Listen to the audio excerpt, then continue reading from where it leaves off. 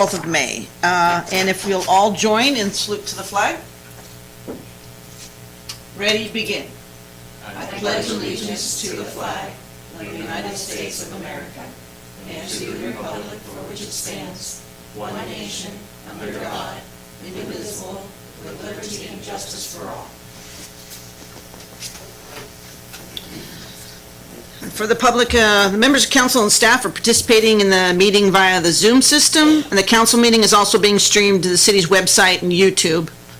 This time it states Channel 2, but that's not correct. The public will be given the opportunity to address the council during public participation as well as during the presentation of public hearings and discussion items. The city clerk will provide additional details and instructions once we near the public participation section of this meeting. Roll call, please.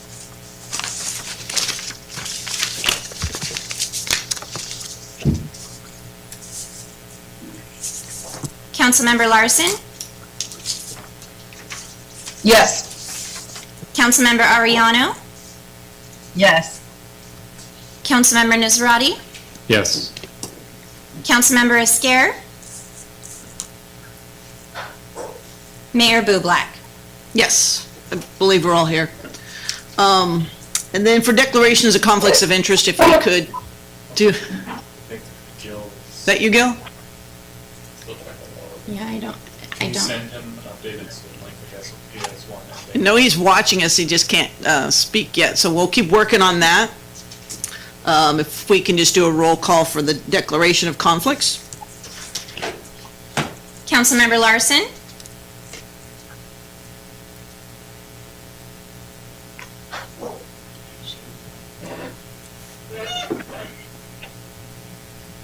Councilmember Larson? No conflict. Thank you. Councilmember I was muted, Ariano? sorry. No conflicts. Councilmember Nazrati? No conflicts? I don't believe Councilmember Esquer is on the line yet, and Mayor Bublak. No conflict. Thank you. Thank you. Mayor, I would like to make an announcement to our members of council that I have on the line. At this time, I have unmuted your lines as well as given you permission to enter using video. I will allow you to basically monitor those controls in terms of muting and unmuting yourself and whether you turn your video on and off. Thank you for that. We have approval of agenda as posted or amended. Mr. White?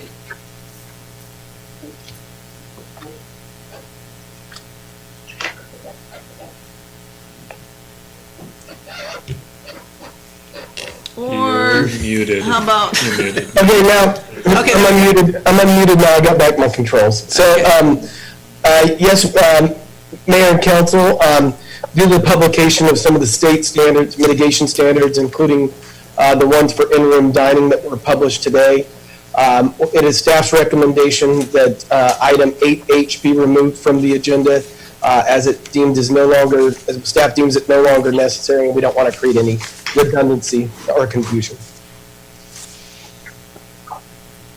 so item 8H is eliminated and nothing off of consent?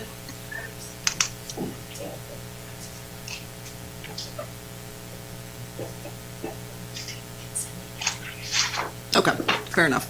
All right, so I need approval of agenda as posted and or amended at this point, amended. We have a motion.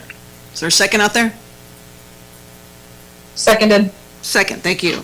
Clerk, call the roll, please. Approving the agenda as amended, Councilmember Larson? Yes. Councilmember Ariano? Yes. Councilmember Nazrati? Yes? Mayor Bublak? Yes. Passes 4-0. I will start with the Employee of the Month. I've got a lot of reading to do here today. Rudy Gutierrez is a maintenance worker number 2 and Parks, Recreation, and Public Facilities Department. Rudy was nominated for his attentiveness and positive attitude. He is always smiling and a joy to be around. Rudy is prompt in his responsibilities, follows up when a job is done, and goes above and beyond without hesitation, especially now during the COVID-19 crisis. Rudy started his journey with the city of Turlock as a youth worker, then promoted to a part-time worker and became a full-time maintenance worker in 2007. As a maintenance worker for the city of Turlock, Rudy has worked in several divisions, including streets, assessments, parks, transit, and now at the public safety facility. Rudy said, "I have learned, grown, and made friends in every department within the city. I love that I'm able to contribute my services to the city I live in. Can't wait to see what the future has for me." Rudy is married to Erica, and they have two beautiful girls, Aria and Alaya. Rudy loves to travel and make beautiful memories with his loved ones. His favorite places to visit are Hawaii, Cancun, and Disneyland. He is a diehard Las Vegas Raiders, formerly known as Oakland Raider, LA Dodgers, and Chicago Bulls fan. Every year he attends games to all of his favorite team sporting events with family and friends. He loves the outdoors, camping, hunting, fishing, golfing, playing softball, and showing his girls how beautiful Mother Nature is. I'd like to let everyone else know that we do have Rudy Gutierrez as one of our great employees. Thank you so much for your work, Rudy. In honor of Arbor Day. Whereas in 1872, J. Sterling Morton proposed to the Nebraska Board of Agriculture that a special day be set aside for the planting of trees. This holiday is called Arbor Day, which was observed with the planting of more than 1 million trees in Nebraska. Trees can reduce the erosion of our precious topsoil by wind and water, cut heating and cooling costs, moderate the temperature, clean the air, produce life-giving oxygen, and provide habitat for wildlife. Trees, they are planted as a source of joy and spiritual renewal. Now, therefore, I, Amy Bublak, by the virtue of the authority vested in me as mayor of the city of Turlock, and on behalf of the entire city council and all of our citizens, do hereby proclaim April 2020 as the 148th anniversary celebration of Arbor Day. And if you look at the background on Councilmember Larson, National Police Week. Whereas the Congress and the President of the United States have designated May 15th as Peace Officers Memorial Day, and the week in which May 15th falls as National Police Week. Members of the law enforcement agency of the City of Turlock Police Department play an essential role in safeguarding the rights and freedoms of the citizens of the City of Turlock. It is important that all citizens know and understand the duties, responsibilities, hazards, and sacrifices of their law enforcement agency, and the members of our law enforcement agency recognize their duty to serve the people by safeguarding life and property, by protecting them against violence and disorder, and by protecting the innocent against deception and the weak against oppression. As the men and women of the law enforcement agency of the City of Turlock Police Department unceasingly provide a vital public service. Now, therefore, I, Amy Bublak, by the virtue authority as mayor, and on behalf of the entire city council and all of our citizens, proclaim May 10th through the 16th, 2020 as National Police Week. And Public Works Week, May 17th through the 23rd. Public works are a critical and integral part of our citizens' everyday lives. Public work systems and programs include, but are not limited to, water, sewer, wastewater treatment, streets, street lights, traffic signals, public buildings, parks, landscaped area, engineering, transit, and solid waste collection. Public works, in concert with public safety, are critical to the mitigation and resolution of natural and man-made disasters. This year's theme, the Rhyme of Public Works, acknowledges the community's rhyme moving by providing an orchestra of infrastructure services. Public Works provides the harmony needed for collaboration with all the stakeholders in capital projects, infrastructure solutions, and quality of life services. Now, therefore, I, Amy Bublak, by the virtue invested in me as the mayor of the City of Turlock, and on behalf of all of the council members and our citizens, decree May 17th through the 23rd of 2020 as Public Works Week. Some good things going on in the midst of COVID. So thank you to all that are working and part of each of those proclamations. And we move to the public participation. Madam Clerk? Thank you, member. Excuse me, I did that the other day too. Thank you, Mayor. Thank you, Mayor. Members of the public will be given the opportunity to address council on items that are within the subject matter jurisdiction of the City Council and on any item on tonight's agenda. For items listed on the agenda, we ask that you please defer your comments until that item is heard by the council. For those who are interested in addressing the council, please use the raise your hand feature on your screen or you may also press star 9 from your telephone keypad once the mayor opens public comment and before she closes public comment. Members of the public will be allotted 3 minutes for comments, and comments will be taken in order of which they were received. When it is a member's turn to speak, they will hear an automated prompt which is unmuting their line, and that is when the 3 minutes will begin. Lastly, we request that members who choose to address the council please state their first and last name in the event that any follow-up is needed. However, this is not mandatory. Mayor, at this time, you may open public comment. Okay, I will be opening the public comment at this time.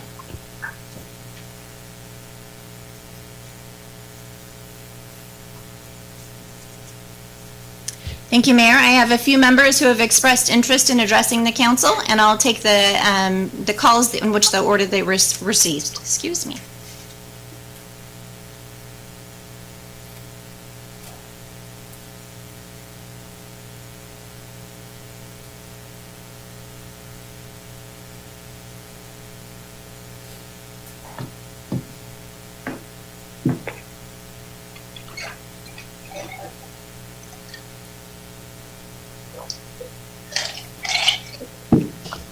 I have Mr. Bates on the line.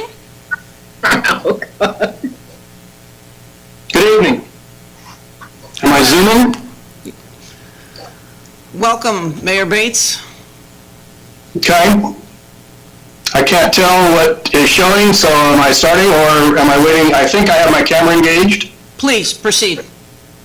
Okay. I guess before you start my time, I was going to request that item 6K be taken off the consent calendar for clarification and discussion. All right. So I don't know how you'd like to approach that.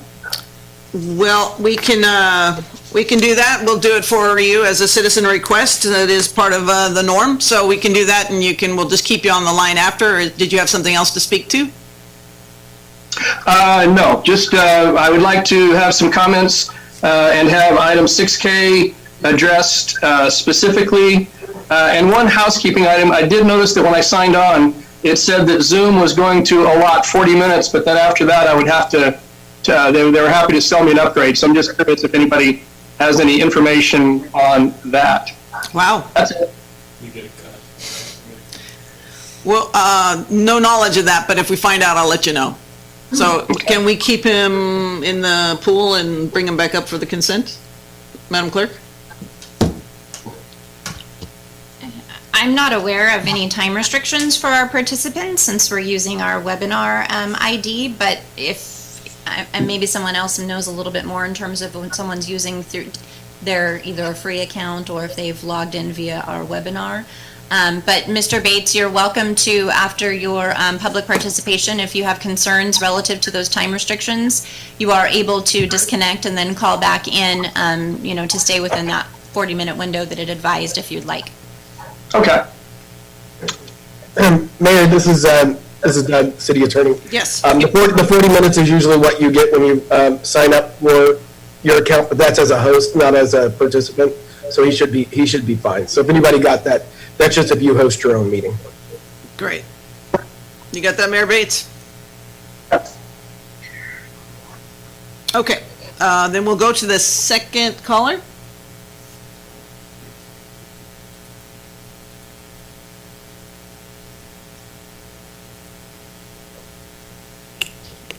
Thank you, Mayor. At this time, the caller with the last 4 digits, 1274, is on the line. Hello, caller? Yes, Mayor, Council, City staff, and all others, Milt Treeweiler. We're all inconvenienced by this COVID-19 pandemic, and I sure will be glad when we're all back together in City Hall. First, I want to remind you that the city of Turlock was founded by John Mitchell in 1871. The 19th century has long since passed. The 20th century is behind us. We are now in the 20th year of the 21st century. The modern United States has been described as an oligarchy because economic elites, corporations, and organized groups representing special interests have substantial impact on the U.S. government policy. Second, what I want to point out is that we have exploited and consumed vast amounts of natural resources in the United States and the world to a point where we are changing life on our planet. The laws of physics apply to all life on the planet. The laws of physics treat everyone and everything impartially. Unfortunately, we are becoming a nation under money, with liberty and justice for a privileged few. This is bad. Yes, very, very bad. In conclusion, I want to say that I have confidence in the people of Turlock. I have confidence in the City Council, in the City Planning Commission, and I have confidence in our city staff. We have a city of ethical and trustworthy people. The one area where improvement can be made is in the area of being more open-minded. We all need to be open-minded, more open-minded. So let us work on this as a goal, all of us together, including myself. So let's all begin and be more open-minded. Thank you. Thank you, Mr. Treeweiler. Next caller, please.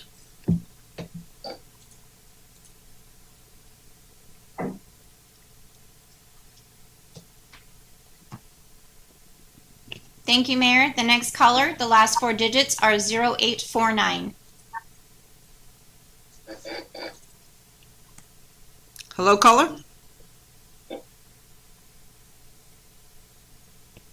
Are you there? The caller with the last four digits of 0849, you're now on the line. I'm sorry. Hello? Okay, hello. Hello, Mayor and the council. So, can you hear me now? Yes. Okay, so I don't know if I'm in the right area. I kind of caught this at the last minute to get into the city council, but I am a business owner, and I do want to express some of the situation that I'm faced with at this time. I'm an independent contractor, so I have two portions of my job. One I had to close completely down, and one I'm still partially working. I had, they said go through unemployment, and I was awarded a claim, and then today they said I made too much money. So for all of us that are kind of having to deal with the situation, it's such an up and down. Everybody, people are saying, try it this way, do this, you don't qualify for this, you don't qualify for this. But meanwhile, my business that I'm building, this is the third year of business, so it's just barely picking up, is closed. And I'm having to use the little funds that I have, again, to put into my business. So I just kind of wanted, I know a lot of us are kind of in the same boat, but it's really hard to keep being like, okay, being positive about, and not that I don't want to be compliant, because that's not what it is, I have an elderly grandmother that I help take care of. I don't want to put her and anybody else in danger, but we are really, really struggling, especially when we get like this excitement of, okay, it is going to be okay. They are going to help us out, and I'm seeing the state.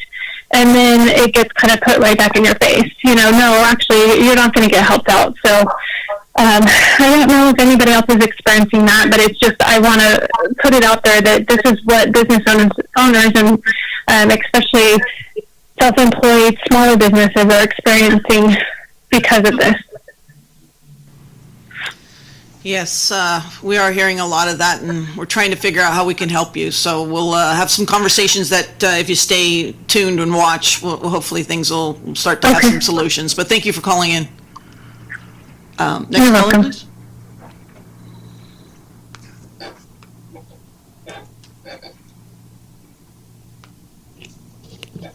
Thank you. The next member of the public, the last four digits ends in 7900. Hello. Hi. Okay, I'm unmuted, correct? I'm now unmuted, correct? You unmuted. Go ahead, yes. Yeah. All right. Michael Camara calling.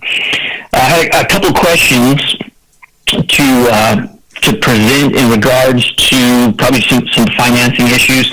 First, I'd like to begin my 3-minute portion contribution here and direct it at those city council members, particularly Councilmember Andy Nasrati and Nicole Larson, that a few months ago there was an expression of support and solidarity for the LGBTQ plus community. I think it's LGBTQ QIAAP.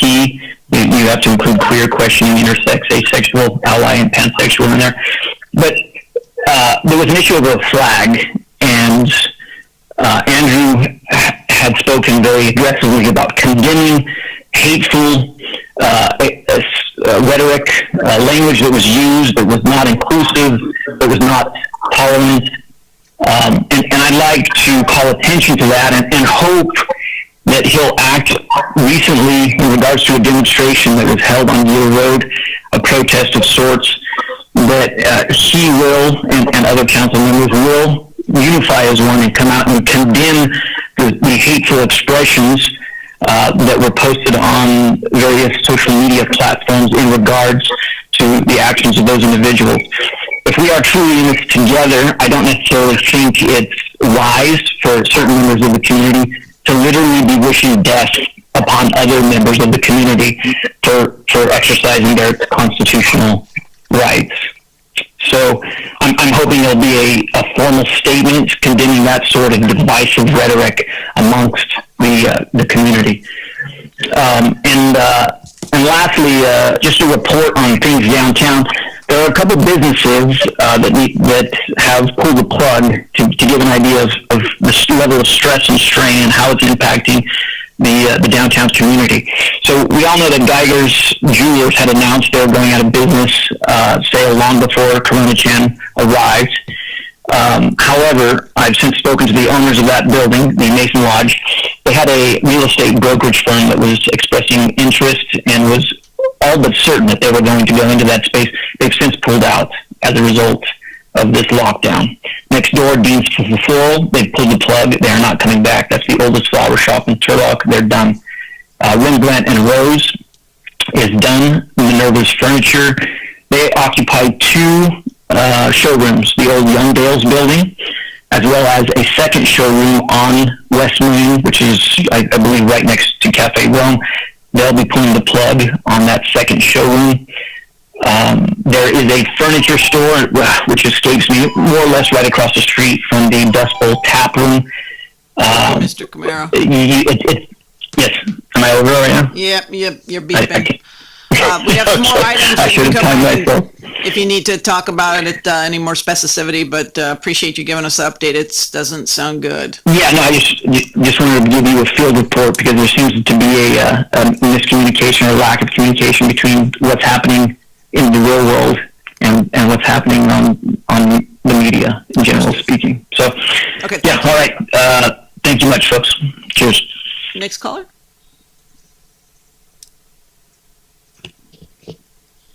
Thank you. The next caller that will be on the line is the last name Segna.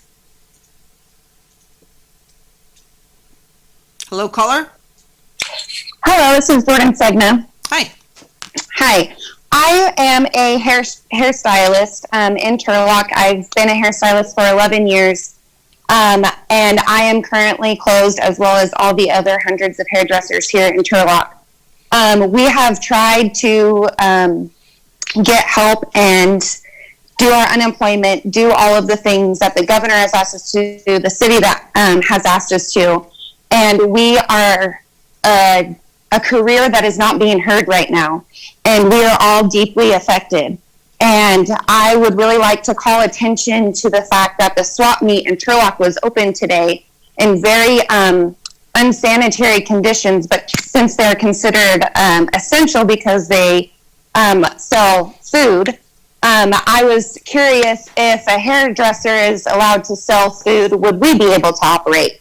Considering we have extensive training in sanitation, we have been tested in a practical and a written exam that we also renew every single year. We are also supervised throughout the year by state board as well. So we are actually trained even more so than Walmart, Target, and all of those places that are all allowed to be open. So I was curious if the city council was available to actually have a social distance meeting with some of the hairstylists, nail techs, and all the other small independent contractors to actually work together and at least let us have our voice, at least let us be heard. And we are willing to do whatever it takes to open up our business. I'll wear a hazmat suit if I have to. I just want to be back to work. I'm a single mom. I need to put food on my kids' table. So that is my piece, and I thank you for listening.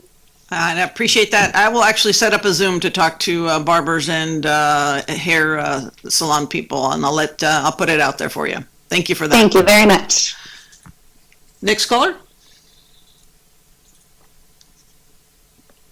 Thank you, Mayor. The next caller, last name is Ford.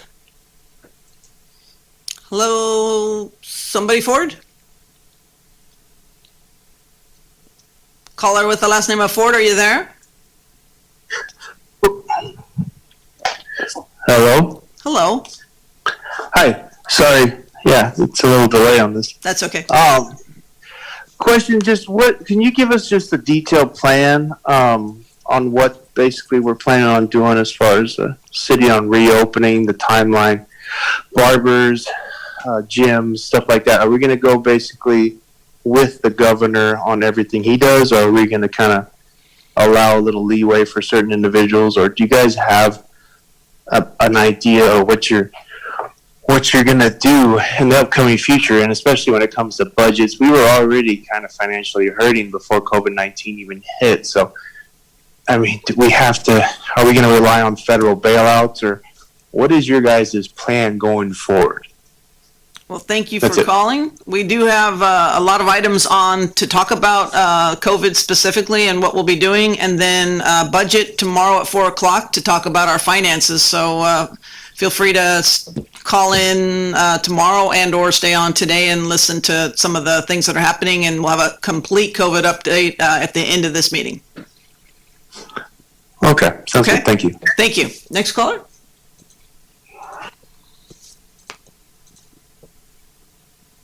Councilmember Esquer just joined via a phone line. Would you like me to test it, make sure that he can hear us and that type of thing before we move on? Before we move on, Councilmember Esquer, can you hear us now? Let me allow him to talk. I can hear you. Can you hear me? We can.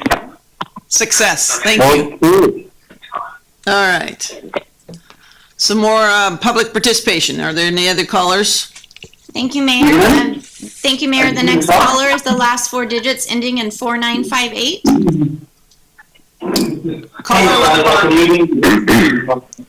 Hello? Good evening, Mayor. Hi. Good evening, Mayor and Council. My name is Brian Chavez. I just want to make a public comment. Sure. Turlock is unfortunately leading Stanislaus County in coronavirus cases and deaths. And if you look closer, you'll see the west side of Turlock is hurting right now just as much as the nursing home area. And under the circumstances, I believe the added safety of wearing a face mask or any face covering in public is without a doubt worth any inconvenience. This is not simply a matter of personal choice. A face mask protects not just the person wearing it, but others too. Requiring masks is the least retailers and businesses can do to try and keep their essential employees and their customers safe. Recommending masks leaves too much open to interpretation and selective enforcement. So if you're going to require them, make sure it is clearly stated at all entrances and on social media, because it's not an essential worker's job to get into it with a grumpy shopper. Updating our retailers' shopping policies to require the use of a face covering for entry and enforcing proper social distancing by limiting the numbers of shoppers allowed inside. The only way we can really serve the needs of our Turlock residents.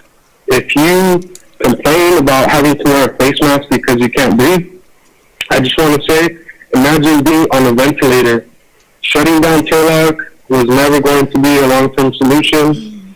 So let's reopen, but let's do it together and let's do it safely.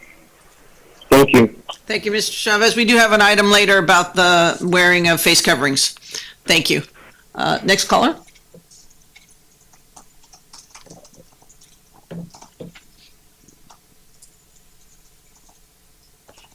Thank you, Mayor. The next caller is the last name Lynn.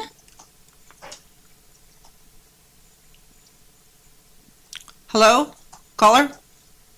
Good evening, Mayor and council members. My name is Ada Wynn, and I am a member of the 12-step community here in Turlock.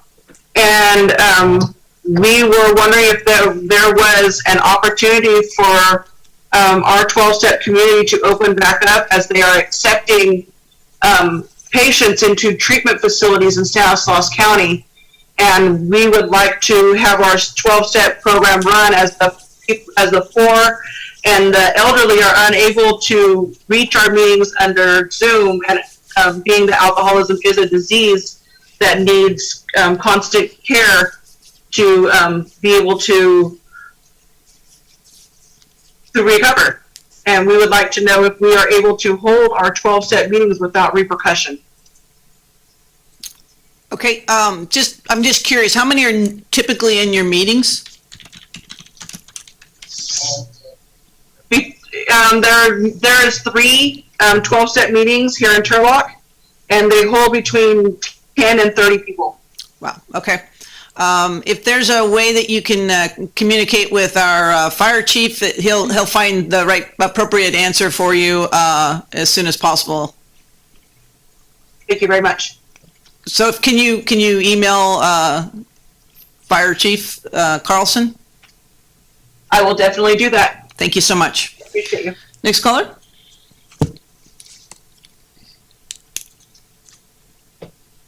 Thank you, Mayor. The next caller I have, excuse me, is with the last name Franson. Mr. Franson, you're on the line.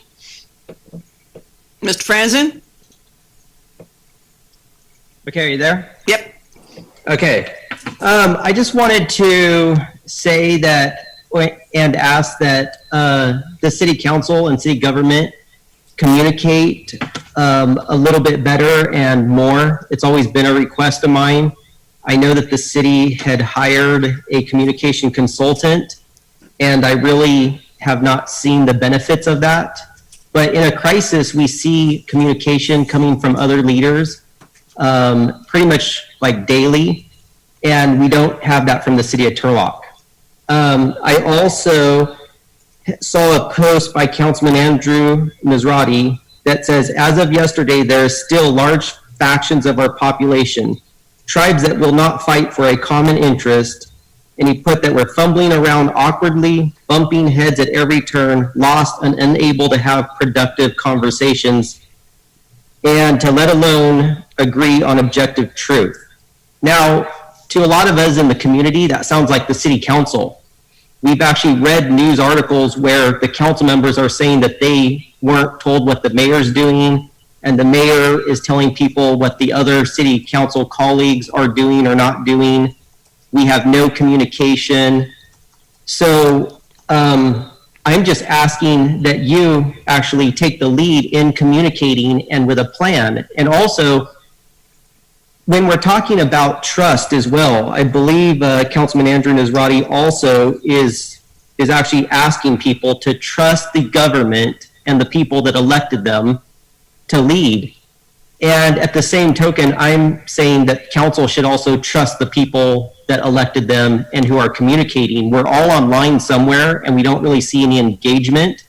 And also when you talk about trust, if you, the leaders, feel that you have the trust of the people, why do you need to make prohibitive ordinances and fines and such to try to keep people in check? There's only about 5 police officers, I believe, on duty for a town of like 73,500 people with every shift.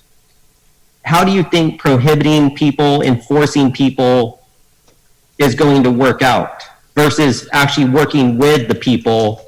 And if you have their trust, if you don't have their trust, then that's a bigger problem.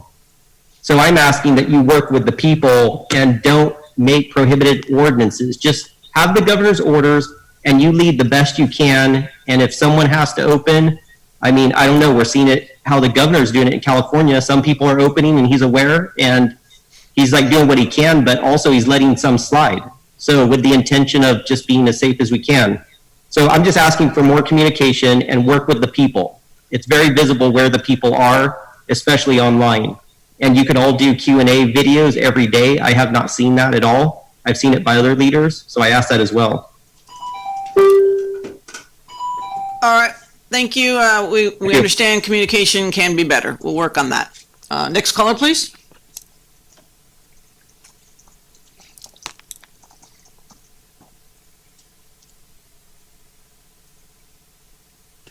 Thank you, Mayor. The next caller, I have the name Chris. Chris, are you there? Chris?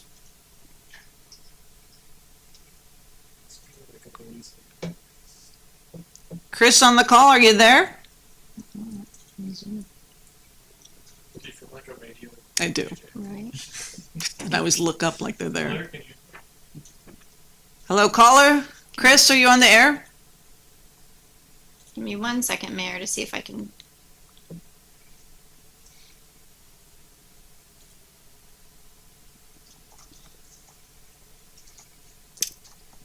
Mayor, I no longer have that member of the public on the line. The next member of public on the line, I have the last name Lemke. Ms. Lemke, are you there? Good evening. Yes, I am. Thank you for hearing from the community. I do also want to reiterate what the person before me was saying about communication. I really do feel like there has been a very large lack of communication, and everybody is already stressed from the outside. And if we can't get the people on the board to come together and get along and build a bridge, how can you expect to lead the rest of the community to do the same? Because that's what we all need to do. That's all I have to say. Thank you. Communication's a big deal. We gotta get better. Next caller, please. Thank you, Mayor. For the next caller, I have the last name Hibma. Caller Hypna? Yes, my name is Kathy Hibma. Yes. I just, thank you for taking my call. I just wanted to address a previous member about the necessity of masks. I want to go back to a decree by the Surgeon General on March 2nd saying that face masks actually can increase the spread of coronavirus. Specifically because masks, especially in our valley, it's going to get hot. People are going to sweat. They don't know how to clean them. They're wearing them for weeks on end. They're hanging them in their cars, on their mirrors, and then they're wearing them down under their nose, which this virus is supposed to be from droplets of the nose. And they're just giving a perfect venue for this virus to be spread. And so I would just ask that the city council really look into that and evaluate. Most of the public does not know how to wear PPE. And they're causing more problems than are going to be abated from the false sense of security that they have behind that mask. I'm a person that's autoimmune. I wear an N99 mask, but like I said, most of the public doesn't know how to wear them, and especially as our temperatures get hotter, they're actually going to be spreading the virus. Also, I just want to say that with our farming community and with the small business owners, that by not allowing them to go back to work, we are killing our economy. I saw where LA is going to extend their shutdown for another 3 months. We're not going to have anything of the state left if we continue on this course. And, you know, you look at the numbers and they're not in line with what they first told us, that we were going to have, you know, 300,000, 250,000 people die. And yes, I realize that Stanislaus County has, Turlock has the most of the Stanislaus County, but it's nowhere near the death rate that was projected. And they want to leave everything closed until a vaccine is coming forth. And our economy is not going to survive that long, because they're looking at another year and a half before people can be vaccinated. And I am totally against this mandatory vaccination for everyone. Thank you. We have some topics that are going to come up in reference to things you spoke of. So if you want to just stay on the line and listen in, and perhaps under those things speak more specifically to it. But unfortunately, your 3 minutes is up, and I thank you for your time. Next caller. Thank you, Mayor. The next caller, I have the letter C. Letter C caller. Are you there?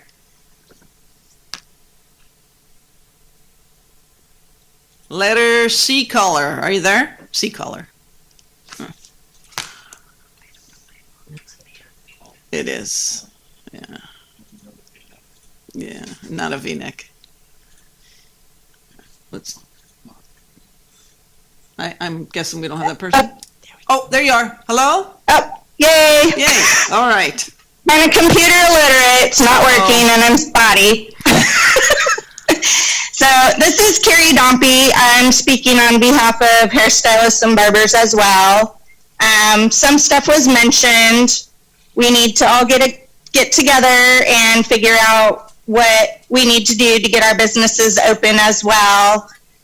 Some good points were made earlier by Franzen and the last person, Kathy, about the masks, and I agree. A lot of people do not know how to wear them. People are passing out in their car. It's not a safe thing, and I don't agree that everybody needs to be wearing a mask.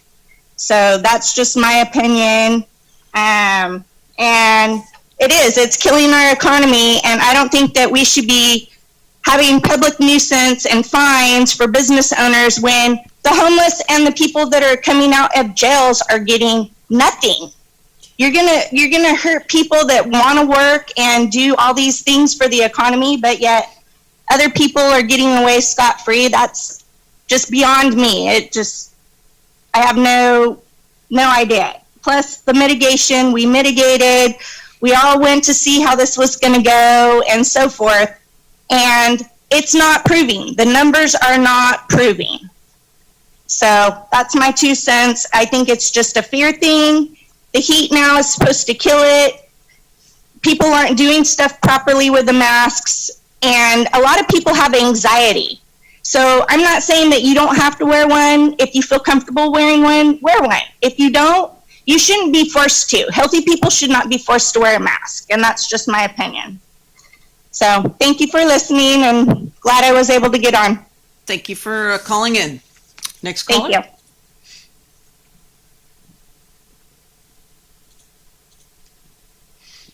Thank you, Mayor. For the next caller, I have the last name Silva. I'm sorry, the last name? Last name Silva. Silva. Caller Silva? Can you hear me? Yes. Okay. I have a few things I want to ask questions about and a few comments. Okay, we have First of all, 3 minutes. Dr. Fauci said that healthy people shouldn't be wearing masks. What's your guys' opinion about that? How come you guys aren't listening to the highest level doctors speaking to the country? Okay, so no questions can be answered on that. We have an item later to talk about it. So do you have some other I'll keep questions? going, I got time. And then the county also rescinded all their current orders besides a couple. They're not going to allow any funds to be in enforcement. And I'm wondering why we are now still enforcing. But you can answer a question, so I'll just make statements. And why are we acting as if this is a huge death toll, and we're acting like this virus is as bad as they claimed it was going to be? It's not. And I'm just wondering why we're doing this. Is it because of federal aid? Is it because of state aid? And we're just trying to stay closed as long as possible so we can get that money, because from all the meetings I've watched, we are going broke. So it makes sense to me that you guys would play along with that to try to get some of that aid. And then also, a statistic I read is the average age of people dying from COVID is actually higher than the average death toll of Americans. So that's just my 2 cents about it all. I feel like this is a giant hoax perpetrated on the American people, and I feel like local government, state government, and federal government, I think you guys are all in on it, and it's just a big joke. I hope what you guys are going to say later kind of goes in line with what everyone is saying, because the people is what put you there, and you guys should be listening to us, because we're pretty fed up with it. Thank you. Thank you, Mr. Silva. Next caller, please.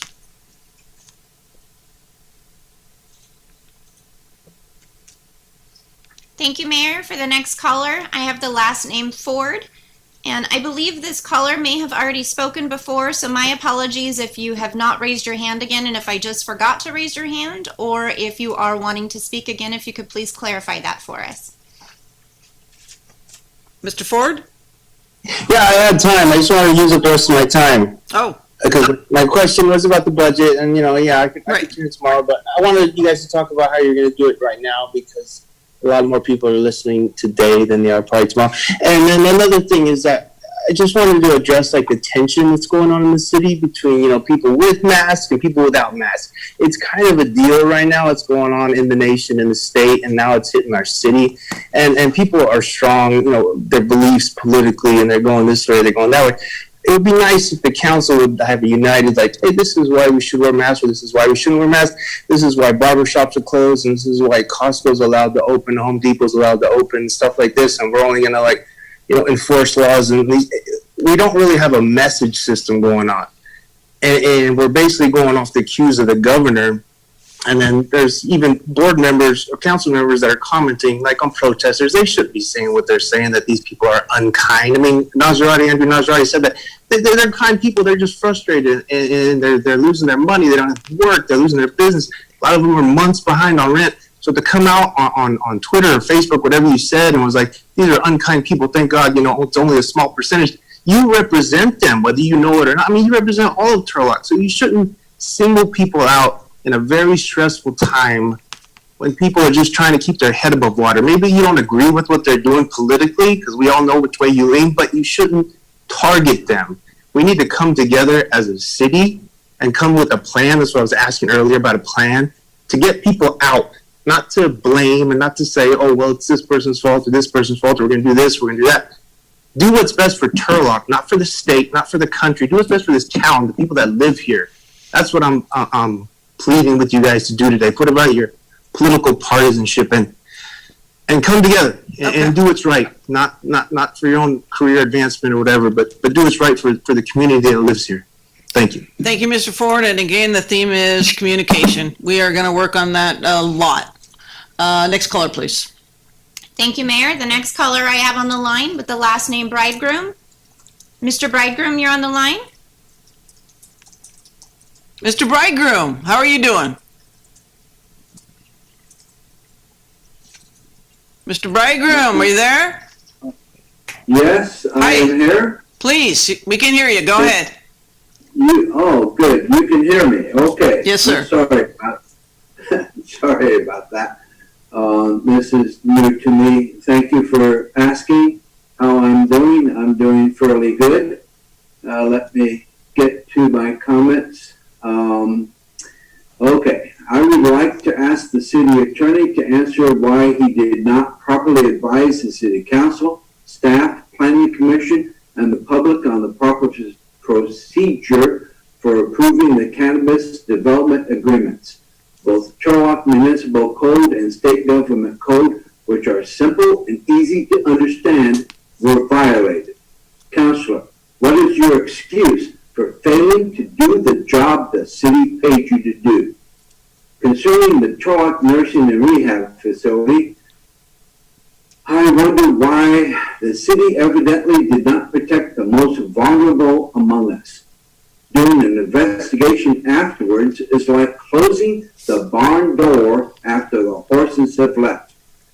The statement in the Turlock Journal seemed to be merely an attempt to cover your butts.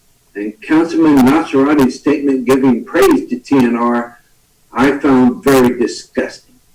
TNR was completely unprepared, as I can personally attest to, as my roommate and myself were the first residents to be quarantined for COVID.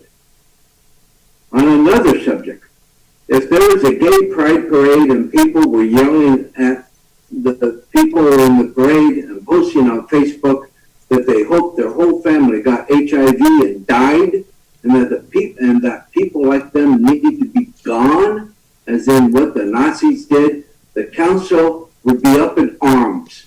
But yet the same type of statements of hate were spewed at the peaceful rallying members on Saturday, yet we have heard nothing from any of you. In fact, it's been the opposite. Worst of all, Nasrati has encouraged this with his false and hateful statements on Facebook. Andrew, I find you to be a total embarrassment that you, as a proud member of the resistance, cannot see the hypocrisy of your statements and how you are driving the hate which you decry. Shame on you for fanning the flame of hate among your supporters. And I actually shouldn't be doing things like this because it raises my blood pressure, which is dangerous for me. But thank you for the opportunity. Take care. Thank you, Mr. Bridegroom. In reference to the nursing facility, I know you were there. I took that information and submitted it to Dr. V and the CEO of the county. I don't know if they ever contacted you, but my interest was in finding out if there was something that you could help with that. And Yes, we have another. they did. Thank you. Another caller.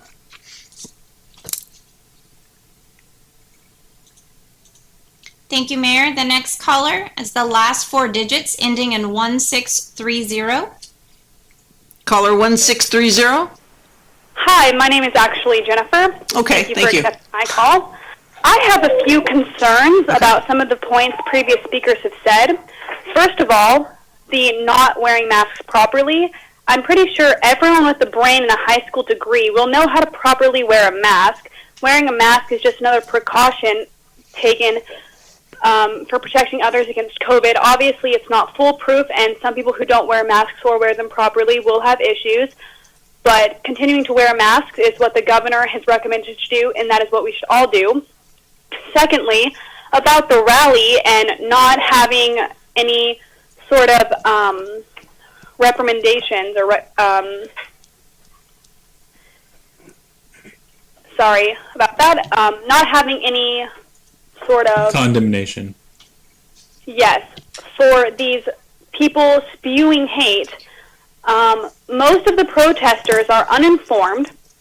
They are going against the orders of the city, the county, and the governor of California in order to protest not standing 6 feet apart, not following quarantine, not following the stay-at-home order. So everything said towards them is most likely accurate. That is all I have to say. Thank you. Thank you, Jennifer. Next caller.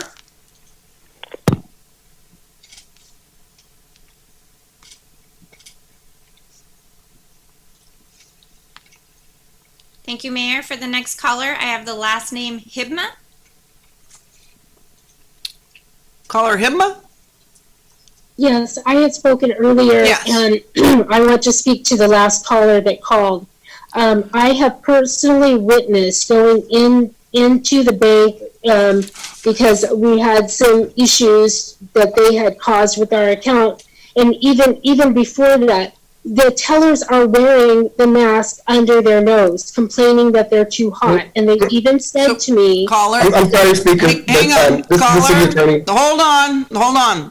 For anybody who wants to talk about masks, that'll come up at another time. Technically, the agenda items that we're supposed to have for public participation or anything that's not on the agenda, and we're going really far off of there. So if you have some questions specific or points you want to make in regard to that, please stay tuned for that portion of that. But at this point, we're talking just about something that's not on there, and we're not going to go back and forth. Each person gets 3 minutes, which is really difficult, I know. But you have 3 minutes so you can handle the mask conversation or whatever other options. So next caller, please.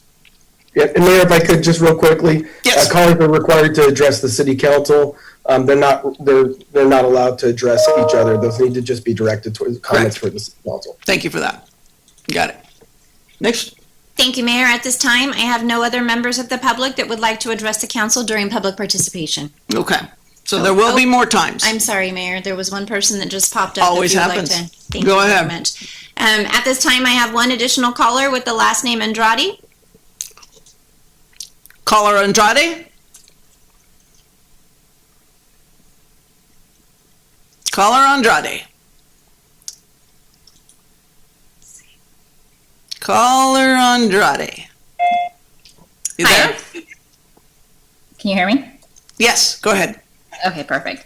I'm just curious about why we are staying with the governor's orders when he's looking at it for the full state and not taking into consideration each county, which is why other counties are not abiding by that stay-at-home order. Looking at all the businesses that are being affected, I think that we really need to look at our own specific county and our own city to determine whether or not we should be opening sooner than what the governor is proposing, because we are truly different than, for example, Los Angeles, which in some cases they have a really large population and are a lot closer to one another. So I'm just curious why we are not looking at our own county. Understandably, with the nursing home and the rise there, there is definitely an issue there, and I don't necessarily know what is the truth and whether or not patients were being sent back to the nursing home, if they were sick, or if it was just secluded and isolated to the nursing home. But I feel like, again, communication is key with the public to determine why we are maintaining a position that may not necessarily be a one-size-fits-all for all of California. And that's my comment. Thank you for that. The governor just spoke today at noon, at 9 this morning until probably 1. The supervisors spoke, so we're playing catch up right now. We do have some items on our agenda eventually to get to. So we're following in suit, trying to see what everybody's doing. So thank you for your call. Are there any other calls? Thank you, Mayor. I do not have any other callers on the line. All right, then I will close the public hearing and bring it back to a motion waiving reading of all ordinances on the agenda except by title. So moved. Give a motion. And a second out there? Seconded. Thank you. Clerk, call the roll, please. Thank you, Mayor. Councilmember Larson? Yes. Councilmember Ariano? Can you hear me? Yes. Councilmember Nazrati? Yes. Councilmember Esquer? Yes. Mayor Bublak? Yes, pass 5-0. And for consent calendar, citizen has requested item K be pulled. Are there any other items to be pulled? If not, a motion and a second excluding. Hello? Councilmember Ariano? Item H. Item H. Item H. Oh, I'm sorry, H. Thank you. Any other item to be pulled? If not, motion excluding H and K? So moved. We have a motion and a second. Out there? Second? Second. Thank you.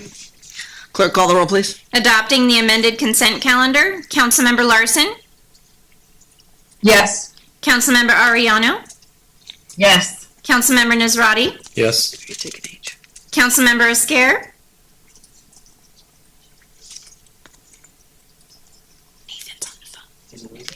Councilmember Esquer?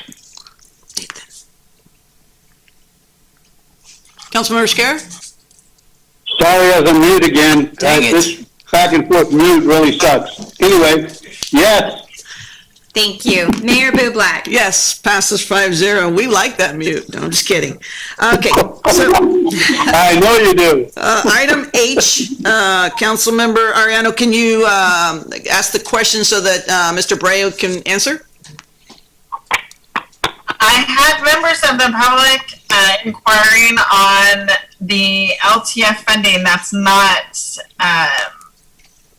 negating our road funding. They wanted to know where that funding was coming from and to make sure that we were not impacting our roads. So if you could explain that.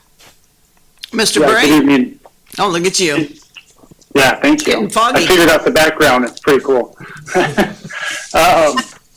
Good evening, Mayor, members of the council. The item before you tonight really only addresses the transit portion of the LTF funding.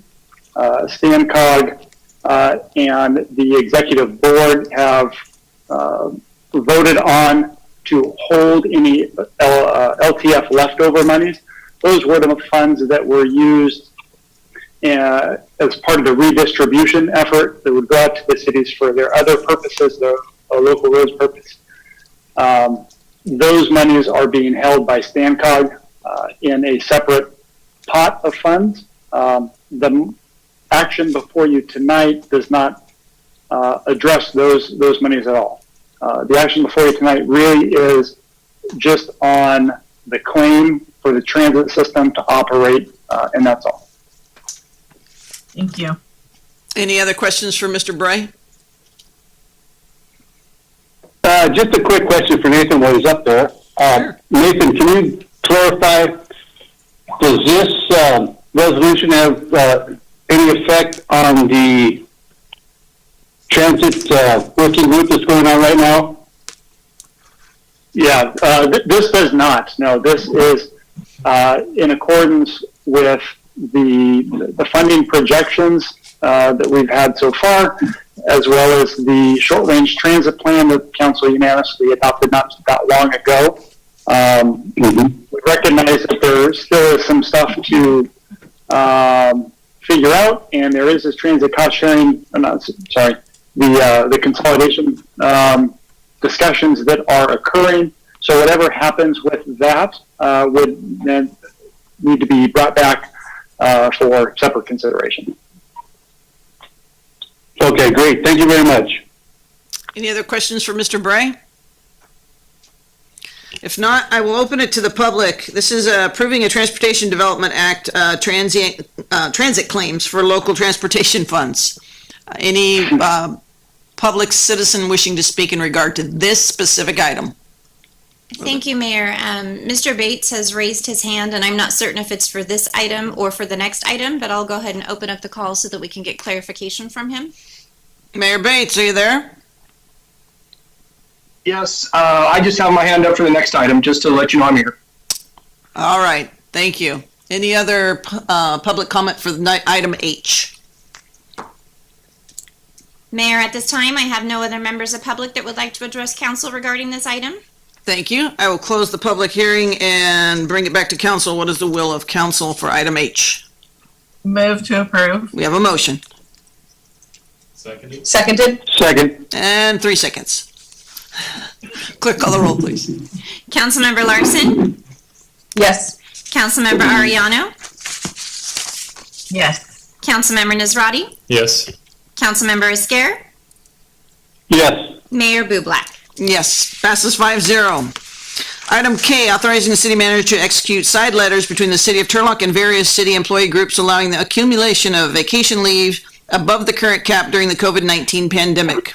Mr. Wells.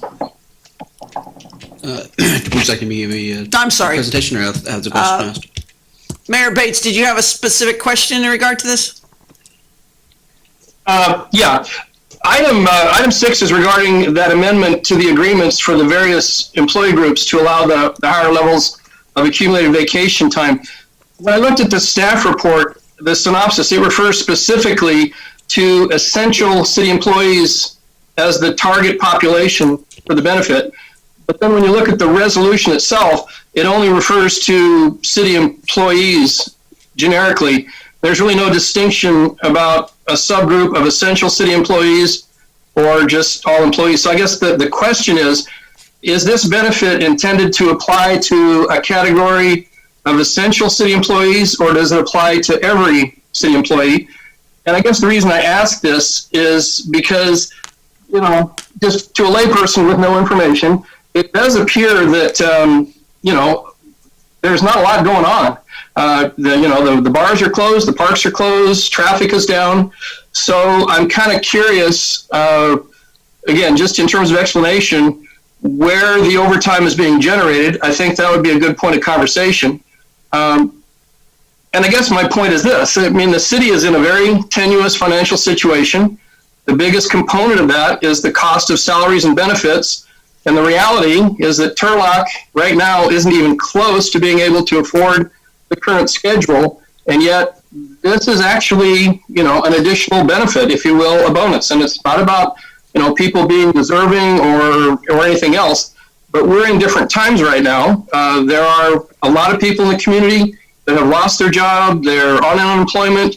They may not have a job to go back to. And, without any conversation, I guess I was a little troubled that on the consent calendar with no conversation, the city was going to generate, an additional $50,000 of benefit cost to pay for additional vacation accrual for city employees fully employed. So that's my concern. I actually think you might want to maybe even hold off on this until you have your budget meeting tomorrow, because it's only $50,000, but it's money you don't have. That's it. Mr. Wells. Yeah, to clarify, the item is to extend the vacation cap for those accruals that may exceed over the course of the next 2 or 3 months through the end of May or through the end of June. The cost would only be realized if someone were to leave service with the city of Turlock between now and December 31st and had that bank, shall we say, utilized. So there's no cost to the city unless an employee leaves the organization, would then be required by state law to be cashed out for those hours in excess of their cap. So in essence, the city has taken a very broad definition of essential. So almost all of our employees have been determined to be essential and are working diligently through this pandemic. So it's not about overtime, but a lot of employees have not been able to take time off as a result of this pandemic, and as a result, trying to find a balance between those two and not burden the city with cost, but recognize that there are a number of employees that will not be able to use this time, and trying to be fair and balance those two.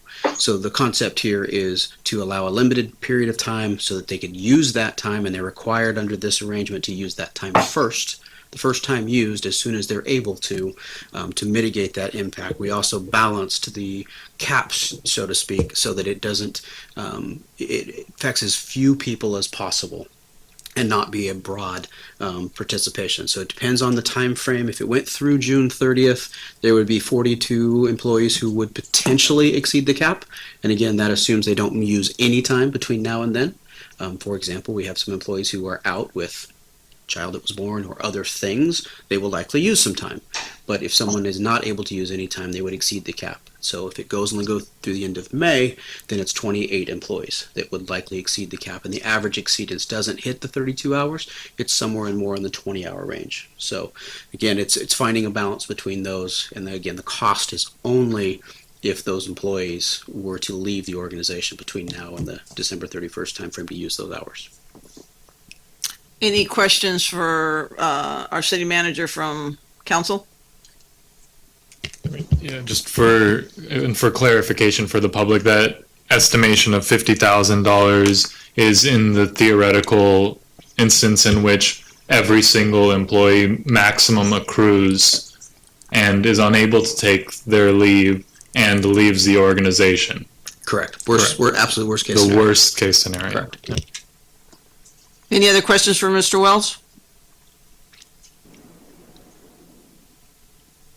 Okay, I will open it to the public. Mayor Bates, you still there? You have any other thoughts? Yes, am I on again? Yes, you are, still. Okay. Yeah, I just had an additional 30 seconds. Again, I understand. We value the city employees. They're great people. They're great staff. They're very essential. But right now is not the time that anybody should be adding to their retirement benefit package. I understand exactly what Mr. Wells said, and welcome, Mr. Wells. But it's a gift of potentially 50,000. It could be more. And for people who might be, I don't want to be overly critical, but are you asking where is this overtime coming from? And even though you're not going to pay it till the person retires, you are accruing an obligation of the city of Turlock and the taxpayers' money. That's it. Okay. Over and out. Any other caller? Thank you, Mayor. I have the caller with the last name Franson. Mr. Franson, you're on the line. Mr. Franson. Yes. So I agree with Mayor Bates on this. There's a perception thing for one, which is a lot of people got laid off and furloughed, and we have like thousands of people that have been put on unemployment. We also have our financial situation coming up that's going to be discussed tomorrow. And I don't think people are really understanding the financial impact that's happening when we see that there could be a sales tax shortfall of probably about 600,000. Since we get 1%, that would be about $60 million to our economy. That's just in sales tax. So we should be looking to make adjustments that actually don't spend and don't put any risk, even if it's a small amount. And then for the new city manager to say that's only if people leave from now till December 31st, if this budget goes the way that other city governments are doing, there's going to be a lot of people that probably won't be here, unfortunately. And the city has not taken any action to actually mitigate that. So I'm going to agree with Mr. Bates on this, that I just think it should be postponed. And also on principle, I don't think there should be, pretty much any overtime really, unless we're talking about police services. But I think that it's actually got to go the other way around. So people should be taking time off probably. The parks have been closed. There's not a lot going on. The recreation is not operating a lot of the programs. So I think it should be decreased and people should be probably working less and getting paid less. Okay, thank you. Mr. Wells? Again, to clarify, this is vacation accrual. It has nothing to do with overtime. This has nothing to do with hours earned. This is vacation time that someone would be required to use as long as they're here. As soon as this is over, they use this leave first. It's not about, there's no relationship to overtime in this conversation. Any other caller? Thank you, Mayor. At this time, I have no other member of the public that would like to address council regarding this item. Okay, I'll bring it back. What about the opportunity of having the budget workshop tomorrow and then them doing it? Is there a time sensitivity to this really? 2 weeks wouldn't? Not necessarily time sensitivity. Mayor, but it doesn't have an impact. Bill here. Yeah. Yeah, just a question. Okay, now, the way I remember this conversation went was, this was part of the vacation it's like use it or lose it type plan, correct? That's correct. And if we are not allowing them to take the time off, and they exceed the time when they should have taken the time off, they would lose that time, correct? That's correct. Okay, so I think we're getting confused on the issue here. We're not giving them any overtime. We're not extending anything except for saying, right now, people can't take their vacations, so we're not going to punish them because the date is up and they didn't get to use it. So I think there's some confusion in this. We need to straighten that out. So can I just make one quick clarification? Certainly. It's not a use it or lose it, it's just a cap that we have, and that's just an important legal distinction. Okay. But it has essentially the same effect. So, but I just want to make sure we use the right terminology. Got it. So, Chief, either Chief, how are you, like, explain you don't have a mic over there? Is that what no mic? Awesome. You got 2 legs, yeah, come on up. Just reference to the amount of people and how they're taking off time or what's happening. I mean, just dispatch alone, but if you can just explain for us? This is dealing with several of the bargaining groups, so it's not only Turlock Associated Police Officers where our dispatchers and police officers are associated with, it's your TCEA and management group and so forth. So every one of the groups under their MOUs have caps on their vacations. So they cannot exceed those caps. And the whole idea is you take your vacation 80 hours within a year. Most of the unions have that in place. Unfortunately, with COVID-19, the majority, well, all city workers are disaster workers. So all of our full-time employees are disaster workers. So we've split them into A team, B team, at least on the police department side. So we do that so we can keep a team clean and available in case the next team becomes ill. So far, we've been lucky. That hasn't happened. We've run A team, then A team goes on their week off, and B team comes into play. So that's what we've been doing. And if I got this correct, all this is taking the cap, instead of punishing the employees, that's probably not a good word to use, but instead of not allowing the employees to continue to accrue their vacation, depending on the amount of years they have, they're allowing the cap to exceed whatever that cap is, and they must take it first. So when vacations do come available, the employee must take those hours first. From what I understand is worst case scenario, if all of our employees decide to quit before December of this year, we have to pay them out. I don't think that's going to happen, but I believe I've explained it to the best of my ability. But the bottom line is we put caps on vacations because we did have employees that were here like me 30 years and never took any vacation, and they all of a sudden they had 1,000 hours vacation and had to be paid out. Well, we capped it, so that couldn't happen, and employees are required to take their time. Sorry, we can't take it right now, so hopefully that answers the question. Thank you. Chief? Mayor, Council, so the fire department's a little bit different in that aspect. We zero out our vacation every year. There is no cap. They don't carry over. So for the firefighters, 2434 bargaining unit, it's not applicable. The only caps that would be for Chief Gomez, who's in a different group than myself. So, and I don't think there'll be an issue there. So. Thank you. Okay, what is the will of council? We're done with close. Did I close public hearing? I lost myself. Okay, thank you. What's the will of council? Move to accept. We have a motion? Seconded. Second, Councilmember Larson. Clerk, call the roll, please. His mute button is killing me. What happened?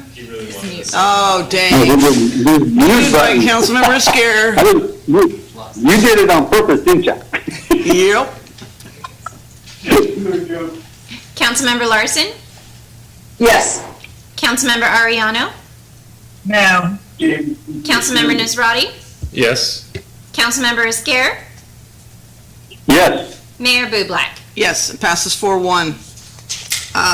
Open, the final readings we have is an ordinance, and it's in regard to state and local requirements for cannabis businesses and adding the sign allowances. So I will open it to the public at this point. Anyone wishing to speak to this ordinance for its final reading? What do you have, clerk? Mayor, at this time, I don't have any member of the public that has expressed interest in addressing the council regarding this item. Okay. I will close that public hearing and its final reading. Thank you. What do you got? So moved. And Councilmember Scare, do you have a second out there?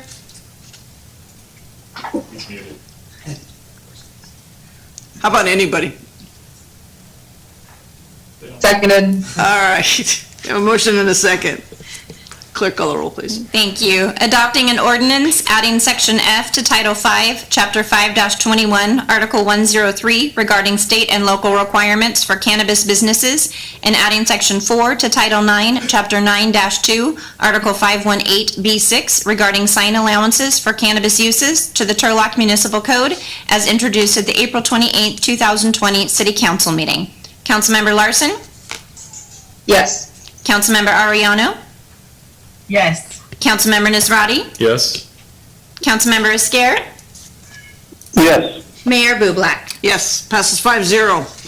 Public hearing. This is a request to accept CEQA findings, approve the consolidated plan, and approve the final action plan, or annual, I'm sorry, I can't read my own writing. Ms. Pitt, you out there? Yes, good evening, Mayor Hi. and Council. I hope you can hear me. We can. Great. So once every 5 years, we come to the City Council with regard to approving, taking a series of actions relative to an item that will follow this on impediments to fair housing, as well as a 5-year consolidated plan that delineates some goals and objectives for 5 years of the HUD entitlement funds that the city receives, as well as the annual action plan. So this first item before you is in fact we've been working on this with a consultant called Cloudburst. And this is a regional consortium plan. So this is the Stanislaus CDBG urban county, the 8 cities for which the city of Turlock is the participating jurisdiction or the lead in the matter. And it's the adoption of the plan as well as the NEPA findings that go along and the CEQA findings that go along with that plan. The plan details and anticipated as to how much money we will receive over the 5-year period, as well as the kinds of activities and projects that we will engage in. During this next 5-year period that we have delineated, working with our most vulnerable populations, so those at risk of homelessness, as well as the homeless, and those who need things like transitional housing or permanent supportive housing, are our highest objectives in this 5-year plan, as well as some economic development initiatives relative to business assistance to address the $386,000 of COVID CDBG funds that we are receiving, and to sort of delineate some broad categories in terms of the development of affordable housing. So the item before you is the acceptance of the findings relative to the CEQA guidance and findings relative to the programmatic findings for the consolidated plan, adopting through resolution and approving the consortium consolidated plan, and authorizing the city manager to sign all the grant assurances and the grant contract, as well as adopting and approving the annual action plan as specified in your packet. And I'd be happy to answer any questions. Any questions for Ms. Pitt?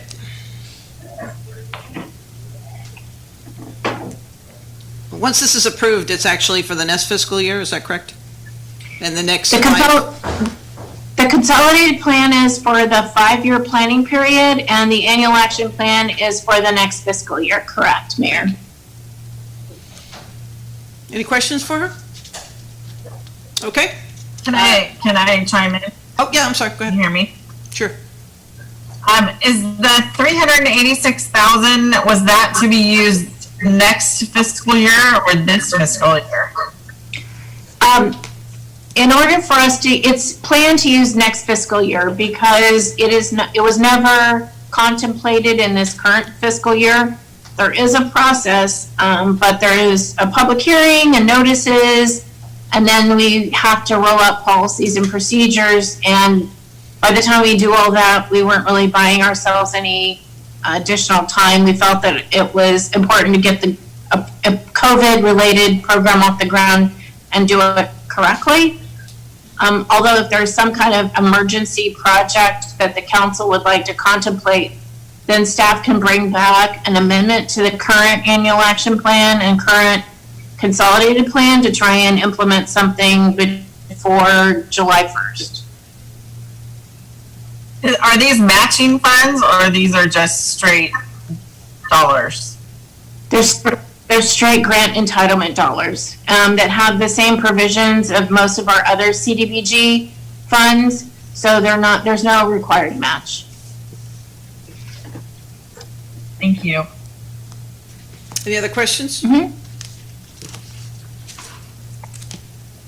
have a follow-up question to Councilmember Ariano's question. Okay. Just to clarify, so Maren, it's possible that we can move that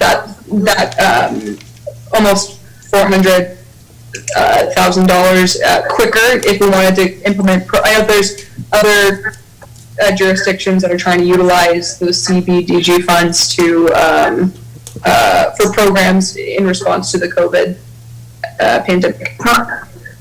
Correct.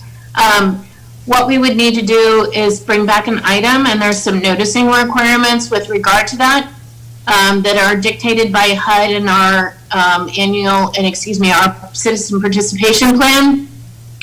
But we could do the noticing. We would need to delineate the kind of program, the kind of dollars, and bring that back for council action. But before we spent money, we would also need, and we're required to do policies and procedures relative to whatever that program is, if it's outside what a normal program we already have in place. So, for example, just going off what we've seen other smaller jurisdictions try to provide relief for local business owners. Could that be something that these dollars could be used for? It could be.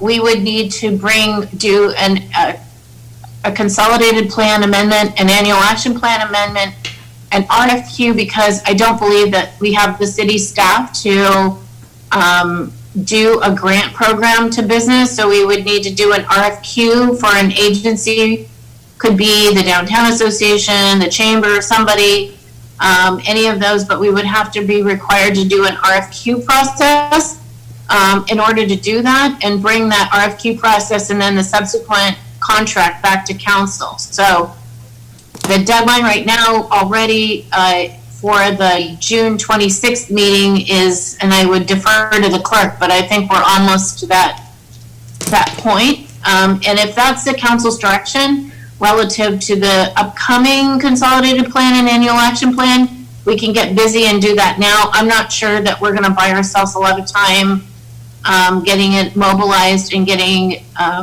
dollars on the street before July 1st.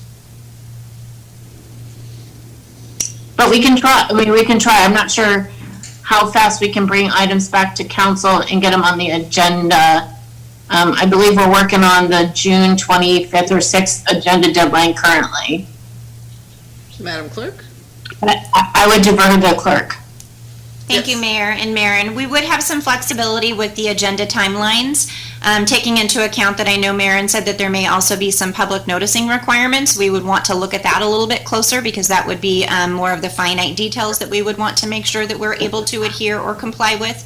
But we would have some flexibility with the agenda timelines if council was to provide direction that they would like us to bring back an item for that matter. And Mr. Wells? There was also some guidance that, these COVID funds, CDBG doesn't have match funds, but there was some concern about the guidance from HUD on how those funds should be used. And we always want to be consistent with those guidelines because when they swing a hammer, it's a big one. So we want to make sure we get that right. The last thing we want to do is offer some assistance to businesses and not be able to follow through on it. That is the worst case scenario. So we'd rather measure twice and cut once and get this right. And it might take a little bit longer, but there's definitely concern about making sure that we've got the guidance correct. Any follow-up questions for you out there? Okay, we'll open it to the public. Oh, you do have some. Go ahead. Becky. Did you guys have a question for staff still? let's open it to the public. Thank you, Mayor. At this time, I do not have any member of the public that would like to address council regarding this item. Oh, I take that back. Thank you, Mayor. I have one member of the public with the name Cheryl that would like to address the council. Hello, Cheryl. Cheryl, you're on?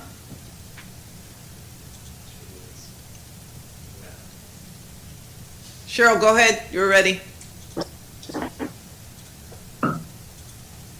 Cheryl, or something very similar? Cheryl? She's muted. Hi, okay, there you go.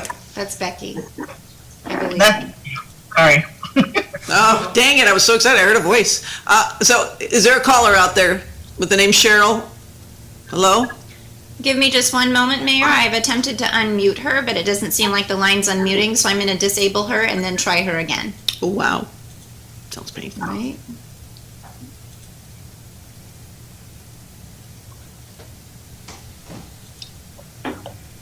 Cheryl, are you on the line?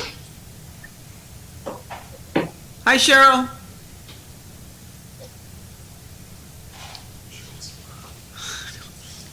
Cheryl, are you on the line?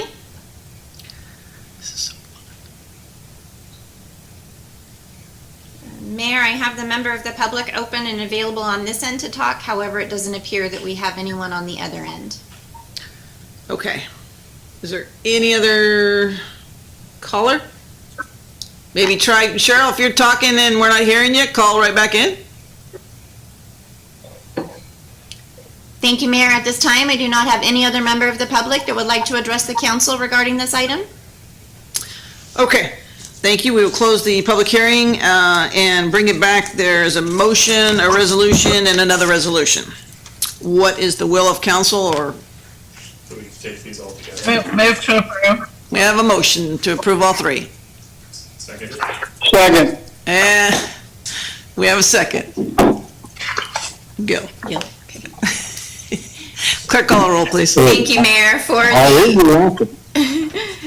all three actions, I have a motion by Councilmember Ariano, a second by Councilmember Esquer. Councilmember Larson? Yes. Councilmember Ariano? Yes. Councilmember Nazrati? Yes. Councilmember Esquer? Yes. Mayor Bublak? Yes, thank you, Ms. Pitt. I think you have one more here. Passes 5-0.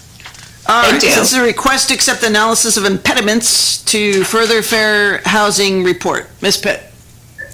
Yes, good evening again, Mayor and Council.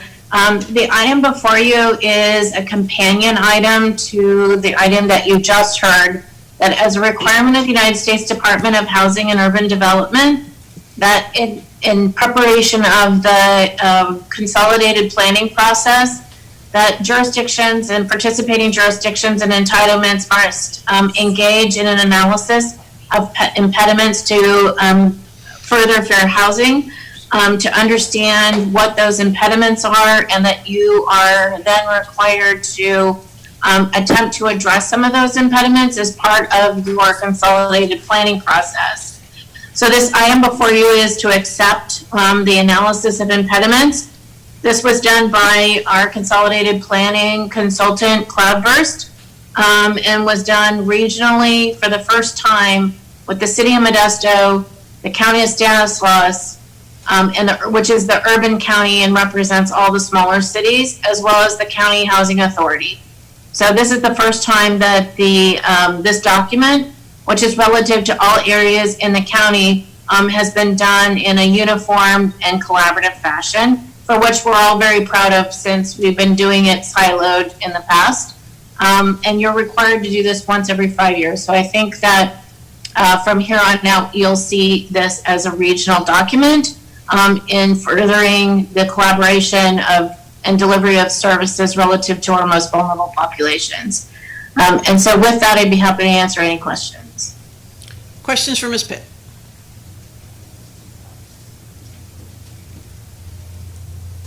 Okay, I'll open it to the public. Thank you, Mayor. I have Cheryl, who has raised her hand again. Oh, Cheryl. You out there? Cheryl? She's messing with me. Cheryl, talk to me.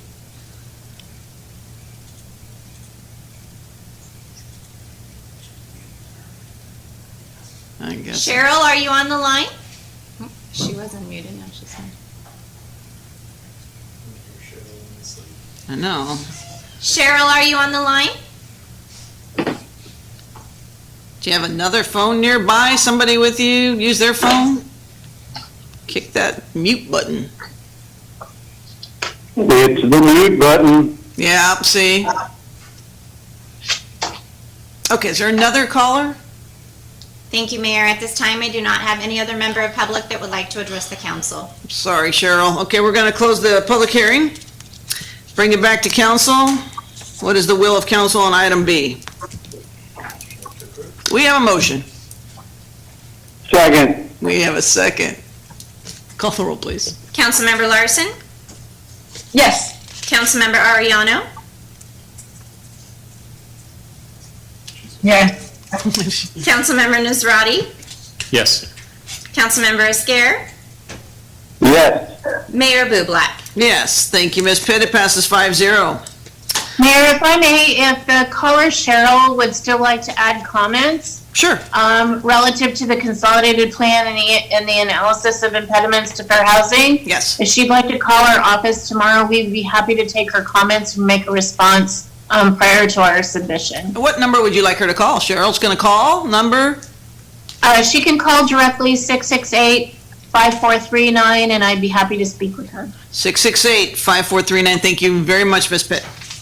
Yes.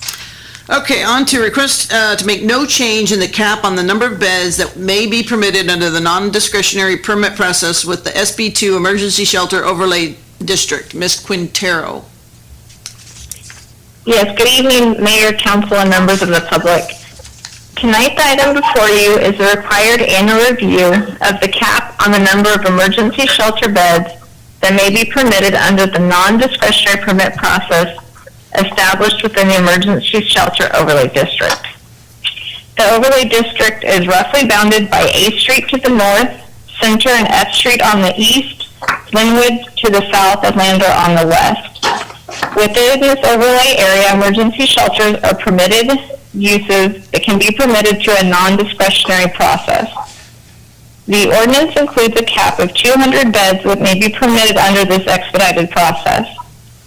There are currently 98 beds permitted within this overlay district, leaving capacity for 102 additional beds to be permitted through the non-discretionary permit process if applications are received. I'm happy to answer any questions on this item that the council may have. Any questions for Ms. Quintero? I have one. So with the COVID and spacing, do you have to reduce it for that? Is there like an asterisk in relation to amount of beds?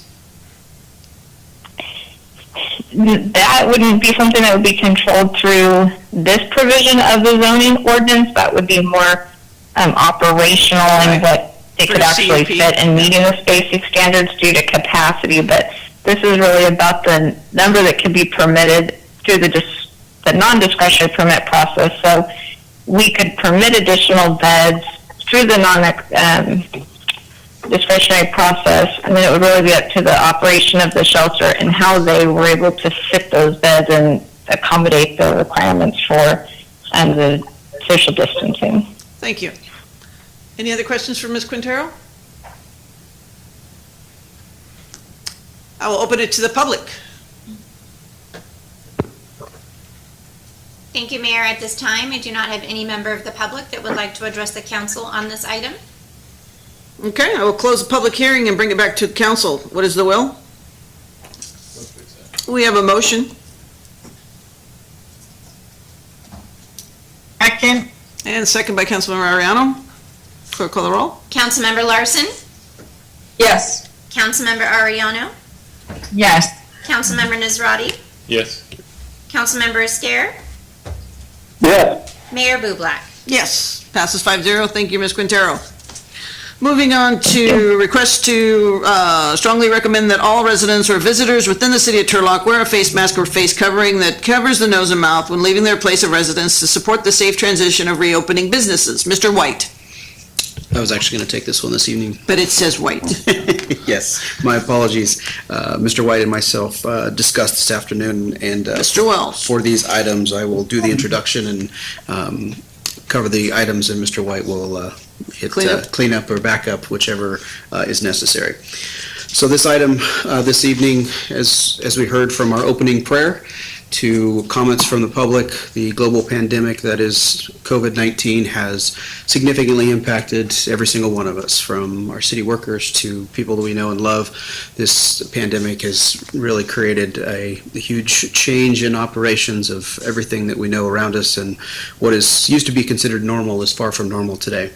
And so as we move into the process of what reopening looks like, as we're getting guidance, as Mayor mentioned earlier today, from a very rapidly changing situation from the state as well as our county leaders, the process as we move forward to reopening, the conversation regarding face coverings was directed by the council to come before this body for a recommendation moving forward.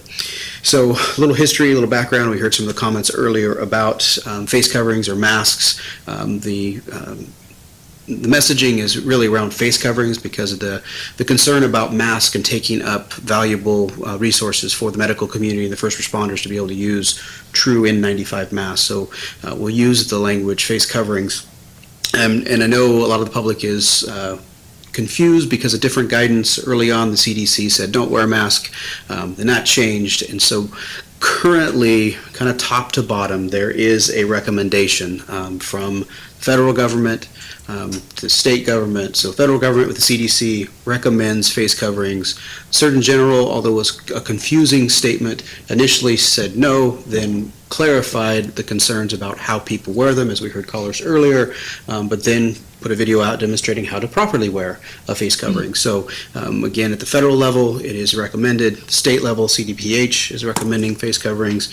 Our local health official, who is our city health official, again today on the Board of Supervisors meeting, strongly recommended the use of face coverings when people are out in public, especially when they can't maintain the physical distancing of 6 feet. So from top to bottom, it is something that is recommended and was mentioned earlier, even at the highest level. Just recently, the president has required face coverings in the White House, so it is being seen up and down government, so and throughout the local cities and counties around us. The consideration this evening is not a requirement. This is a resolution recommending that residents or visitors within the city wear a face covering when they're out in public, and especially in those situations where they can't maintain the 6 feet of distancing between people around them. So again, it does not have any requirements or enforcement mechanisms. And again, Dr. V mentioned that again this morning, and why she didn't move to a requirement was because of the fear of the enforcement and the difficulties enforcing this type of a requirement, but encouraging people to do the right thing. And really, I think one of the biggest misconceptions here on the face coverings is the high amount of spread of asymptomatic folks. You're really not necessarily protecting yourself, but you're protecting others around you from your spreading it, especially if you're asymptomatic.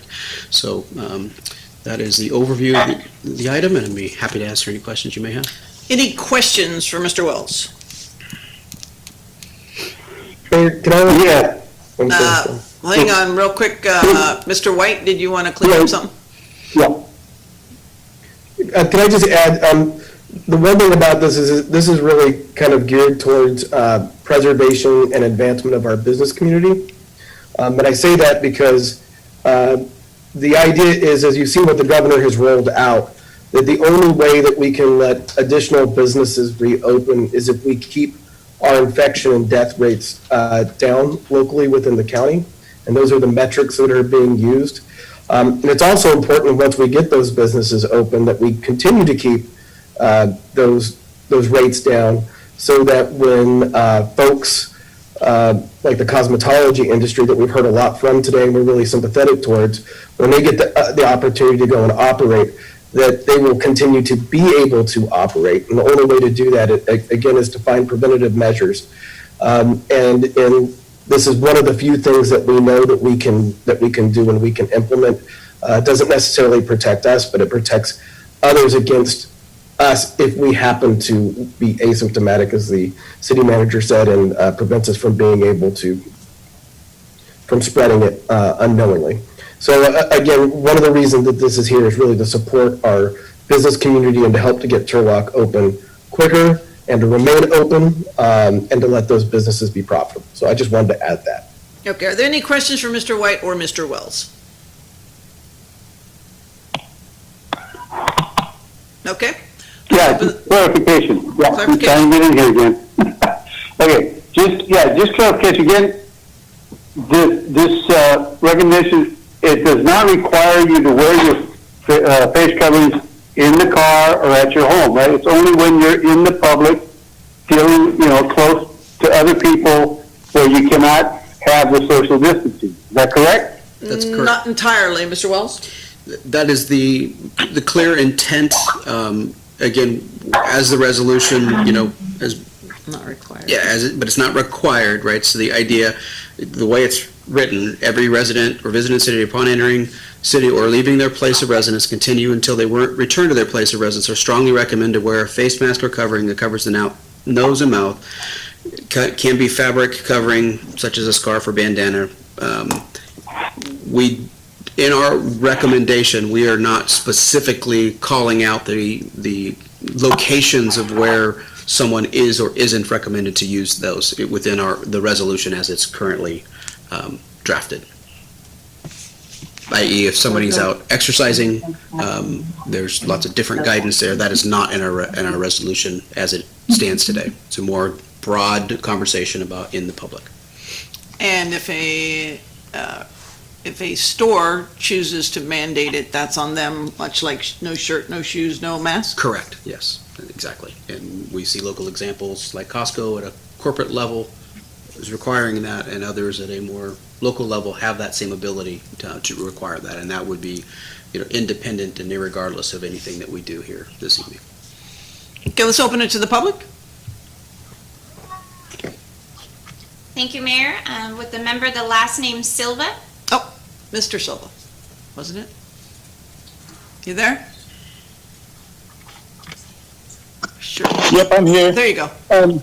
Isn't it true that you guys aren't legally able to require us to wear masks? Is why you guys, the verbiage you guys use is that it's strongly recommended when it's proven that the masks these people are wearing don't actually prevent anything, and all it does is make people feel better. And why would you guys promote that kind of ideology? It doesn't make any sense when it's proven that this virus is not even what they projected. The metrics, the verbiage you guys use is the same verbiage that the state government's using that everyone's unhappy with. It makes no sense to me that you guys are following suit. You as your elected officials should be looking for our best interests, and I think you guys are just playing the same political game everyone else is playing. And I wish more people would wake up and listen to what you guys are really saying. There's no need for us to wear masks. It's a fake virus. The people that are dying, we're going to die anyways. And I just want to state that so people can hear this. You guys are promoting fake ideology, and it's sickening. It really is. And the masks do nothing for us.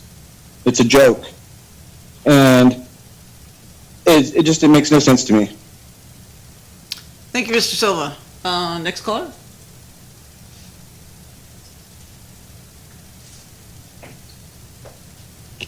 Thank you, Mayor. The next caller I have with the name C. Ah, we had C before. Hello, can you hear me? Yes, we can. Yay. So I guess my concern is basically, how do you know that you're asymptomatic? Can you get tested for the asymptomatic? And who's a carrier, who's not? That might make people feel a little more safe, regardless whether some people feel safe wearing it, other people feel it's against their rights. However this whole mask thing is turning out, it's a matter of making people, regardless whether it's a false whatever, it's very confusing for everybody. And I think with the summer coming on, a lot of people are going to start passing out. A lot of people have anxiety. And for those who feel safe that they want to wear a mask, there should be no restriction, but it shouldn't get ugly either. You shouldn't be looked at and deemed like, oh, you have COVID and you're spreading germs and, you know, the virus is real. I'm not going to say it's not, but is it any different than having the flu? What's going to happen when flu season comes around, and are we going to have to adhere this all the time? Because flu vaccines don't work always. They're a preventative, but whether we get a vaccine, we don't get a vaccine, this is what we need to talk about, is how we're going to make the public feel safe out and about, because we don't want to wear a mask forever. This is not going to be a new norm. A lot of people it's going to cause a civil war. People are going to be getting ugly, and people are going to be yelling at other people, stay away from me, you have a mask, you don't have a mask, you're giving me something, you're not. So we need to come to some type of consensus that we all feel safe and nobody's making ugly faces at other people. Okay. So I guess my question is how do you know if you're asymptomatic, not asymptomatic, and testing and stuff needs to be done so that everybody feels safe? Well, I'm not thinking I'm comfortable. I'm not a doctor on that one, but essentially we're just talking about just a practicality. So you can call into Dr. V tomorrow for the Stan County. She's the medical doctor. She'll know those symptomologies and such. Thank you for calling. The next caller.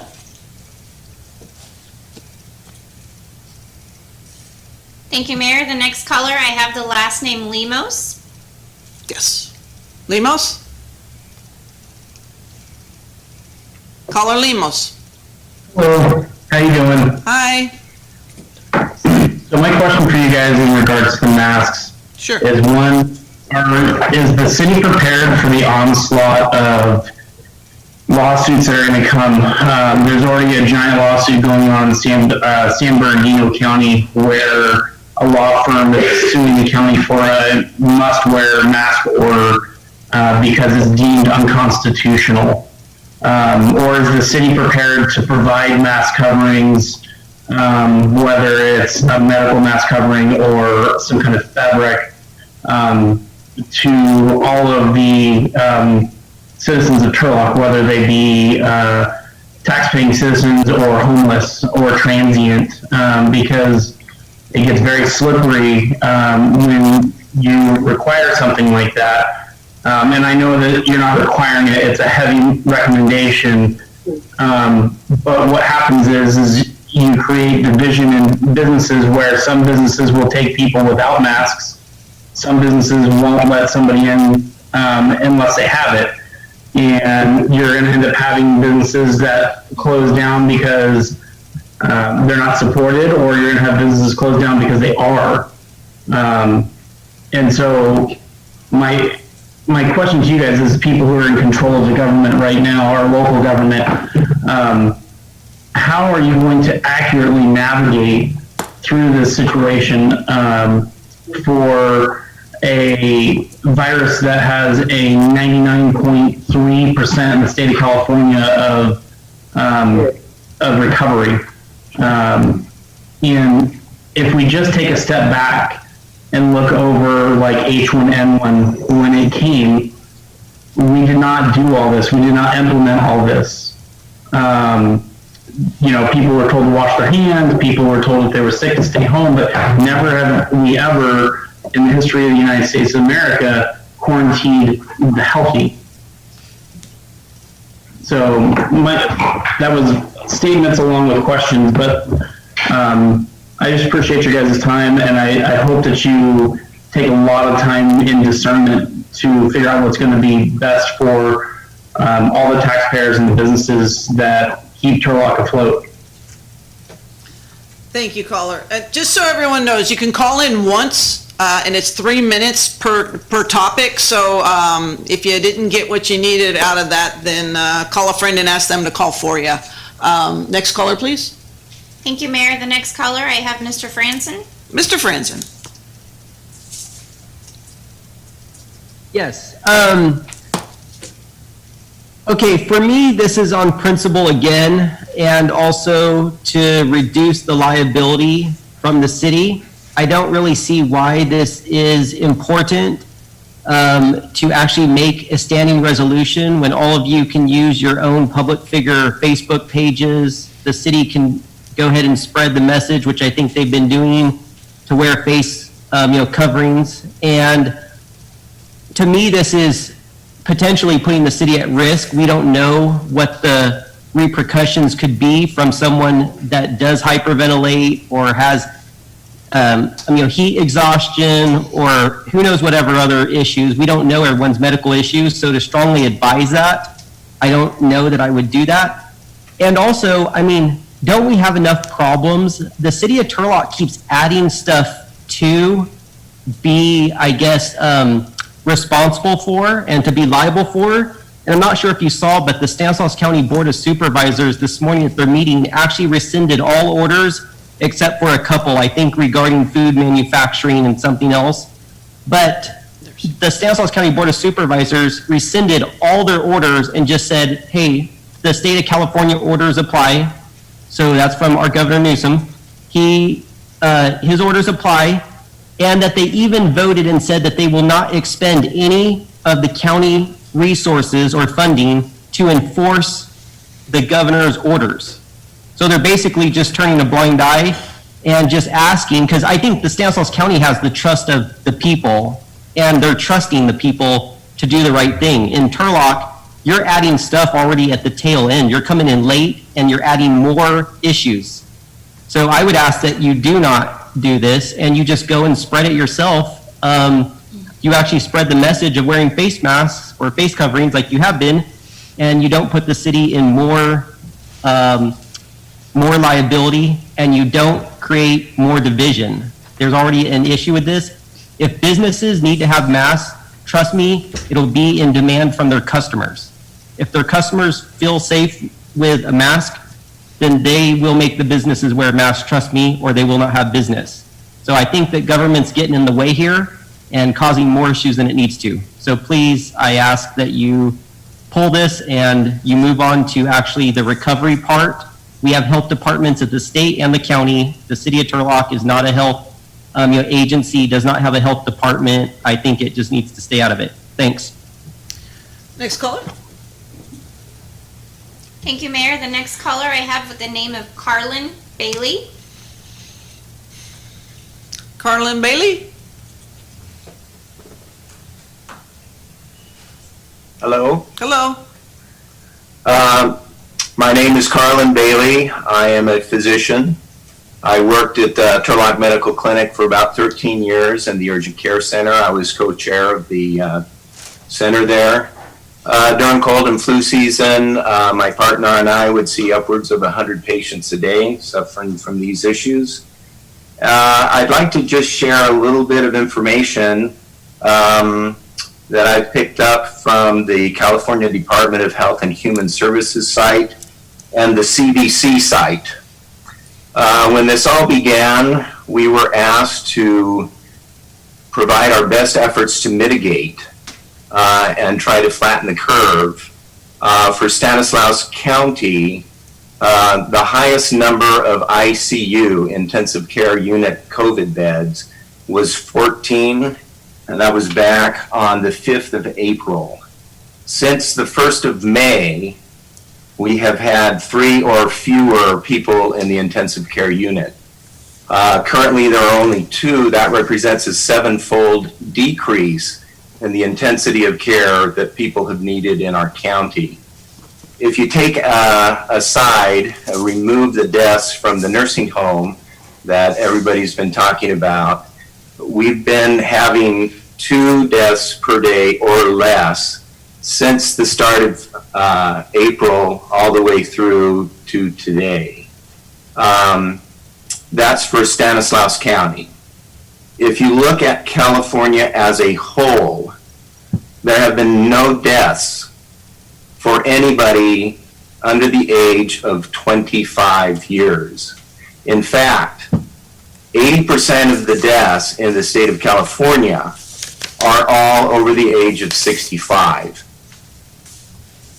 So I'm wondering if we could perhaps devote our attention in a different direction, not a one-size-fits-all policy, but rather a targeted policy intended to protect the most vulnerable among us. We failed to do that at the nursing home, and you can see what the consequences are of that. Since the majority of people of working age, fully 80%, are not in a position where they are at high risk, why cannot we open our stores? Why can't we open our parks? Why can't we open our recreational facilities? Keeping in mind that the people that are most vulnerable should be protected. They're the ones that should wear the face masks. They're the ones that should perhaps not participate at this time.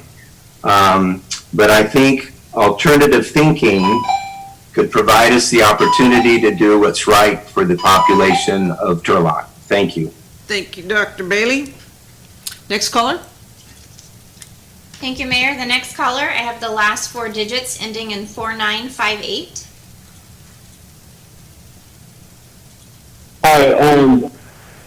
Hi, can I address a specific council member? No, just address the topic of the wearing of face coverings right now. You can only address the Okay. All right, well, I do want to in fact address the council.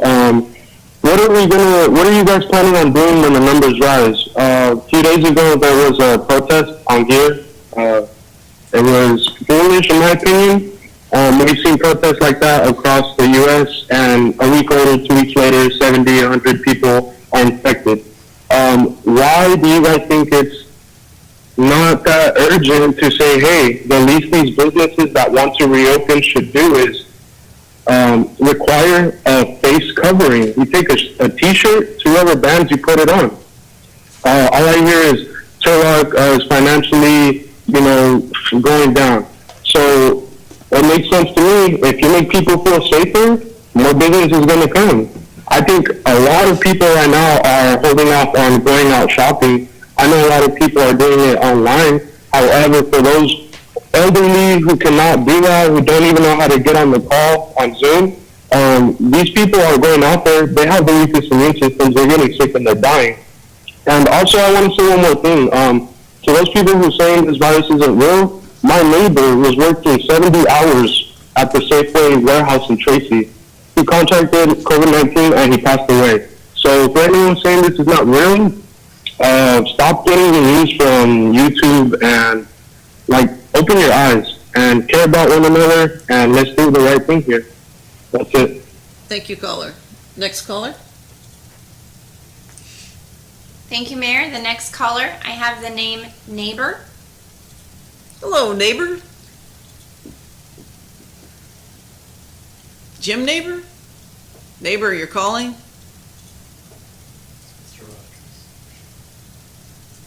Hello, can you hear me? Yes, we can. Go ahead. Okay. I just wanted to, by the way, my name is Sari Shamel. I put neighbor in the entry for Zoom just to enter in the call. But I first want to note that I don't actually see you guys wearing masks. So I think that that's a little bit hypocritical. Second of all, I agree with the doctor's mention, and that's one of the things I was going to mention, is I really would like to hear you guys verbalize your position on the numbers themselves, because as a whole, we have a population in this county of about 550,000 people.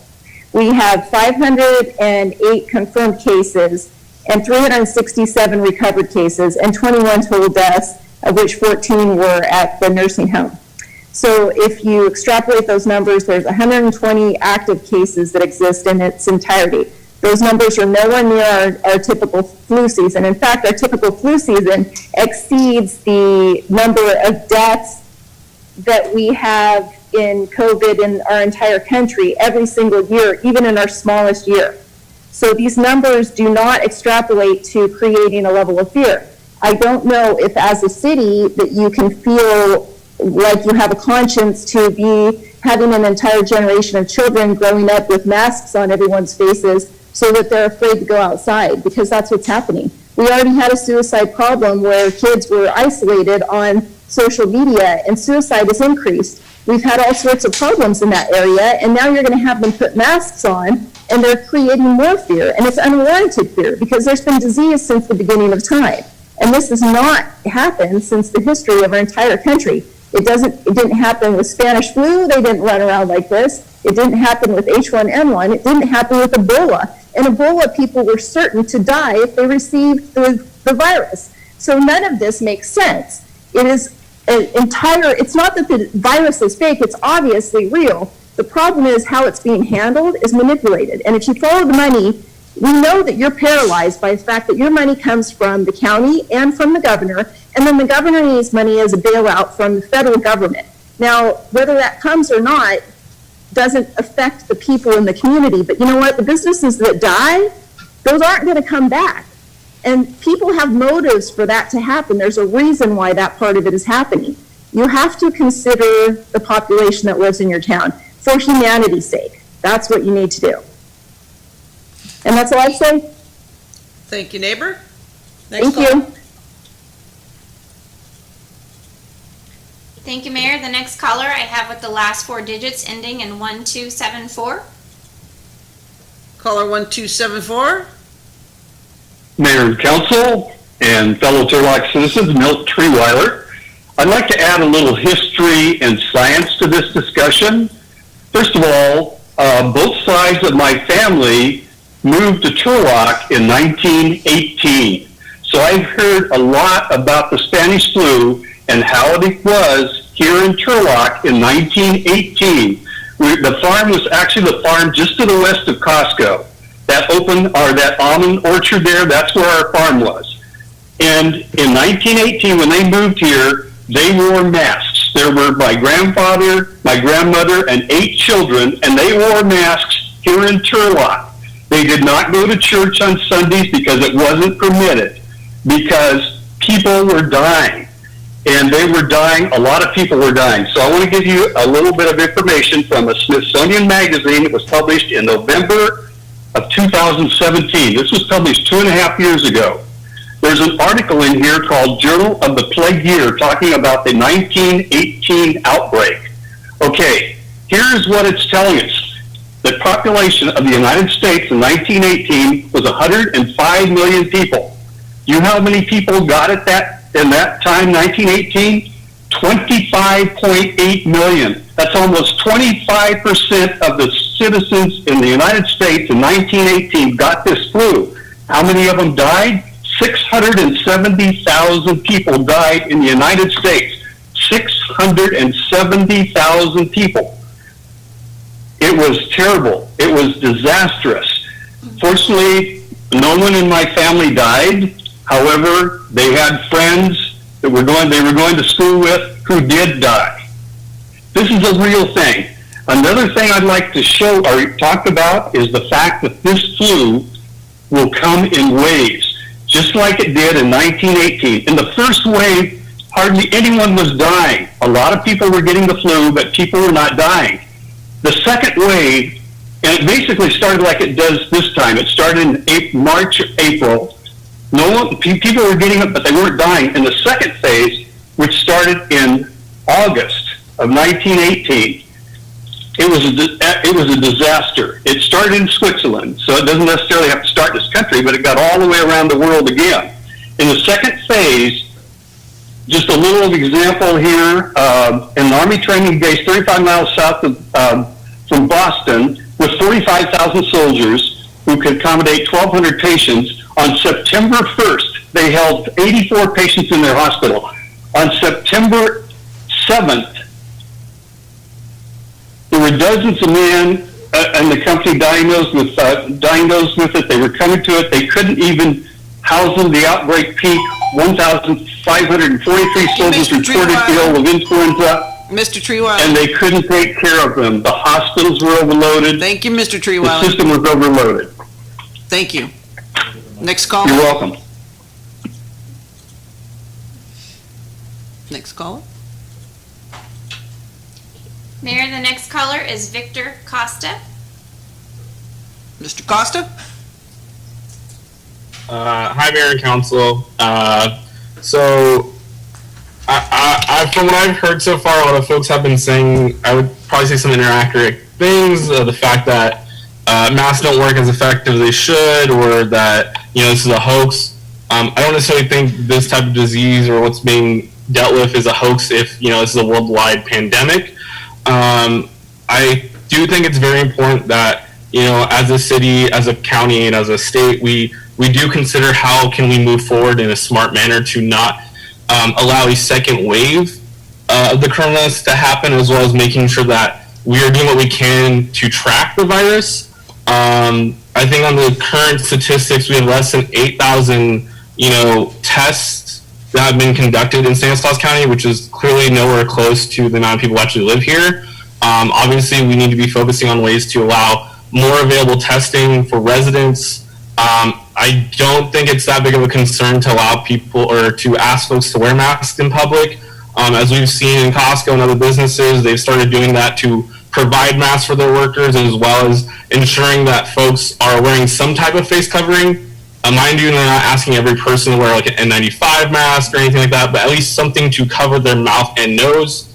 There's been recommendations by the CDC to do that. They obviously recommend that you wear it in a comfortable fashion so that you don't suffocate or have to constantly readjust your mask, because that causes more issues, because you may potentially spread the virus because of unwashed hands.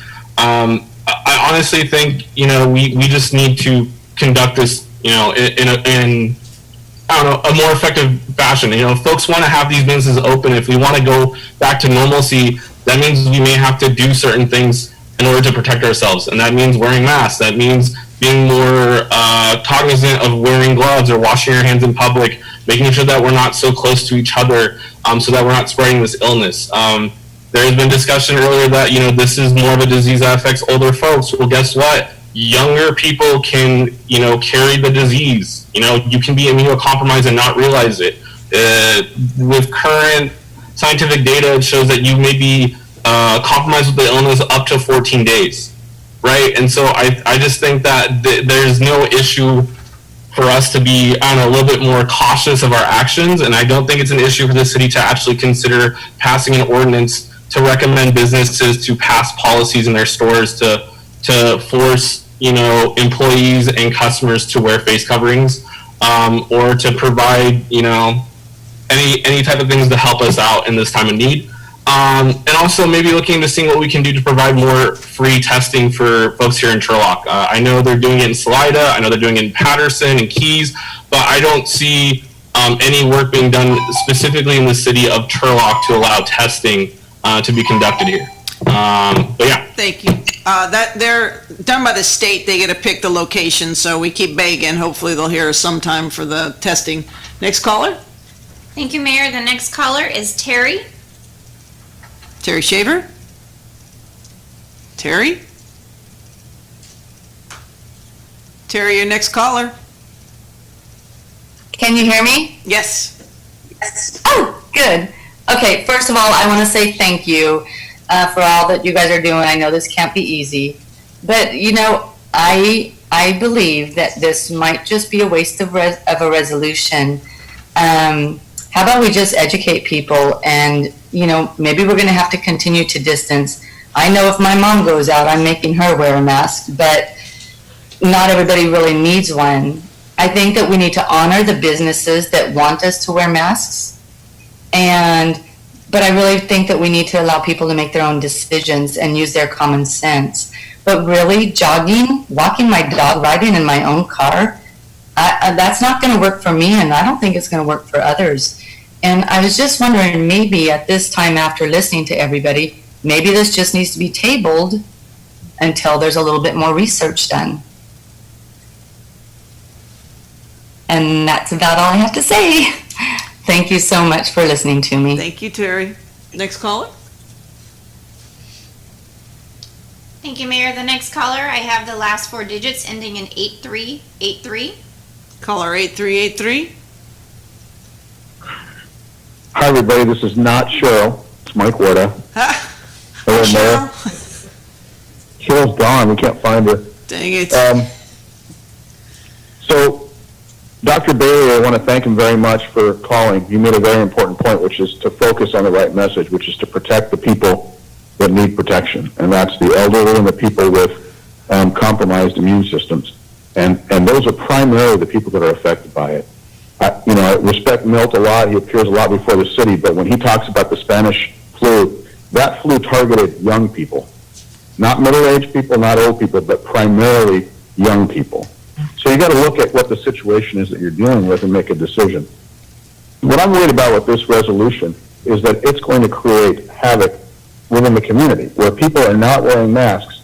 They're going to be accused of not doing things to affect the community and being against the community when there really isn't any sufficient, I don't think, science. I mean, Dr. Fauci has been the leader on this thing. Just in March was saying, don't wear masks. And when you read about what he said, whether you're going to wear cloth or whatever you're going to wear, you've got to take this thing off from the back. You've got to throw it away. You've got to wash your hands. There's specific things that you're supposed to do with a mask. So you can actually end up infecting yourself from who knows what wearing a mask. I'm concerned about the message that we're sending where everybody has to wear a mask. Otherwise, you're not a good citizen. And that's what this resolution will do. If you don't wear a mask, you're not a good citizen and you don't care about anybody. The resolution, the focus should be on how do we protect people that are elderly, that are over 65, and how do you protect people with compromised immune systems.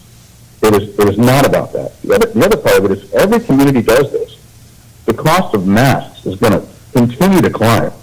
And I understand they're saying you can wear cloth and whatever, but people are going to continue to be more and more concerned.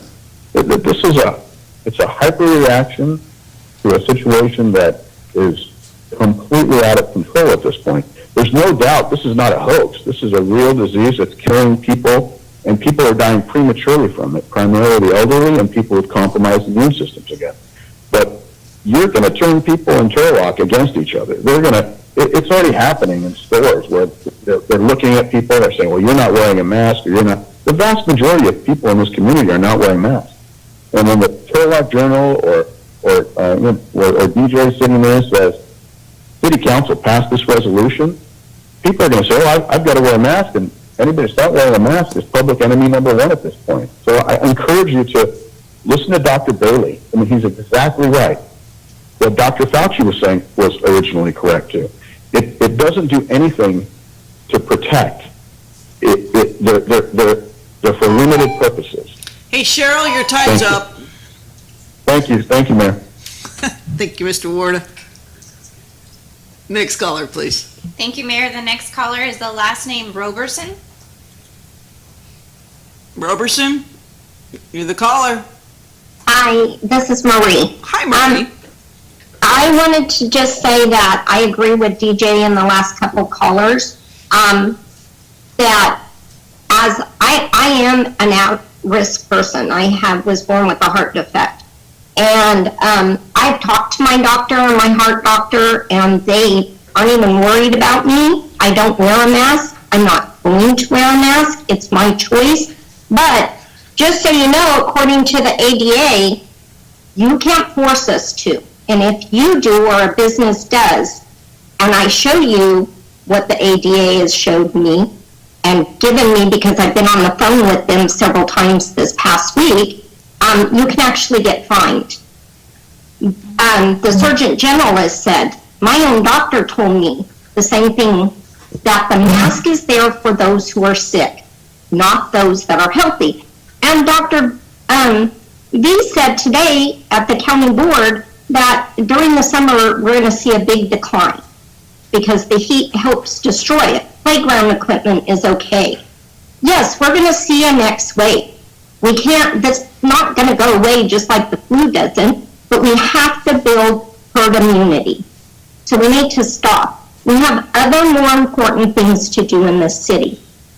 So you guys need to concentrate on that and not make us enemy number one, which a city council member made me number one, and I don't appreciate it. So, Andrew, if you want to have a little talk, you call me. Don't bash me on Facebook. Have a nice evening. Thank you, Marie. Next caller, please. Thank you, Mayor. The next caller, I have Mr. Camara.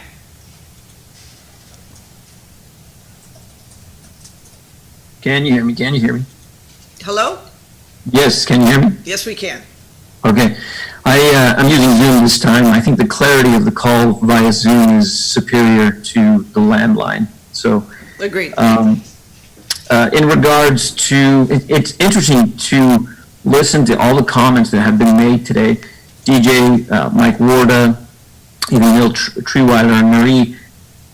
Dr. Bailey presented some very sound stats, and this issue is so divisive that I've learned through many, many personal conversations that I've had, whether in family, out of family, or on neighborhood apps, that there is no amount of logic or numbers or metadata that can be provided when you're speaking to someone who's emotionally compromised. And hysteria may be a strong word, maybe too strong to use, but when someone is in panic, a fight or flight mode, they're not thinking logically. And I think the data isn't there essentially to support the level of panic and the precautions and the literal shutdown of the economy, something that's never before been witnessed in the history of this country. To a degree and a gravity that we can't comprehend the consequences that are going to manifest over the next few months. Ultimately, it's not your job as a government entity to legislate morality. So this concept of whether or not masks are needed, it's useless. It's and I know you guys are in a difficult position because you're following guidelines that are set to you by a higher authority, and to not do so, you risk funding from the state level. And I understand that. Newsom has threatened to withdraw funding of counties and communities that don't abide by these guidelines. But the irony is he's expecting funding to come in bailout form from the feds while not conforming to guidelines that have been given at the Fed level. A little bit of ironic hypocrisy there. That aside, it's just useless. This bickering about masks is completely irrelevant, and you guys should be focusing on how to reopen the economy and how to go about a future that resembles something like where we came from, because this cannot be maintained. With the number of unemployed that you have in town, this is not sustainable, and we haven't begun to see the worst of what's coming yet. That's all. Thank you. Next caller? Thank you, Mayor. At this time, I don't have any other members of public that would like to address the council on this item. What? Okay, I will close the public hearing and bring it back to council. Mayor, Oh, my. Mayor, I have one caller that just raised the, well, no, wait 1 second. They raised their hand and then it went back down again, so. So what are you telling me?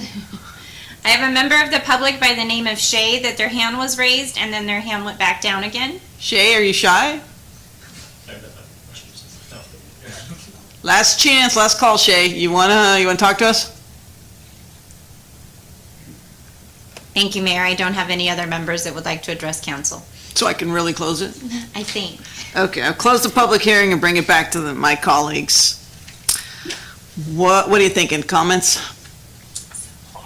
Yeah, so I mean, it's very clear that this is a divisive issue and people have very strong opinions one way or another.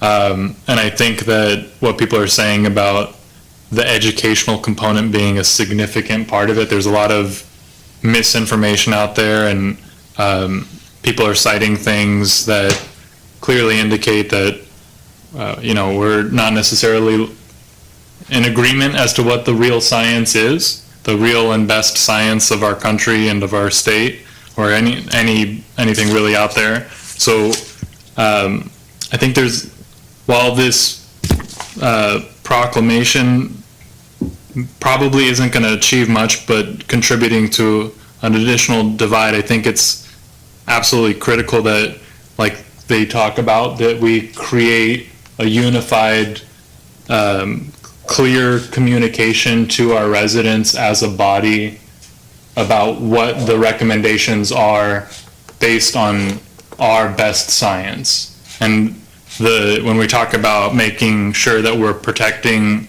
the vulnerable population, it's about making sure that the rate of transmission is reduced, and the best science suggests that we want to do everything that we can to reduce the instances in which members from different households are coming into closed spaces within that 6-foot area, and that we want to encourage anyone that is coming into areas where they're, potentially going to be risking that, to be wearing face coverings to minimize that spread.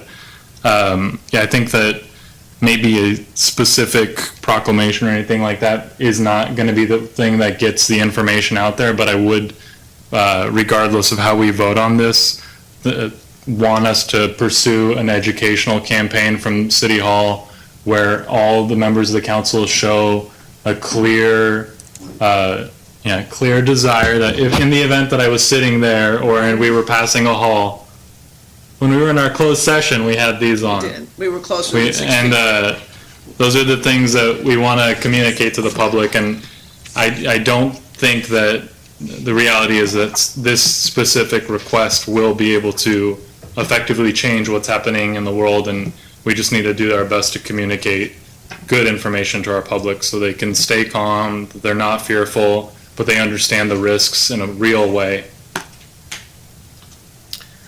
Other colleagues? If nobody's talking, I got a couple of comments. Talk to me. All right. And we knew, that this was going to be over here. We've been getting the emails and the phone calls for the last week and a half or so. And thing is, we're strongly recommending common courtesy, common sense. My metabolism is extremely high. When I go out in the heat, and I'll overheat really quick. But when I'm out right now, and I'm going to deal with other people, I'm wearing that face mask. And it's not for me. I'm not worried about catching this disease, but I want to make sure that I'm not going to spread it to anybody else. And the mask is not to protect me from catching it. It's to make sure that I don't spread, or at least lessen the ability of me to spread it to someone else, whether it be someone of high risk, low risk, or no risk. It's a common courtesy. I got people, saying that, we shouldn't be pushing morality. It's up to the people. I've been walking the streets for the last few weeks, and trust me, folks, there's a lot of people out there that aren't listening. They're just doing whatever they want anyway. So I don't really see a whole lot of change. I think the city, I think, is pretty united here and saying, we want to protect our city. We want our businesses to get back to work. So we need to do whatever we can to help minimize the risk. And I don't see where this resolution is going to be an overburden on anyone. Thank you. Other council members? Sure. Okay.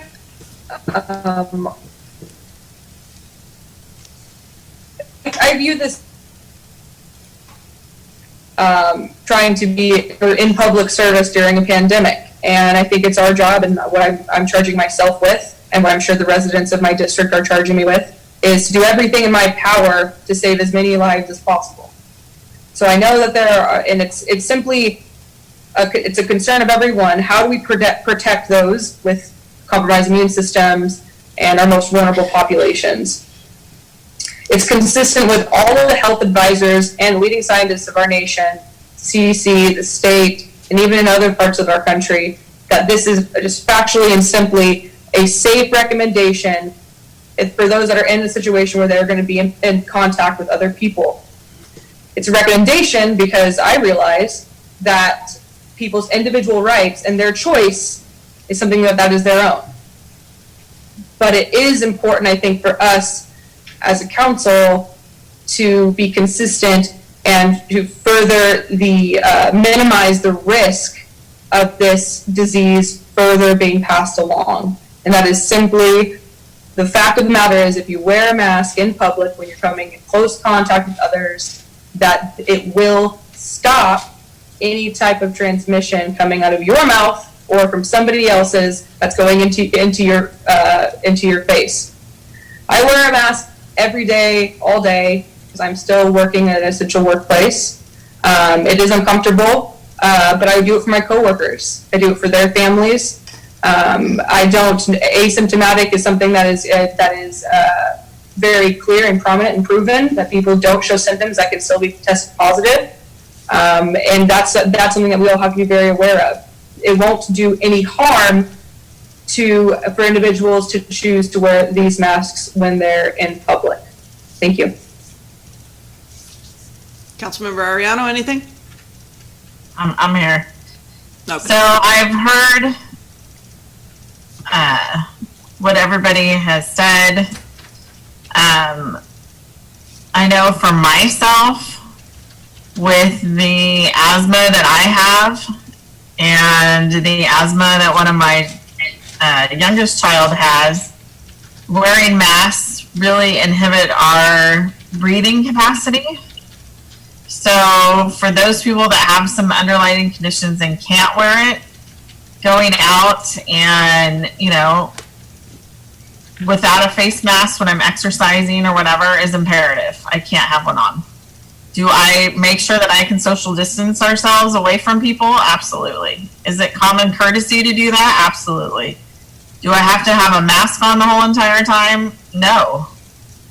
So if I go to the grocery store, I will put one on. If I'm going to be around people, I will put one on as a common courtesy. I think we need to give people back their common sense approach.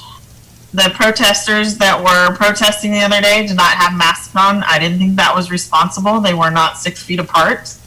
It's their right to protest, but they need to make sure that they're being sensible with the amount of spacing that they had between them if they were not going to wear a mask. So do I think that the government is overreaching? I do think that here. So my district has spoken loud and clear to me, so I will speak for them. Thank you. I'll yield it back to you. So I kind of came to this with my mind thinking I had my mind made up. I wear a mask all the time, and I don't have a problem with it. No, we're 6 feet apart here, so I'm good. And if we were sitting closer, talking directly, I'd put it on. But no disrespect, we spent a lot of time talking about this, and there's no businesses making money. And I just feel like we start back at the conversations in our open public comments, and it's about communication, about messaging. And so how many people read our resolutions? Nobody. Half of us don't. We forget about them as soon as they're done. I think what we should do is go back to that communication, what you talked about, doing a video, messaging what is important, doing it in different languages. We have 4 different languages of strong populations within our community. Let's start doing that and spend more time focusing on how we're going to get our businesses back up and going. I think that I wanted this, but as I sit here listening longer and longer, I realize what's our goal? Our goal is to make sure people are safe. Our goal is to tell people that, if you don't understand, this is what you can do. So I kind of think that we should kind of just mute this and do some sort of IT specialty and do something that way. Yeah, the end goal that we want is to reduce the rate of transmission and to protect as many vulnerable people within our population. And I too was sitting here thinking like, okay, I'm probably going to support this because it sends a very clear message.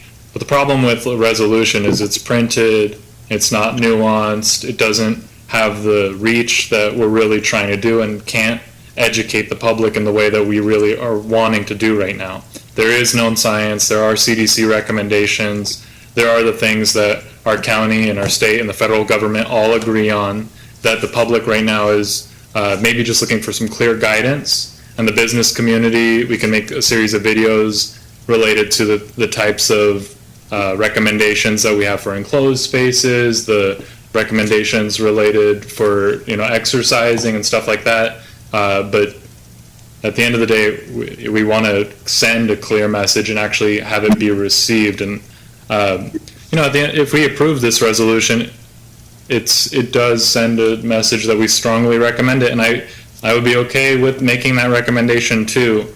But the thing that we have to do, regardless of what this vote is that we make that commitment to effective communications, and that's to communicate to people and how they receive their information now in a video format, push it across social media, get it to all of our businesses, and that's kind of what I want to see with this. So what is the will of council?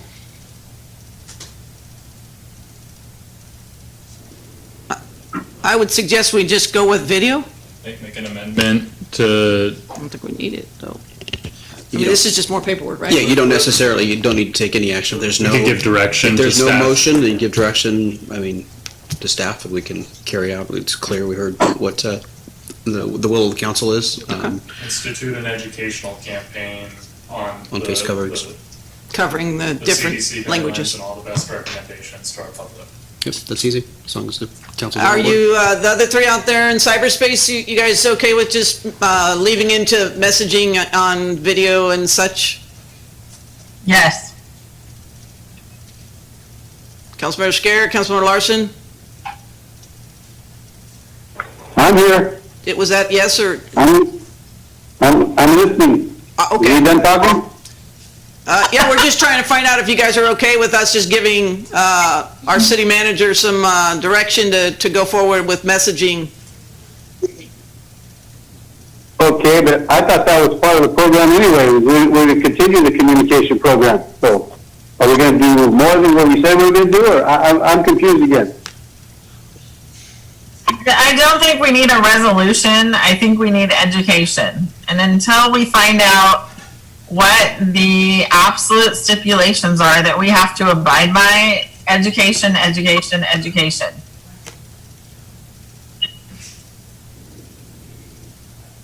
Is that a motion? We don't need a motion if we're not going to do the resolution. Well, that's what I'm trying to figure out. Okay. Are you okay with just going and giving Mr. Wells the suggestions to take care of stuff? Absolutely. And Councilmember Larson? Yeah, that's fine. We already did, the time wasted, was already wasted talking about this, and we have an action item. I think that I think voting's appropriate, but if the majority is okay with that, that's fine. Okay. Moving on, we're going to take a 5-minute break on our side here, so talk amongst yourselves.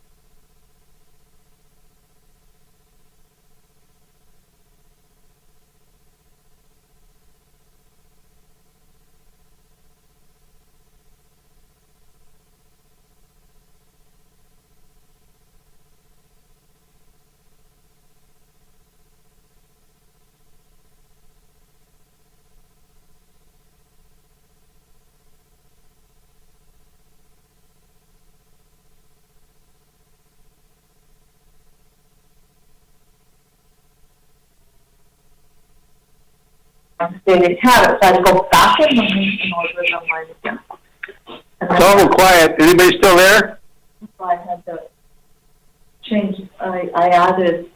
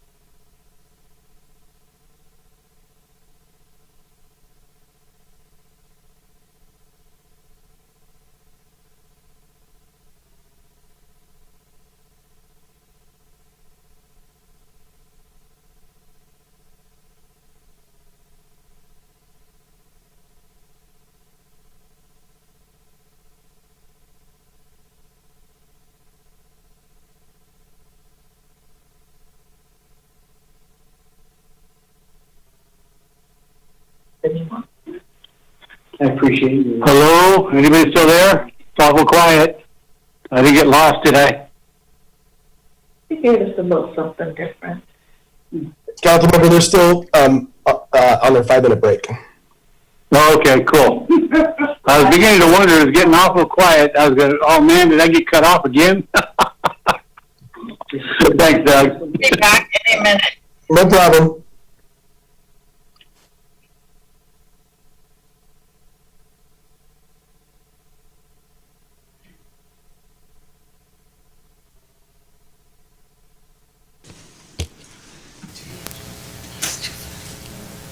All right, we're back.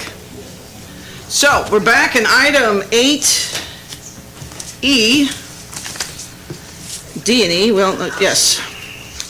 So, E and F, request to waive reading and introduction of emergency ordinance reading by adoption of outdoor operation of qualifying business, restaurants, wineries, breweries, and bars. And we're taking F at the same time, which also is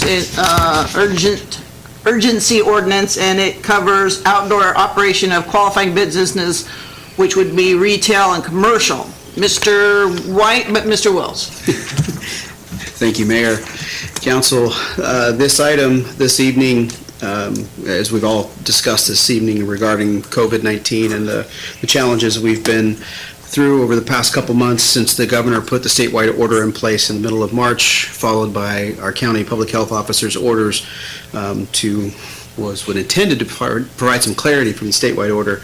So we've been under those for a while now. Monday of last week, the governor signaled a move to start the reopening process in California, and he announced the move and the metrics that were going to be allowing us to move from stage 1 to stage 2, and got everybody really excited last week when he indicated there'd be regional variants would allow counties to move through stage 2 faster as long as they were meeting certain metrics, and the cases were under control with the 6 metrics. And I won't get into the details there, but from a county level and the city levels, as we worked with our county partners, we're excited that the opportunity to move into stage 2 and start to allow our businesses to reopen was becoming real. And there was a lot of effort done on creating guidelines and starting that process. Unfortunately, the governor, in essence, pulled the rug out from underneath most of us, wrote the guidelines, released them last Thursday, and those guidelines were much more stringent than what anybody expected, effectively completely eliminating our ability to move into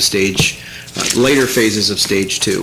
He did move us to stage 2, what we'll call 2A, which allowed for curbside retail, some manufacturing logistics, and that's where we're stuck.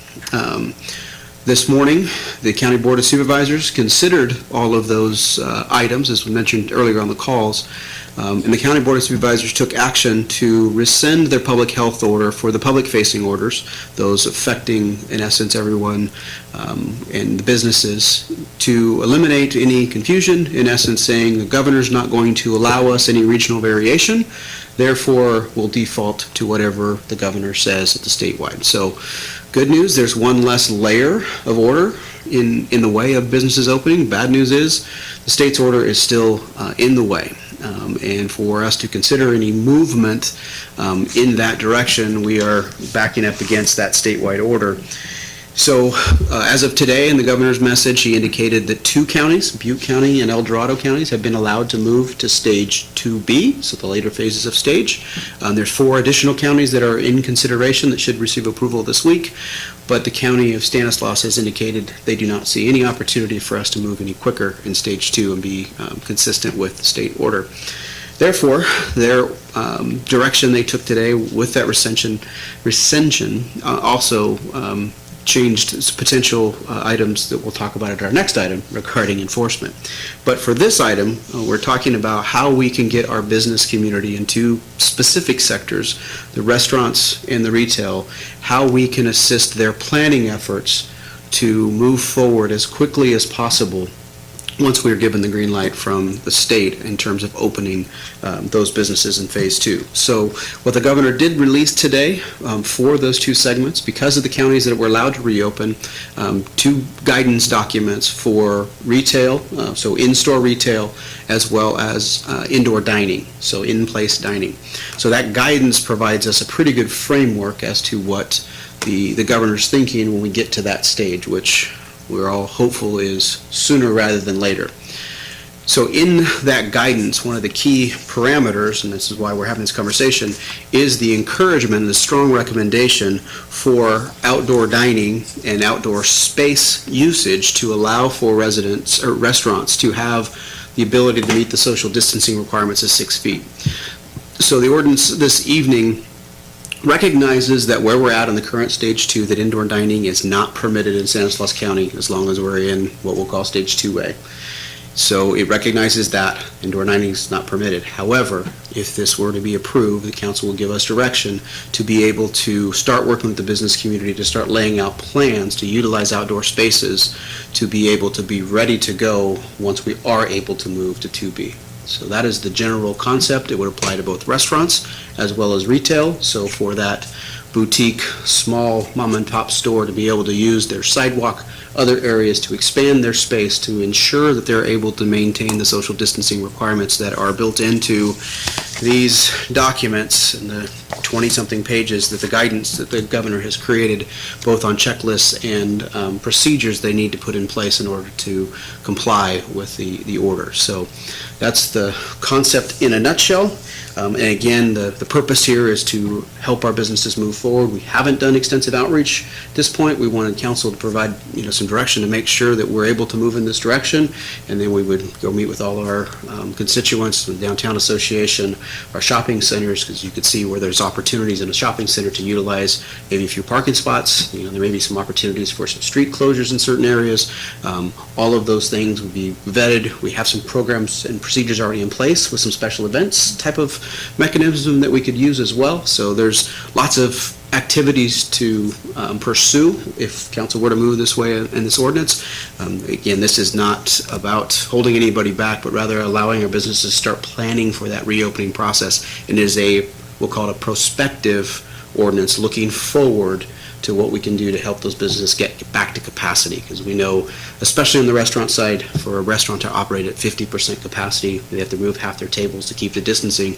That is not an efficient way to run a restaurant. And for them to maintain profit margins with that, with all the challenges they already have and built in with this whole process, anything we can do to help them get profitable faster is what the intent of this ordinance is about. So happy to answer any questions you may have. Questions for Mr. Wells? So as of right now, we're in 2A, which would only, does that allow outdoor retail? Curbside retail only is what the current order in stage 2A. So it's curbside retail. Which does that mean a car or pedestrian going in and placing an order and picking it up, not actually? The intent of that order is that someone would be ordering online or the phone, and then the operator would then be bringing it out and delivering it into the trunk of the car. So there's minimal impact under the curbside retail as it's written in the guidance right now. So they're minimizing in-store. The outdoor is a little gray as it's written currently, but it is intended, it's pretty clear that the idea is you're picking up a product. So it's a similar concept to the curbside restaurant, so. Other questions for Mr. Wells? Yes, I have a comment for later, but right now, the question is, I was looking through here, Toby, and is there any recourse for a business that might be refused? And they feel they were refused unjustly, for example. Do they have a recourse of coming to the council, or they go back to you? What's the process? I didn't see that in here. Refused on an application, so they applied for Correct. a permit. They're denied, yes. Yeah, I mean, standard municipal code, any decision of the city manager could be appealed to the city council. So that would be a pretty standard procedure. And if there's additional procedures you'd like to put in place for this type of thing, we can absolutely go that route. But again, remember, the intent of this is to assist our businesses in anywhere, as long as we can maintain the safety. And, we're not creating a hazard. We're, making sure we're ensuring ADA and all those. We're looking for ways to help these businesses, not trying to create roadblocks or hindrances to their ability to accomplish this. Okay. Other questions? Okay, we'll open it to the public then. Oh, Becky, are you trying to, you're on mute? Yeah. There you go. Go ahead. Yeah, you hear me now? Now we hear you. Just to be clear, we're not trying to hinder the abilities of these brick and mortar stores to be open. We're trying to expand their capabilities with using parking lots, sidewalks, whatever they deem necessary to make sure that they can actually turn a profit. Because like you said, a restaurant cannot turn a profit with 50% of its revenue. So it's not a hindrance. We just need to think outside the box, and we're trying to help them facilitate that. Correct? That's exactly correct, and I had this conversation with some other city managers this afternoon, and they were encouraged by this approach as well. So this is something that a lot of other cities are looking at, and I know Mr. White can attest that there's other cities that have gone down this path already, and trying to find every way we possibly can to, like you said, think outside the box and find ways to get our business community operating as quickly and as profitably as they possibly can. So what, for the public's sake, is different about what county just deemed, we're gonna do whatever the state's saying, and we're not gonna use our resources, which means monetary, to enforce, except for crowds? What's different from this to them? Yeah, the reality is this is doing exactly what the state guidance is asking for, which is creating opportunities for these businesses to comply with the intent of the order and giving them space to do that. This isn't an enforcement tool at all. This is a tool to operate with more space than they have today. So, if I could, just to contrast it, I think the difference is the county made a conscious decision to not enforce against businesses that aren't supposed to be operating. And this is a conscious decision to help businesses that are supposed to be operating and to help them in the most profound and creative ways that we can come up with, in the most expeditious way we can come up with. So the menu of options is, the goal is to be quick and fast, as long as they can prove that they can think.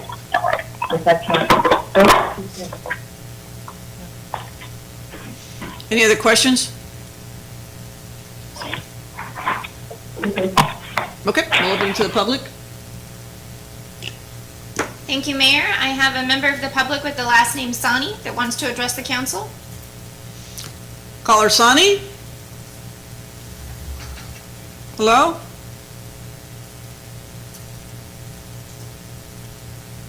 Caller Sani, you have the air.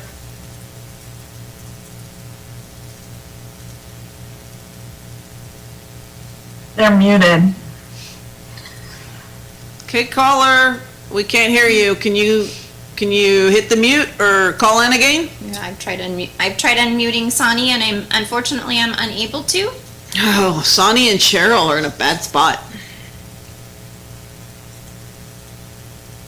I have a caller, Mr. Franzen. Mr. Franzen.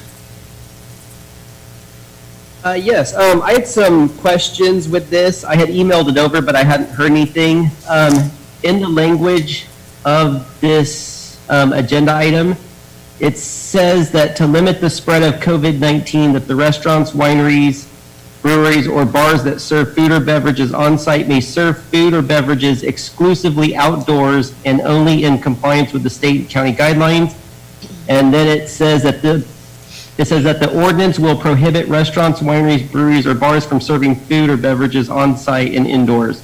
So it seems to be prohibitive in that, when the state would have the guidelines that would say if they can or can't, and also what happens if the county does get the opportunity to actually set the guidelines and to reopen the economy the way they see fit according to the science and data, and they say that restaurants can actually serve food inside. Does this give way to that naturally, or why do we even have to have that prohibitive language? And also, I saw something that applies to the non-essential businesses as well. It says to limit the spread of COVID-19, that the non-essential businesses that operate on site must be a retail or commercial business and operate exclusively outdoors and in compliance with the state and county guidelines. So I was wondering if that could get clarified so as to not possibly have a prohibitive ordinance when the state actually opens it up. Or also, if someone's doing business inside, like a jewelry store or a furniture store, how would they move that outside and not operate inside at all? Thanks. Mr. Wells? Yeah, I'll take that, and Mr. White can chime in to clarify, but the ordinance, the staff report, I can see how folks read it, that the intention there is today, the indoor operation of these businesses is prohibited, and that's what the ordinance is. So when the state allows for it to be able to move in that direction, again, perspective looking forward. So the actual ordinance indicates when allowed, you be able to move in this direction. So when you can have indoor dining, then you have the ability to create this outdoor dining. So that's the way the ordinance reading. The staff report, I recognize Mr. Francis is correct. It is a little misleading of the prohibition, but again, it's kind of combining two thought processes there. Today, they are prohibited under state law. We're acknowledging that, but as soon as state law is, or the state order is changed to allow for indoor dining and indoor businesses, then we'd be able to move in this direction. And I just was a reminder that these agenda items were created well in advance of when the state guidelines came out, and so we didn't have those at the time that this was created, and we were trying to give folks as much time as we could to be open and up and operating and getting their plans in place. I don't have any objection to those provisions being taken out if they are confusing. The goal is, as Mr. Wells stated, just that people still have to operate in compliance with state law. We, as a city, don't have the authority to allow people to operate in any way other than that. So I'm happy to, if there's any confusion, if you guys want to amend that out and just make it a reference to in compliance with the state guidelines, I'm perfectly happy with that. Other callers? Thank you, Mayor. I have Mr. Mike Warda on the line. Cheryl, are you there? That's sticking free. Yeah, I'm here. Okay. First, thank you guys for this ordinance, because this is really fantastic, and I think it helps the businesses. In terms of operations, I do think that some of the businesses, particularly restaurants, have operations indoors. And I just want, in terms of food prep, in terms of service, working, and right now they're doing, curbside, but the operations they occur indoors. I want to make sure that isn't sort of a conflict with the ordinance. It may or may not be. And then I think it would be really critical to add something here that, these ordinances are put together quickly in an effort to help businesses, and some of these businesses have conditional use permits, and I think this ordinance should be exempted from the typical provisions in conditional use permits that say if you violate this condition or something goes wrong here, that we can act on your conditional use permit. Because there are some restaurants that are, they serve alcohol, or whatever they're doing, they're operating with a use permit, or some businesses that are. So I hope it doesn't affect use permits if somebody is, if they're violating this provision. I don't want it to affect businesses' use permits. And does this apply to, can a bar, if ABC permits, operate where they set up tables outside and they comply with distance requirements? Can they serve cocktails outside? Can that be part of this, or is it just limited to restaurants? Is there a food service component that is applicable? And finally, retail. If they're complying with, I guess this is all, it would be okay if they set up outdoors, so there shouldn't be a problem with that. And I understand what council is saying there about that there's existing orders that require them to not be open at this point indoors. But those are the only concerns I have with those three concerns. Thank you. Thank you. Would you like to, before we go too far down the line, speak to the alcohol? Yeah, so the guidance that came out today, this afternoon, there's some specific language in there. A restaurant that has a bar can continue to operate in that manner, but it specifically recommends or requires the bar area to be closed. So a bar, as it reads today, and don't quote me on this because I literally read it about an hour ago, a bar would be in stage 3 as we understand the regulations as they exist and as this guidance. So it does not appear to be applicable to the bar situation. So that's the answer to that question. On the question about the CUP, I'll defer to Mr. White on that. And the other one about the clarification on the indoor, the way the section's written now, it's indoor consumption, not indoor operations. But if I'm hearing correctly, and we'll wait for council direction, that's a pretty easy clarification on what the intent is. Mr. White? Yeah, so, Mayor and Council, we could add the CUP language. I don't think we ever contemplated having any kind of impact on it, at least to the extent that people are using it consistent with what was actually approved.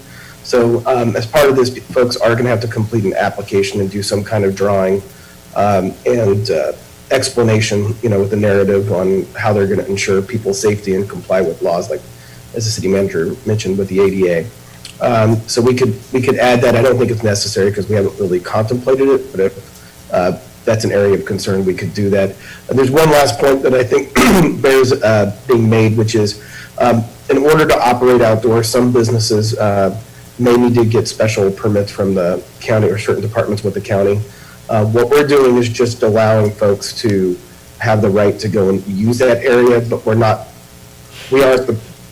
we don't permit for everything, so they may still be required to go to the county and get additional approvals or permits for that additional area. So I just want to make that for the record so there's not confusion with some bar owners or restaurant owners, particularly as it relates to alcohol if they have to go to the county in addition.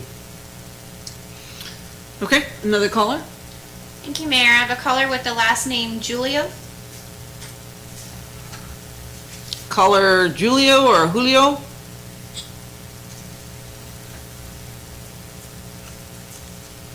Caller Julio? How are we doing over there?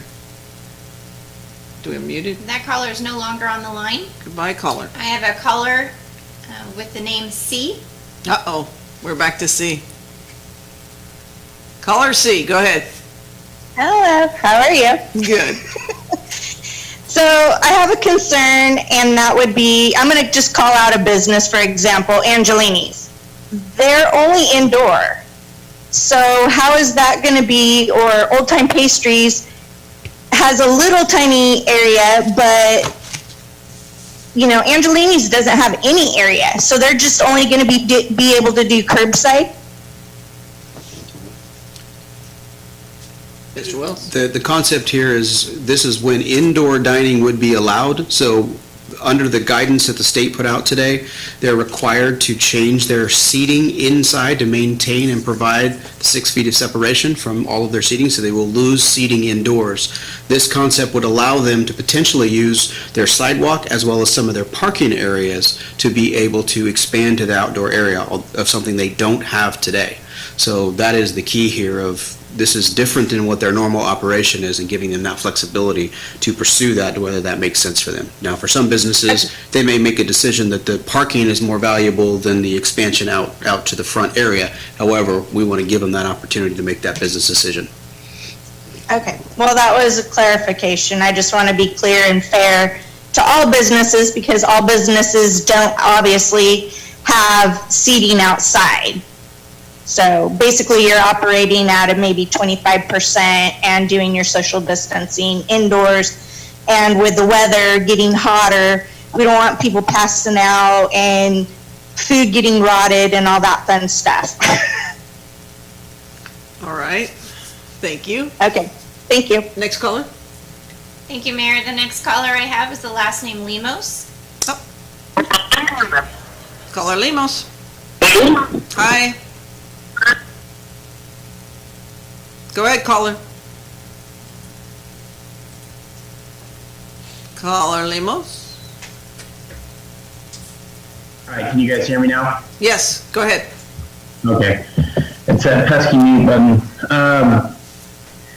My question for you guys is, I appreciate the fact that we're looking at trying to open up Turlock, and that you're using extraordinary ways of trying to do that. One area that I feel is not getting the spotlight that it needs is our hairstylists, barbers, stuff like that.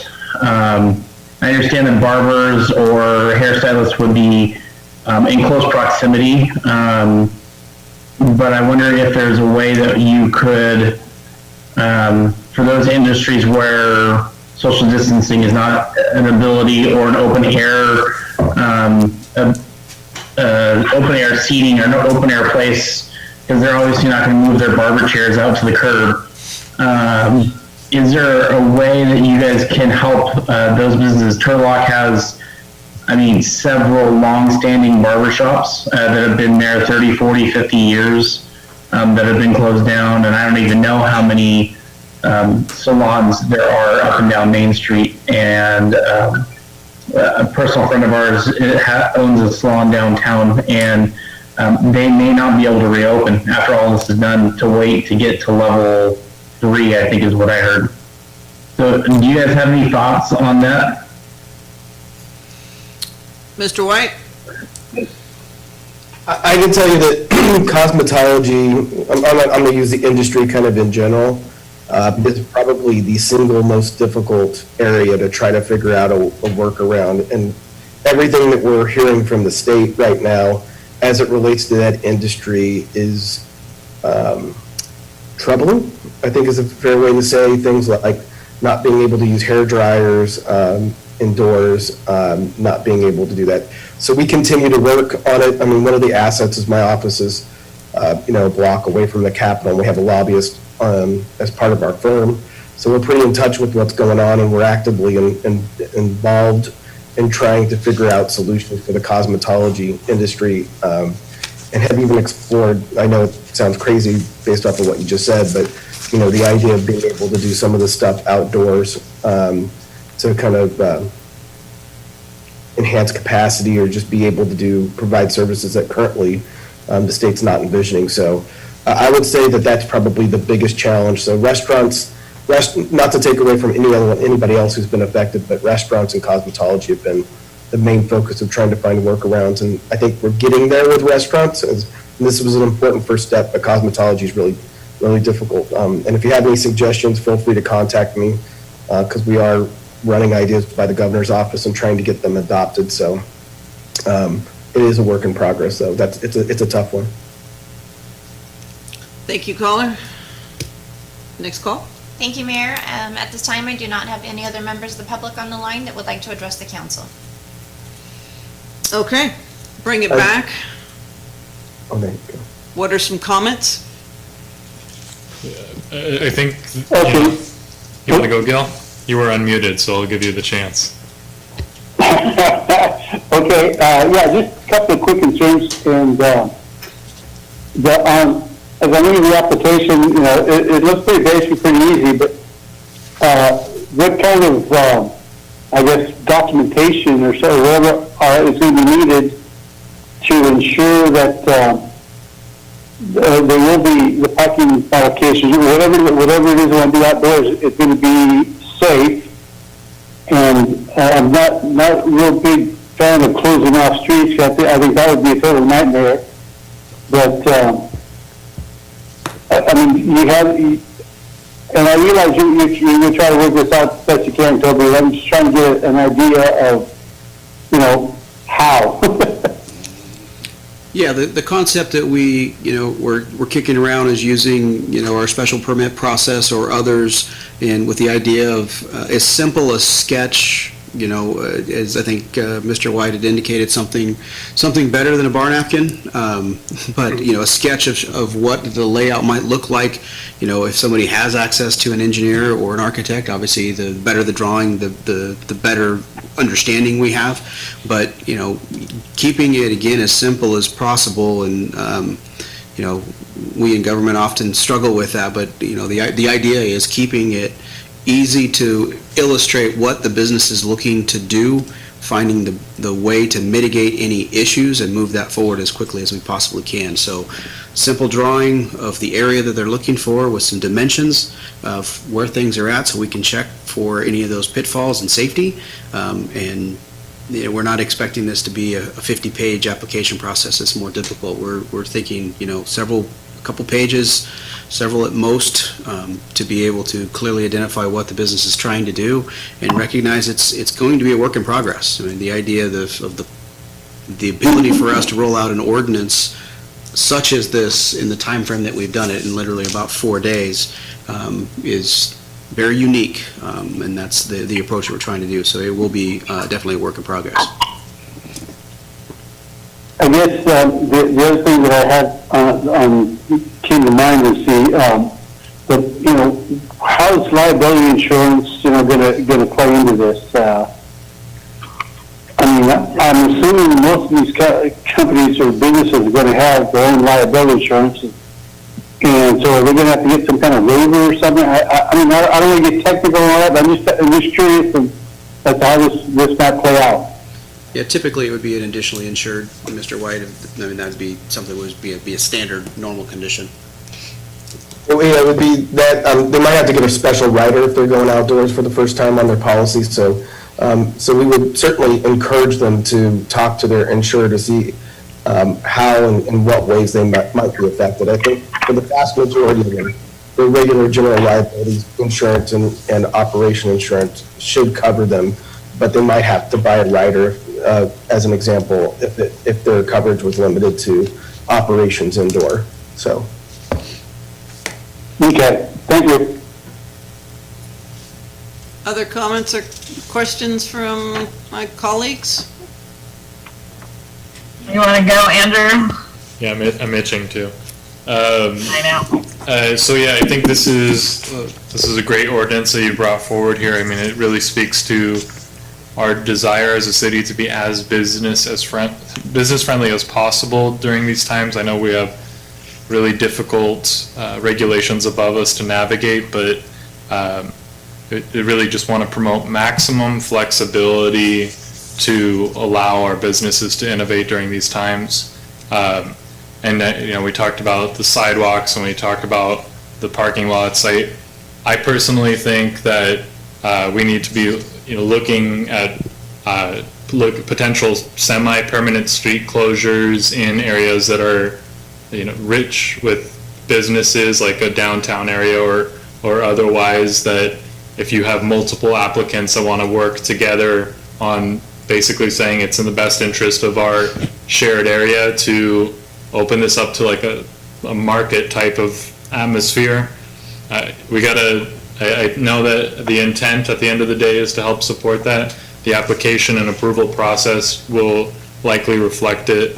And I just want to thank all the staff that kind of brought this forward and got it into this agenda meeting today. Anything we can do to support the business community during this time is critical. I think for our brick and mortar and downtown and our countryside drive, giving them more options than not, maybe if we could do that. I think it's a good start. I don't think we end with this here. So we're going to have to continue to modify, and I would like for the chamber to also be involved in making sure that our businesses are turning their paperwork in, or if they can handle some of that for us. I think the faster we move, the better off everyone's going to be. So as far as the cosmetology industry, I would encourage them to write their assemblymen and their senators. I'm not, you can modify things in cosmetology, and they need to start thinking outside the box in Sacramento. So I support them, and I would love to get my hair dyed just as the next person would. So thank you. Councilmember Larson? This is a great step in being creative with the guidelines and restrictions that we need to comply with.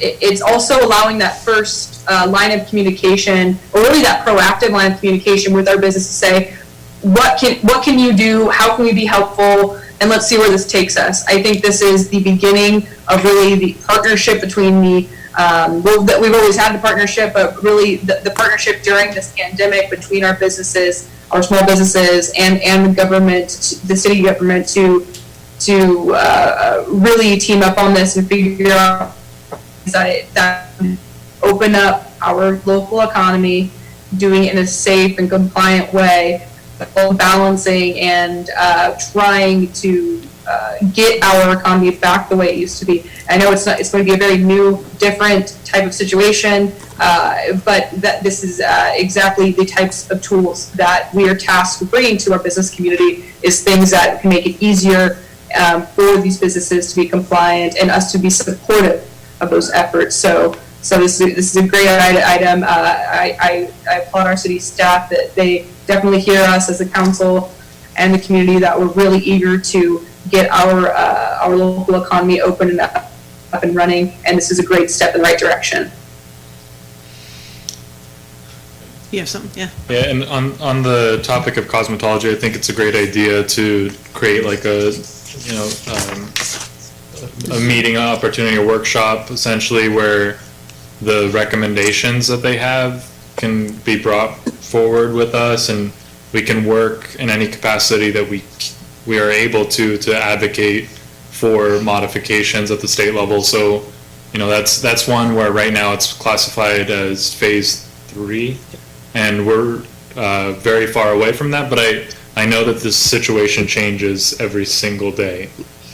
So, bear with everyone as they struggle through this, and if there's opportunities to advocate for some of these businesses that have been put in a very difficult position. I know that, the mayor has expressed that willingness, and I think everyone in the council really would definitely want to be able to support, if it's common sense, science-based, if we can get some healthcare experts in and involved to help support the advocating for reopening in a safe way.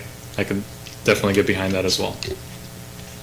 So I have a couple concerns. I worry about equity, and there are businesses that can't, on Gear Road, Monte Vista, you go on, can't really just block off the roadway. And I get that downtown has its ability, but we have to be thinking of every business. So as we start to think about this, I get a little worried because we're spending a lot of human resources trying to get them out there. Whereas in my mind, it seems more sensible for us to just kind of put that packet out there, have them have it there, posted at their place, and if there's a problem, we have an abatement, we have whomever whoever goes out to check on stuff, as opposed to spending onus time on this, trying to work through it. We're trying to be too involved, and it's going to get us in trouble. And I think for every signature that Toby puts on, it puts this, in my mind, more of a liability, as opposed to saying, okay, during this state of emergency, we're going to say, fill this out, have it available, and we'll go by and we're going to educate you if something happens, if there's something going on. But give the parameters for the business to work forward. We'll get more out of that than trying to pick on every single thing and no, not this. We can tell people no if we go out there and it's all messed up. I mean, we can do that, but I think we become too liable by putting ourselves right out there and having our initial and everything. And as we've talked about, science is important, and not one of us is going to sign with MD. So I just assume we try and not sign and just give the benefit of the doubt. Okay, these are our parameters. Get out there and make your business work.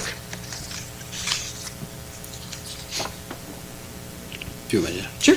One thing I would add, and then Mr. White can discuss the liability issues, but I think we do get tremendous cover in this effort with the guidance that has come out, and with CDPH on it, Cal OSHA on it, and that guidance specifically putting those parameters in place about encouraging the outdoor dining, encouraging those outdoor activities to ensure the maintenance of 6-foot separations. So I think that does provide us some level of security in the fact that this is coming from the state and really asking us to go in this direction. So we're giving those guidelines, the state's giving the guidelines, the county's giving the guidelines, and then the city's going to give the guidelines. So if we give them this application, say, keep it posted at your business, and obviously we want to make sure that you're considering the width of a sidewalk, 6 feet separation, 1 entry, 1 exit when they're going around. I mean, we can make it so that people, these are smart people. We don't need to make it so much work for us. We don't have that many people to do all of this. And it's better to just go out and check on people when there's a problem, as opposed to trying to sit there and go through each thing, I think. Yeah, I can get behind that. The idea of maximum flexibility is what we want to put out there, and reduce strain on our staff if possible. It'll be an abatement process where we will, when recognizing that there are instances where safety is an issue, our staff will go out and proactively communicate to those people. But I do think that if we do have maybe if something is an application process, the street closure is something that we can... Something bigger, yeah. So the parking lots, go ahead and take them over. I don't care. We got so few cars out on the road. We need to provide circumstances that stimulate the economy. Be as creative as you want. Get rid of all of the parking requirements on any business that doesn't want to follow them during these times. Make it a pedestrian-oriented city, and I think that if we reserve and introduce a application process specific to street closure only, that's something I could support. That makes sense. If I could, so just from a liability standpoint, I get a little bit concerned about, it's great to be reactive. I don't want to be us being reactive because somebody's gotten ran over in a parking lot or something like that, because an unsafe condition was imposed by somebody who just didn't happen to know any better. And there's a reason that we require people to go through a permitting process, which is to make sure that what they're being done is well thought through and things of that nature. So I mean, there's ways that we could probably continue to refine this and make it even more streamlined. But the blanket idea of, from a liability standpoint, it does make me uncomfortable. The idea that somebody could just go in and appropriate a parking lot and start using it for a certain purpose without any kind of oversight. And next thing we know, we got a fire truck, responding to an accident. It also, I think I would be concerned about neighboring business potentially trying to use the same parking lot and getting into potential disputes as to, well, I claimed this parking lot first. So those would be the only words of caution that I would give council.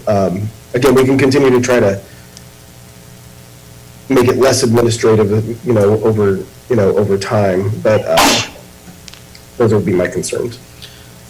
And the other piece is the... If I may chime in here for a second, one of the concerns I have with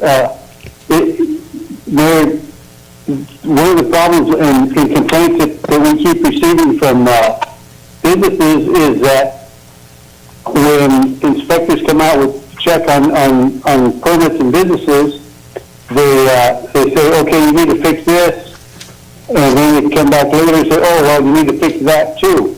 So, that kind of, most of our businesses are not in favor of that kind of behavior. So I think the more information we give them in the beginning so that they can get started and get going, I think it's going to be better for them than to have us come by and say, oh, wait, you did it wrong. That's kind of a,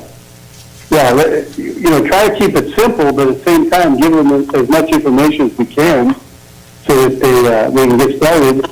And they don't have to worry about somebody coming up behind them and saying, no, you did it wrong, redo that.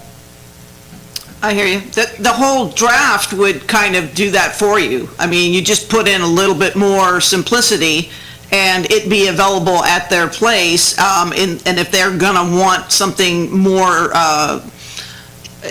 larger, say a street closure, then that's when we do it.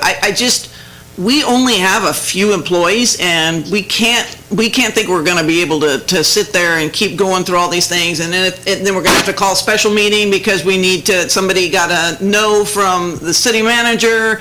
And so they want us to come back. We gotta be a little bit flexible here. They have their insurance, if their insurance is even gonna cover it. So we need to do what makes sense, but it's gotta be just kind of like at some point, here, you know what, you want to make a living and we want to help you, so here's your guidelines, have it posted, and we'll work with you. If you want something more than that, then submit the full thing for whomever.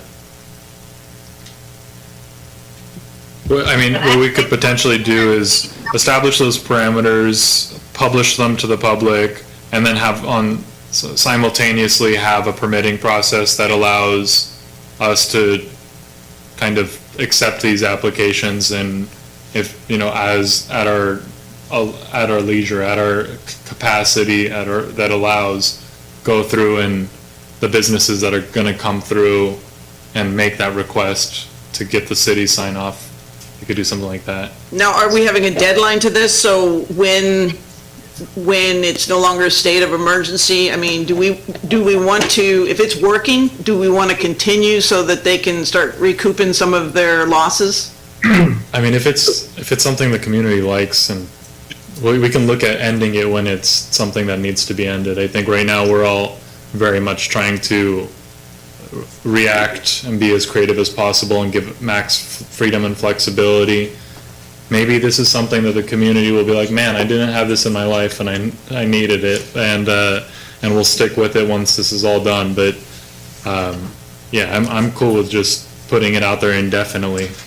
Well, could I just interrupt? So because it's an urgency order, it would have to terminate with when the declaration of emergency goes away. So we would have to readopt it in a more permanent fashion, at least those components that you wanted to keep for it to survive. Yeah, if it works well, right? I mean, we're going to get a few-month trial period, right? If it works well, then this would be obviously something we would learn. Obviously, we're going to learn some lessons and learn some things that work and don't work, and be able to consider it on a bigger scale, likely. But we'll learn. There's also challenges with liability, and ADA is something we're always concerned about. Last thing you want to do is create liability for a business when, we're trying to help them, but in turn, just because they missed something, create a liability for themselves. That's the last thing we want to do. So considering liability, Mr. White, where on here do they prove that they have insurance? So, are we going to pick it up if they don't have it? Is that, most places do, but if their insurance doesn't cover it, how do we equate that? Well, all we're doing is granting them what is effectively, and I'm going to, for purposes of explanation, use this word colloquially. So we're granting a variance from our existing land use restrictions. So when a business moves in, there's specific parking requirements, there's specific requirements on whether or not you can use a sidewalk, certainly requirements and extensive vetting that goes into closing streets. So this allows us to suspend or eliminate temporarily some of those requirements so that those folks can use it. So the reason that we have the ordinance on the books is so that it officially lessens, eliminates, or reduces those land use requirements that they would otherwise be subject to. But they would still be required to check with their own insurance, apply for any additional permits that they would be required to get with, like environmental health, things of that nature. And as a property management owner, I would be more inclined to help a business with a city manager signature on it than not, because you're going to run into landlords that are not going to allow this on their properties. So we need to have businesses with a plan, and the city needs to okay this so that we can go in with, the other side of the coin, which is the property owners, to make sure that this is viable.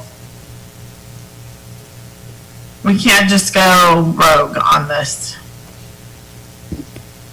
That's a great point relative to tenants, owners, those whole conversations, and in some cases where we own the right of way, right, when it's a public street, we're involved in that process, but you're, to a shopping center, which is going to have multiple tenants with maybe conflicting needs, they're going to want to see that approval process too. So it does provide us, that basis.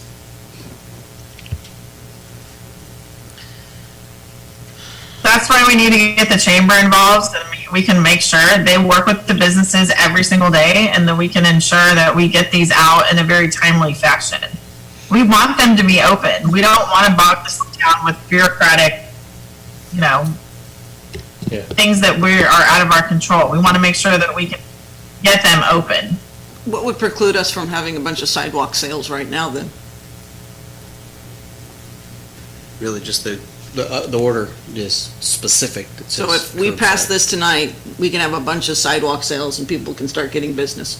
No. It'd be a mass gathering. Yeah, that'd be a mass gathering. We have to make sure we're consistent. Right now, curbside it's curbside delivery only. So when would it be applicable then? So as soon as we get into stage 2B. So the idea is we're doing this now so that we can get the businesses teed up and ready to go. So as soon as that green light goes, they're able to move forward quickly and not wait and have to react. Right? This is prospective planning. We've already gone through their applications. Correct. Right. And theoretically, we could have the situation where a retail shop puts their items out on the curbside or on the sidewalk that essentially allows like expanded window shopping by driving, where you can place curbside orders over a phone. It's the maximum flexibility and innovation. It's the idea within the confines of what we got right now. It's also allowing these businesses to start having these conversations with the city before these restrictions are even lifted. And I think Doug hits a really good point that the problem is that these restaurants, these businesses are going to have a capacity issue. Even once these things are we enter the next phase, there's still going to be social distancing protocols that are going to be mandated, causing the capacities, the customer base to essentially be cut in half, in some cases probably even cut down to a quarter. So we're eliminating our drawbacks as a city by saying, hey, the typical landscape around you that you don't typically have access to due to our agreements, parking lots, public right-of-way areas in front, we're going to make that we're going to lift those restrictions if you can show us that it's a compliant business operation that we can help you get ready to open your doors as fast as you possibly can. I think it's proactive, and anything else that would allow these businesses to try to fend themselves and work through these state, because we've lost the county to help regulate this. Any of the state's guidelines for these upcoming phases, the worst thing that could happen is they try to start creating these outdoor operations, creating these operations that address these capacity issues, and then as a city, we would have to come out there and tell them that it's not correct or it's not in compliance with our guidelines. This is to eliminate that breach of communication. It allows us to be really team players here, and I think it's a fantastic first step to create those lines of communication and feel supported with our businesses. It's really proactive. I think being reactive here is will bring much more harm. So, Mr. White, what is it that you can do in reference to the verbiage that will help with the CUP portion of that? Mayor, kind of consistent with what Mr. Rhoda said, I think it would be fine just to make a reference that this would not affect any condition in a conditional use permit or jeopardize a conditional use permit. So I think that language would be appropriate, and I think to clear up some of the other issues that we've heard, I think maybe just a reference to the state guidelines as opposed to this will just be operated consistent with the state guidelines for the type of business that's being operated would be sufficient, as opposed to some of the other language that I think Mr. Franzen identified as creating some confusion. So the prohibitive stipulations. Yeah, I mean, I think it's fine the way it's worded, but I understand where it's coming from, and so I think that now that we actually have guidelines that were published this afternoon, particularly as it relates to restaurants, I think it would be sufficient just to default to those. I think it eliminates that confusion. Okay, so Madam Clerk, do you have that all written down perfectly? I mean, we don't have a motion, but we can record it. So. I talked to the Turlock Journal about Christina, and she said, for our big retail operations, if we can start making appointments for shopping and start thinking outside the box in those capacities, that might be something that we can, mitigate faster than what, the state is doing. So we need to think outside the box on our bigger box stores as well, not like Costco and Target, but other shopping entities where you're making appointments, or you're making appointments for the smaller shops to go in, where you're mitigating more than 10 people going in. So we have to get creative too to help our businesses. I would hope they'd be doing that themselves. But anyway, so we don't have a motion yet. What are you looking at, guys? Do we have it written down pretty well over here? Thank you, Mayor. When it comes time after there is a motion and a second, I will read back the title. What happened? Move to introduce the ordinance. Okay, we have a motion. Can I just clarify, council member, that is that as amended with the? As it's about to be read. Is that right, Gil? As it's going to be read by the clerk in a minute? Absolutely. Okay. And I'm sorry, who was the second? I'll second. Thank you. All right, clerk, what do you got there? Thank you. For the first ordinance, I have waiving reading and introduction of an urgency ordinance, reading by title only, waiving further reading and adoption of an urgency ordinance of the City Council of the City of Turlock, authorizing the outdoor operation of a qualifying business, restaurants, wineries, breweries, and bars pursuant to a special temporary outdoor operations permit, and granting the city manager temporary land use authority to implement the outdoor operations permit, with amendments to include language that this ordinance will not affect any conditions of a use permit, and to also include any references to applicable state guidelines. And I will work closely with the city manager and city attorney regarding the content of that additional language. And that verbiage will be the same for the letter G. Are you still giving the same motion for both of them at the same time? Yes. I'm sorry, F and G. E and F. We got it. E and F. What do you mean F and G? What? Sorry. Excuse me again. Sorry. E and F, yes. All right, and the second, Becky? Yes. All right. Okay. Clerk, call the roll, please. So this will be for the first ordinance. So Councilmember Larson? I thought we were doing them together. Have to read Yes. both of them. I can- Sorry. Okay. Councilmember Ariano? Yes. Councilmember Nazrati? Yes. Councilmember Esquer? Yes. Mayor Bublak? Yes. First one passes 5-0, and we have to do it again because the ordinances have to be done separate. No. Do we have to go through the discussion questions the whole way to go, or can we just make a motion? You can make a motion. I move to introduce ordinance 8 F. Seconded. Okay, we have a motion and a second.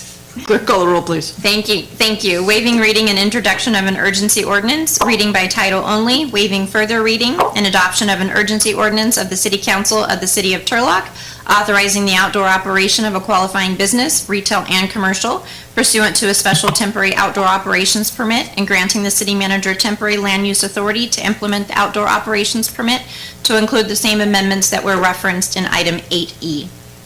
Councilmember Larson? Yes. Councilmember Ariano? Yes. Councilmember Nazrati? Yes. Councilmember Esquer? Yes. Mayor Bublak? Yes. Passes 5-0 on both of them.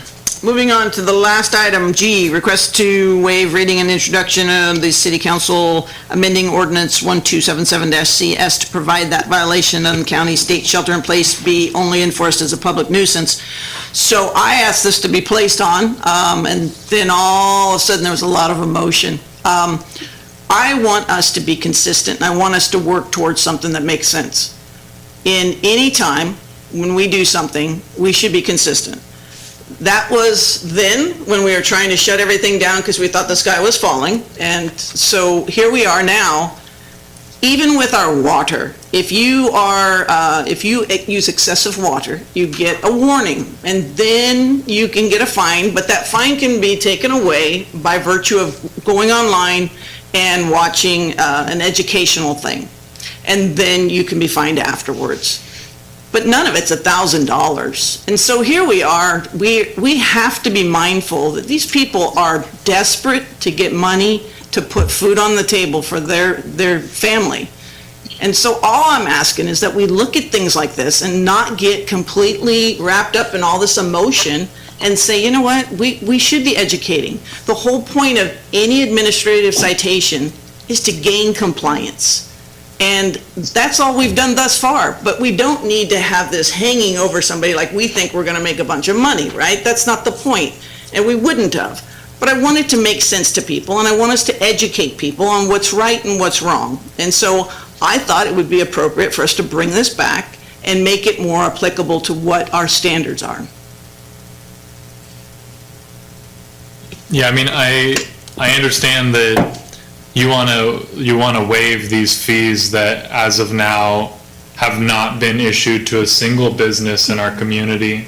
In an instance where we've reached 100% compliance with our law officers communicating and working with our businesses. So from a practical perspective, it is operating exactly as we intend. The thing that you want to have happen, where we don't have this fee that we can scare people with and say, we're going to use this. We're not an authoritarian regime.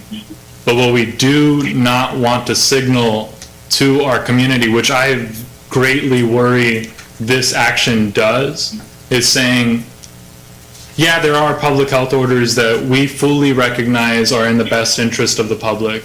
And yes, we want you to social distance, and yes, we want you to wear face coverings when you're in close proximity. And we firmly believe that these are critical, not just to our public safety, but critical to our long-term economic recovery, because we need compliance.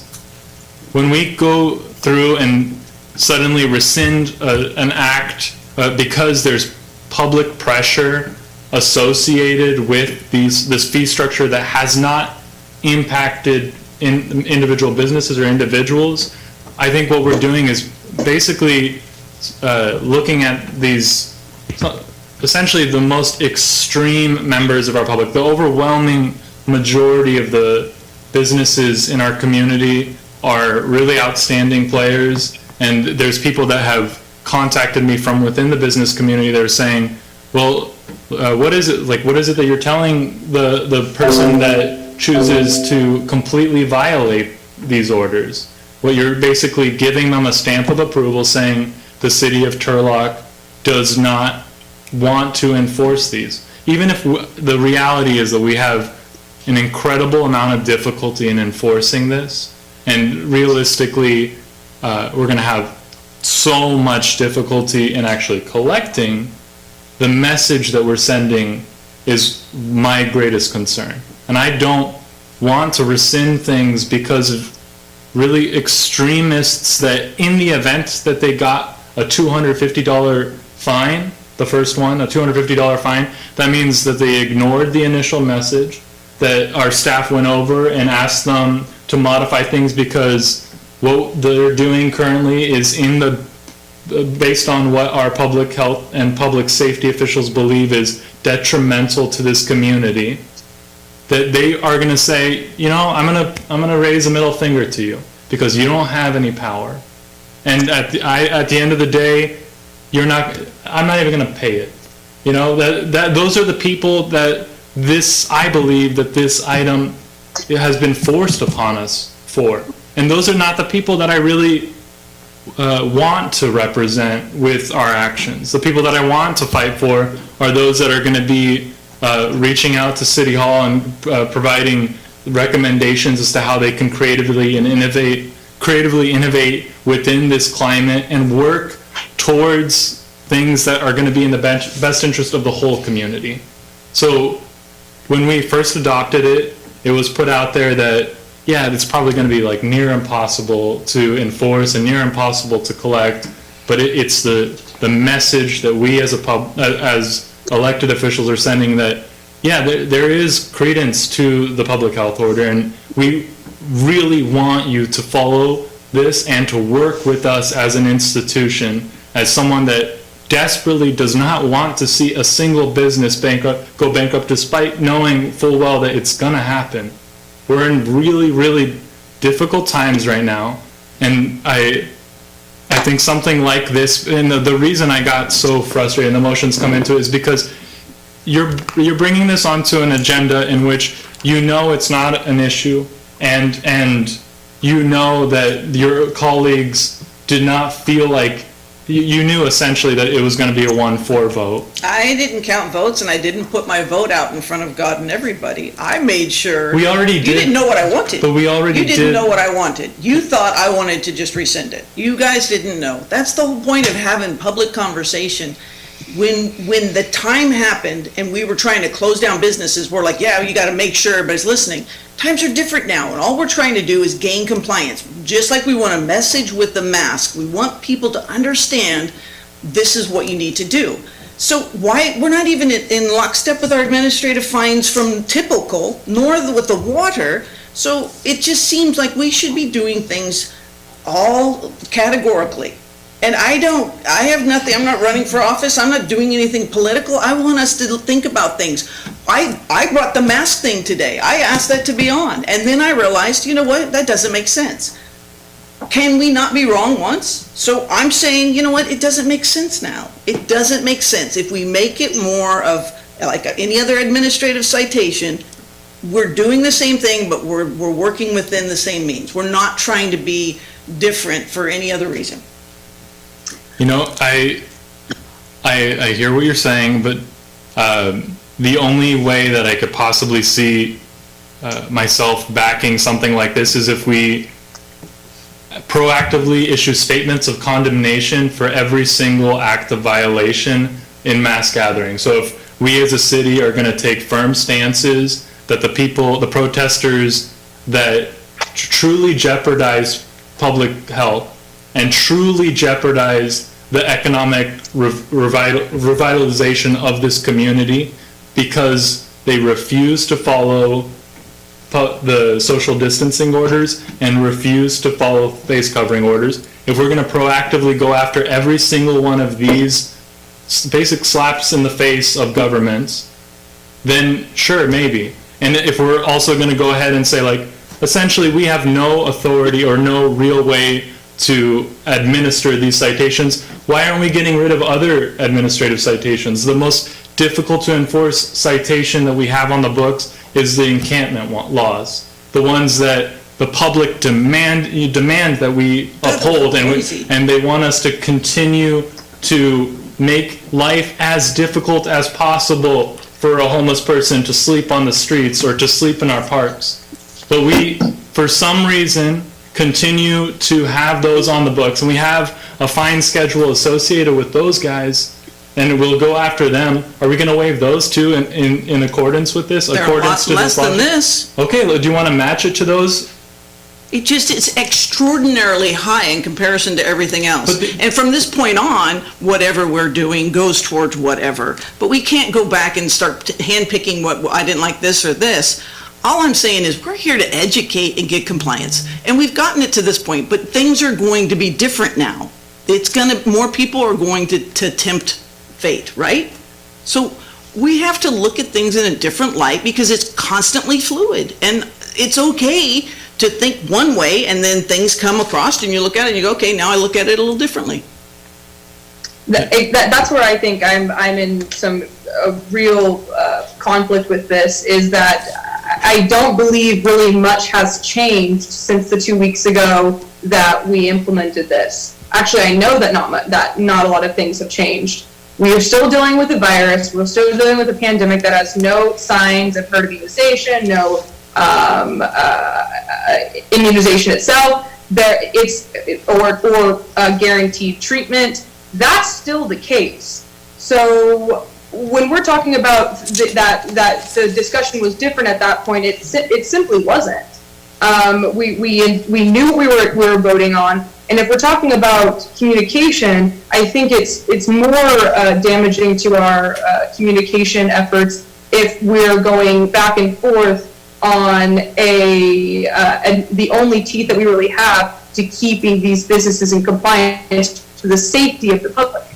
And like we've already acknowledged, I don't think I actually disagree with Member Ross-Roell. I think that it's not to enforce this. I believe that our public safety and our officers and our personnel are fully capable of making connections with businesses that are complained about and making those touch points with them. One being a warning, the next one being a letter. If they're still not compliant, the message is clear that this is what's going to keep our community safe. You must comply with it. And if there still isn't any chance for it to work together, there's 3 additional chances before it gets to that large amount of 2 additional chances before it gets to that large amount of $1,000 for these individuals. It's not everything in terms of how we can address the pandemic that's happening and the spread of this virus has not changed. Actually, we've had more deaths. So to start to peel back on the only teeth we have to ensure that our businesses, and really the respect for the businesses that are compliant, and to turn the other ones that are not, and to have those have no repercussions because of it, while our death toll is still rising daily, I think is just not, it's just not what we should be looking at right now, because nothing has changed. No repercussion. There's a difference between a nuisance abatement and what we put on the books last week. The nuisance abatement process is completely out of our hands when it comes to code enforcement, and they can shut businesses down rather quickly, and we are not in the business of shutting things down right now. We want compliance. So this totally negates everything that we're trying to work towards. When you do code enforcement, you have a whole nother set of rules and a whole nother set of guidelines that you have to follow. That's not what we were trying to do. And if I may, public nuisance is like Council Marion acknowledged, it's more harmful. It potentially can be more harmful and more strenuous and more financially draining to these potential offenders that would not want to comply. The administrative fines are exactly that, a fine. That was precursed with warnings, with conversations, with in-person visits. It's to the point that's where if anybody, like so far we've had 100% compliance. If anybody were even be subject to the first offense, the $250 fine, they would have to have been in complete and conscious defiance of what not only our city is trying to get done in terms of keeping our numbers down so we can enter to the next phases, it's also ignoring the state law and also the federal law that is telling state people to listen to their state governments in terms of trying to contain this virus. You do realize that just today the county said we're not going to go after anybody except for large groups, and we're still sitting here trying to be different and make it excessive. All I'm saying is let's be more on the proactive of it's still administrative citation. I've done a million of them. I was a cop. I understand exactly what it means. We're not trying to make people end up with freaking criminal records. We're trying to make sure that people are listening and that we're doing the right thing without being like a fear tactic. It's just not necessary. I just don't see why we can't lessen this to make it more, we're working with you. We're trying to work with them on all these other things. Why can't we work with them on this? Why is this the hang up where, oh my God, we made this decision, we cannot erase it? That's all I'm asking. And I think that the administrative, I'm sorry, Councilmember Nasrati. The administrative fines this item is asking us to make it a public nuisance, which would be. I didn't ask that. I didn't ask that to be that way. You all decided what that meant. I didn't say that. I asked for it to come back to the thing, and you guys said I don't want it on. All I said was, let's just talk about this. And that's where I came. If you'd listened at the beginning, I know you guys were very, very angry, but if you just heard me, I'm saying, let's just lessen it. I'm not asking for it to be something different, except for reducing it and making it what we're trying to work towards with everything else we do, whether it's using too much water. That's what I was asking for. What's on here? Yes, my name is stamped on here, but I didn't sign this agenda. I didn't sign the workshop for tomorrow. I don't know what shows up on this until it shows up for us. So don't put me accountable to all this stuff. I'm just trying to ask you, as I laid it out just now, this is what I think we should do. Don't read what this says here. Listen, I'm being as honest as I can with you guys. I'm not trying for something special. I'm just trying to be consistent. And what I want to make sure happens at the conclusion of this meeting is that we don't ruin any goodwill or create any sort of impression that this council is divided.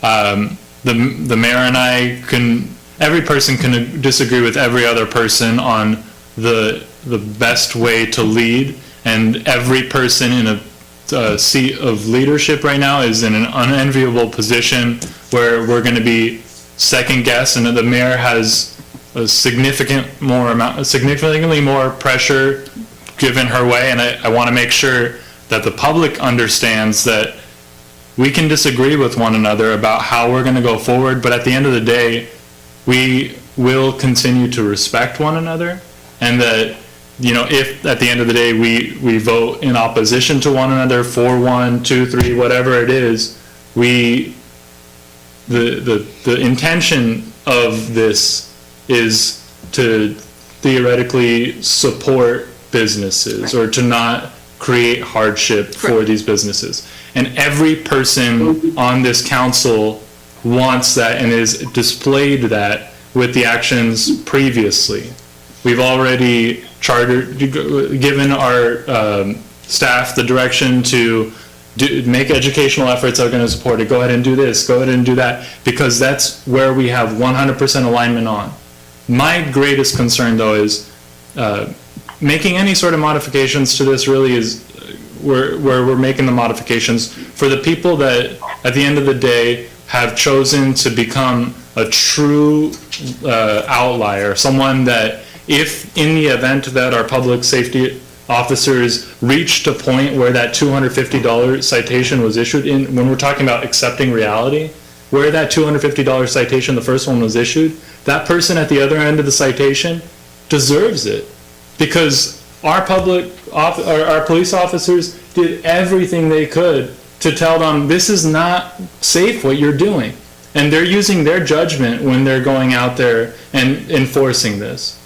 We're not putting a burden on our community. This has not been enforced on, and the overwhelming majority of our businesses have been incredibly cooperative and patient and have endured a hardship that none of us want them to experience. So I don't feel there is a need to revisit this, and I understand that I regret any sort of words that I said driven by emotion, but I just felt like you put us in a very difficult position where we were going to look like we were against the public. We were against the business community, and that's not at all what these fines are. No. These fines are not in opposition to our business community. Nor is mine. And that was just it. We have these conversations for the people who are listening. We had a Zoom call, and we're allowed to have that. But we're not there to make decisions without you present. And so for me, transparency is a big deal. And so I was like, I want to put this on, and everybody got really super mad, and then you read the paper.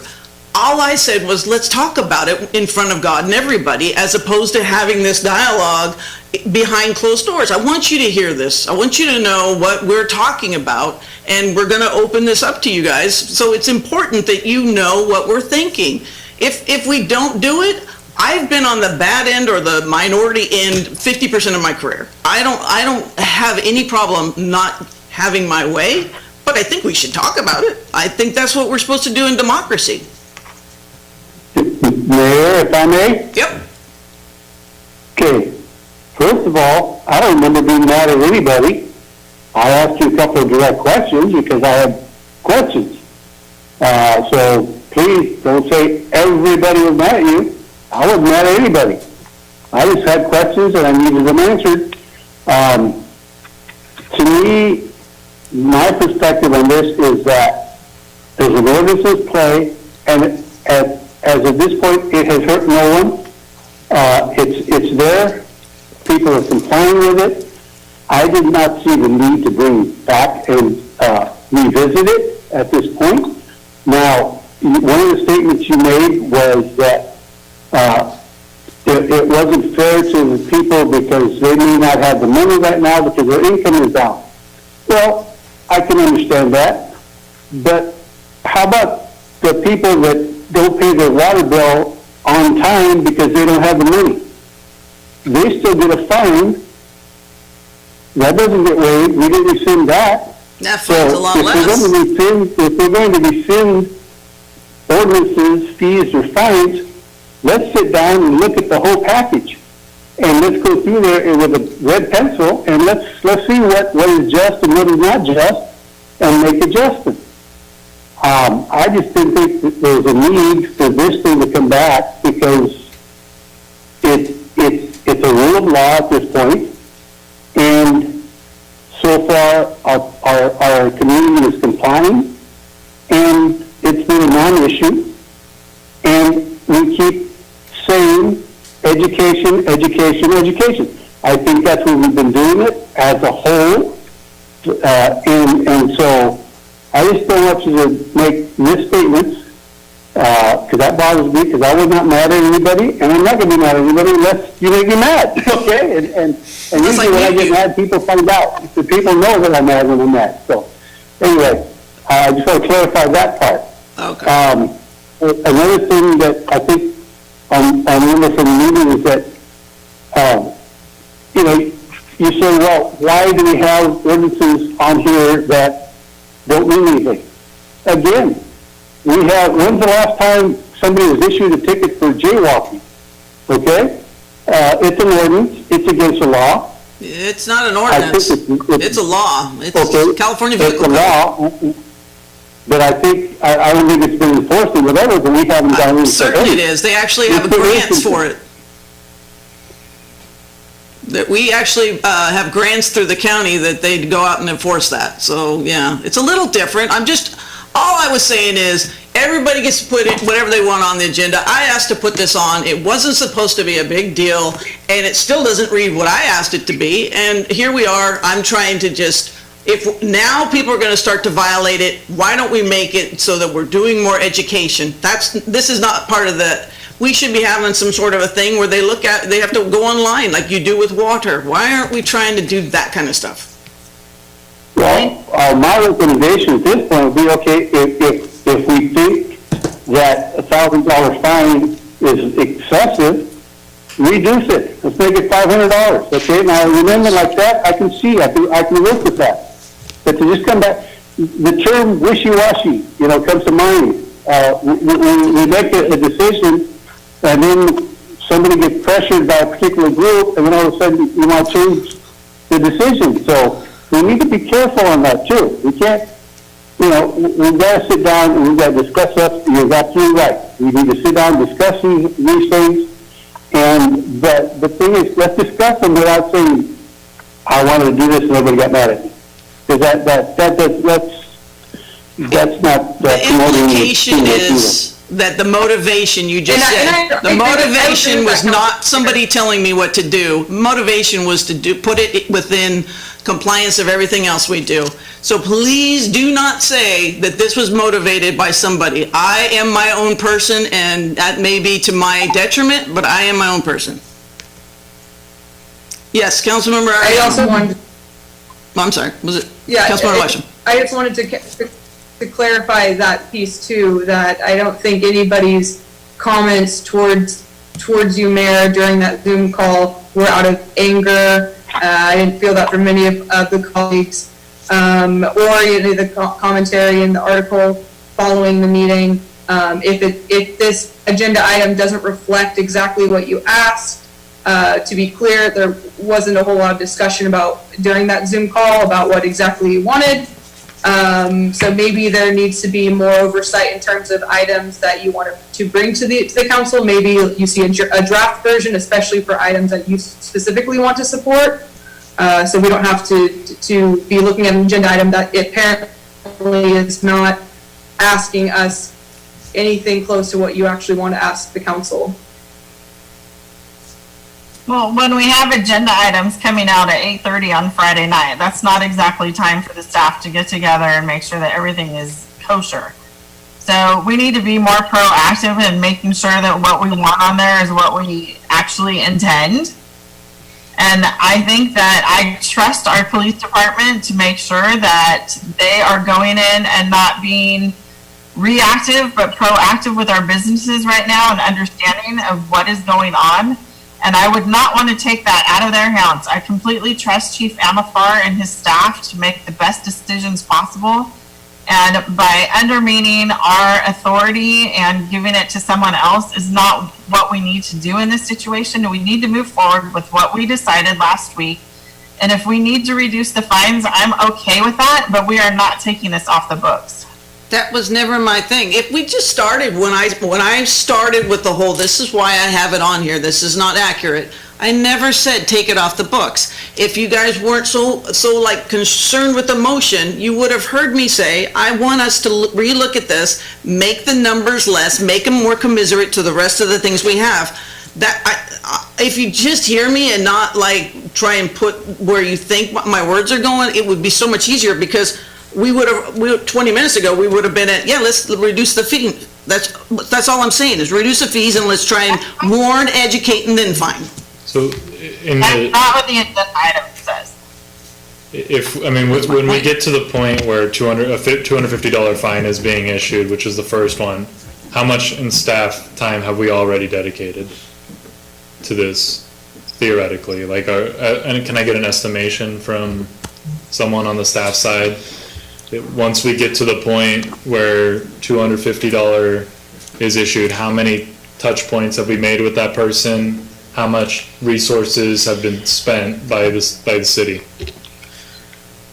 $250 fine, we would have at least 4 touch points by that point, at least, from a likely a call and a complaint, a visit, a letter, a warning, a citation. So I'm thinking there's 4 touch points. So, depending on where they're in the community, you're probably talking a half hour per touch point max, right? So it's a couple hours of staff time, depending on the circumstance. I'm looking at the two chiefs to see if that, And what's our administrative normal? What are those steps? Monetary wise? 100, 250. Yeah, so Right. we're Right. both playing tag here, and we're closer than 6 feet, so. Yeah, mass, quick. They already work I've in the got same my building. face facing the They other work in way. the same building. So administrative citations are covered under the Municipal Code, Chapter 2-11, where they're applied to everything pretty much in the municipal code, except those areas that are specifically identified with different fee structures in regards to fines. So having said that, before we issue the first one, we go through quite a bit of processes, as the city manager said, and the fire chief can allude to. Our members not only reach out with a letter, then a personal contact, and usually a third contact before a citation is issued. But when the citation is issued, at that point, it goes into a process where the individual has a right to an appeal, and that appeal process comes back to your officer that's going to be appointed by either myself or the fire chief to hear it. And from that appeal process, it goes through another administrative process to the city manager. And then finally, if they still want to fight it, then it goes to court. And then the city attorney gets involved also in a bunch of these administrative citations. So the cost to the city is much more than what the administrative citation is going to yield. The idea is not for the city to get rich on it. The idea is for compliance. So I would offer out, just in regards to what the mayor said, and where all of you are going as a point of maybe compromise, that if you wish to, look at a reduction in the fees to mimic what we currently have in the administrative citation section already outside of the resolution you folks passed in regards to COVID-19 specifically. So you can do that if you want, but just throwing that out for you guys to think about. Chief, you got anything to add to that? Don't use the same mic. So Mr. Willis was right. We also start, everything we do is complaint-driven at this point. It's education, education, education. We start with even a phone call, to see a drive-by to see if they're open. We educate every single time. I didn't mean drive-by, but, it's all about education, and we have got great compliance from it. The idea is we don't want to find anybody. We absolutely don't. We just, it's educate. However, if it gets to the point where, there's, a bar or place that has 1,000 people in there, this is a tool. So, you're talking specifically to COVID, but it's administrative sites are something we use in the city to gain compliance after we educate. I messed up and didn't open the public, so. Just want to clarify. Go ahead. What we see from a staff perspective for this consideration this evening is really three options. The staff report is, again, we had a COVID briefing that went till, late on a Thursday night. We had Friday to try to put 4 new items on an agenda, rapidly changing. Yeah, exactly. So a lot of work, and then, obviously this evolving process that we're all living in. So really we see 3 options. You leave the ordinance as is, revise the ordinance to different dollar amounts, or you eliminate the ordinance. The nuances of these other situations get complicated as well. So that's really what we would see as the 3 options, and Doug obviously can chime in, but for that discussion, that's really what I would see as the three options for consideration this evening. Okay, let me open it to the public real quick. You still with us, Madam Clerk? Thank you, Mayor. Mr. Franson, you're on the line. Yes, so when I saw this agenda item come up, I had also heard some behind-the-scenes information, which I usually don't really pay attention to because I hear so much that ends up not being true or also not relevant. But hearing Councilman Andrew Nazrati's statement and his emotions come out and trying to say this is political. I did hear, and I want the public to know, I did hear behind the scenes talk that this was a political move by the mayor. I also heard talk that she was doing something for me or the people that are associated with me or the people that are associated with the rally or the people that are associated with pro-business or, I mean, you go ahead and pick a group, but it was Nazrati that's making this political, and this has happened before. He presumes and starts telling everyone that the mayor is actually working for someone, and he literally had discussions with me in the past, and I backed off from even communicating with the mayor to say, okay, you guys need time to get together, and the council hasn't gotten together. So again, I hear these rumors again before this, and it's not true, and actually, I'll just say it. I haven't had communication with the mayor much at all, except for critical messages of needing more communication and leading.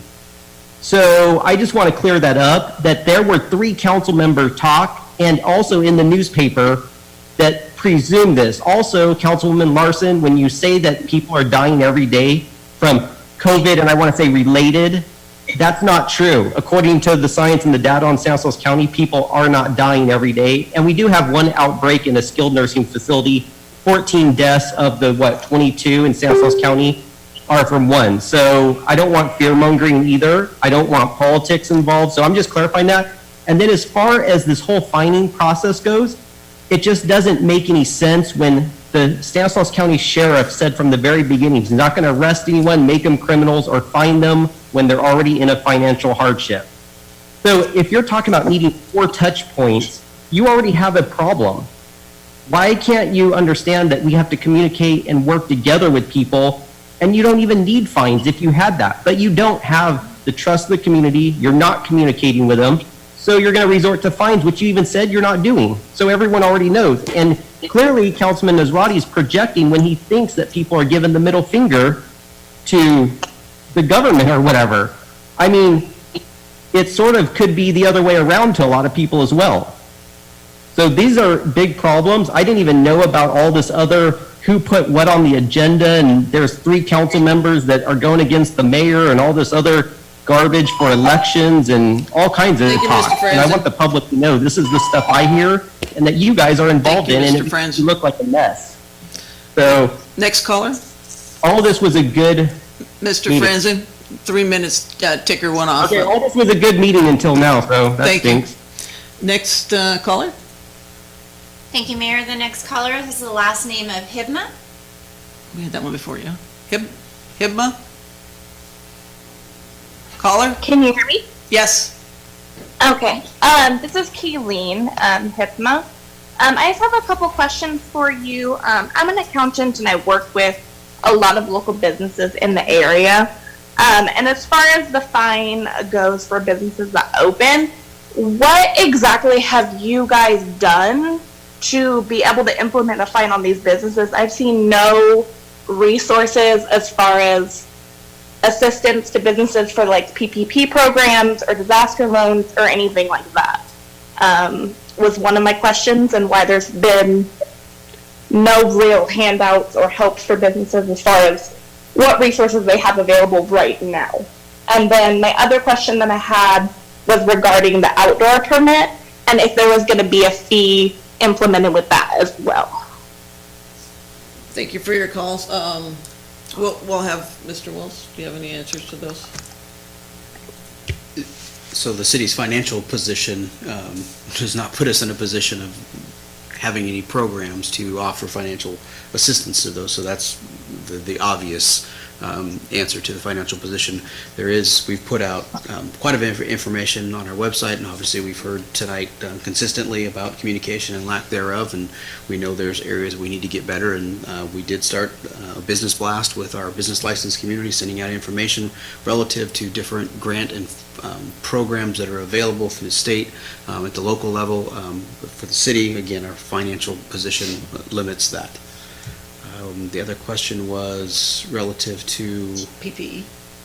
Fees for the program, yeah, they haven't been identified So what that would. the application Yeah, the wouldn't be a- application process. right. Wouldn't be a fee. Yeah, we're not anticipating. We're trying to cover as much of that as we possibly can. Thank you, caller. Next person? Thank you, Mayor. At this time, I do not have any other member of public that would like to address the council on this item. They all went to bed? Thank you. All right, I will close the public hearing and bring it back to council. What's the will? Are you muted? Councilmember Scarrett? No, I'm not muted. I thought you were calling somebody else, sorry. No, I'm asking what you guys want to do. Okay, yeah, I was just say, at this time, I would, like to recommend that we modify and, go with the chief's suggestion that if you want to do consistency, let's do the same, level of fines that we do with everything else, the administrative fines. So that way we're consistent and we're still, we still have something on the books that's necessary at some point, because it may be. It may not be. And Chief, that's what, 150? I want to say something before we got a second on that. I don't think that we should be lowering these fines right now. I think that we voted on them. We knew the amounts that we voted on. We need to equip our officers with tools to encourage these business owners to have a conversation with us. And I think that making sure that these types of fines for the specific situation, for the time frame we are in right now, it is important that businesses comply. And it's important that businesses do comply, feel supported from the other ones that don't. And a smaller fee, $100 for the first offense, I wouldn't be surprised if that will lead to people just kind of dismissing that and looking to maybe pay officers to go away, even though they'll be coming back a second time. So I don't think there's been enough that has changed since the initial time we voted to approve this fine schedule to encourage us to revisit it. So I would encourage to not. Well, I'll make a motion that we reduce it to warning, educate, and then 100, then 250, and then 500. Warning, educate. Then the 100, 250, and then 500. And so we would reduce the number of touch 250? points. 100? 200 and 500. Okay, my bad. I So think I would missed. we be reducing the number of touch points that we are making with people prior to the initial fine? Because it sounded like with this particular one, no, it's the same. So Council, I wouldn't get into that level of detail. I would only get into the fine schedule. You have our process that's kind of laid out, but I wouldn't go into it. I don't want to try to codify. Yeah, okay. The execution. The fine is. The fine is the fine. But at the same time, we understand your direction is to educate, as we've been trying to do. Okay, it's gonna die for lack of second. Okay, what do you guys want then? I move to vote this action recommended down.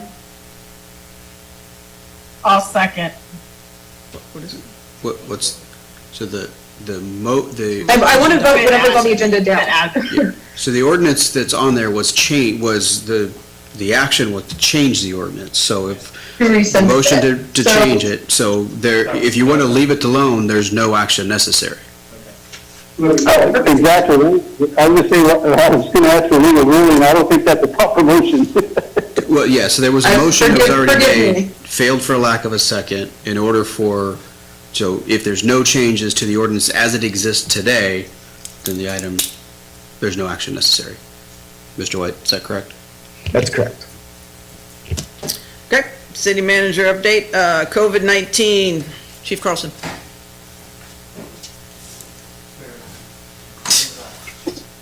Uh-oh, he's on the mute.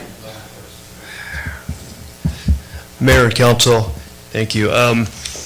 Normally I have a more robust COVID report for you, but we have talked about a lot of these things today, and not knowing what the county was going to do and the state was going to do, I think I'm just going to change it around a little bit and stick to some of the facts we talked about. I hear communication is a big thing. I just want to remind people that there are a lot of good tools up on our website in both English and Spanish, directing you to other places.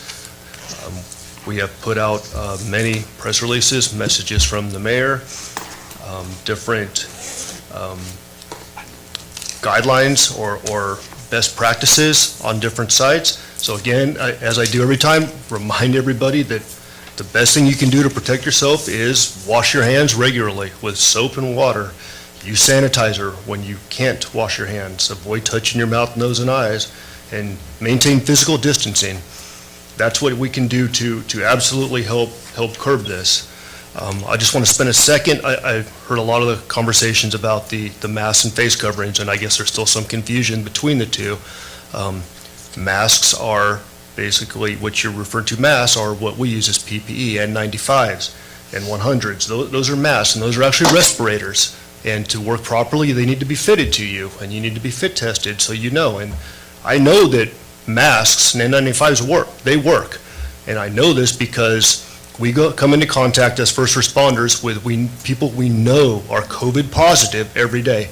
We are in Turlock Nursing Rehab a lot. And yet we wear this PPE, and there are no first responders currently that have contracted COVID-19. So you know that works.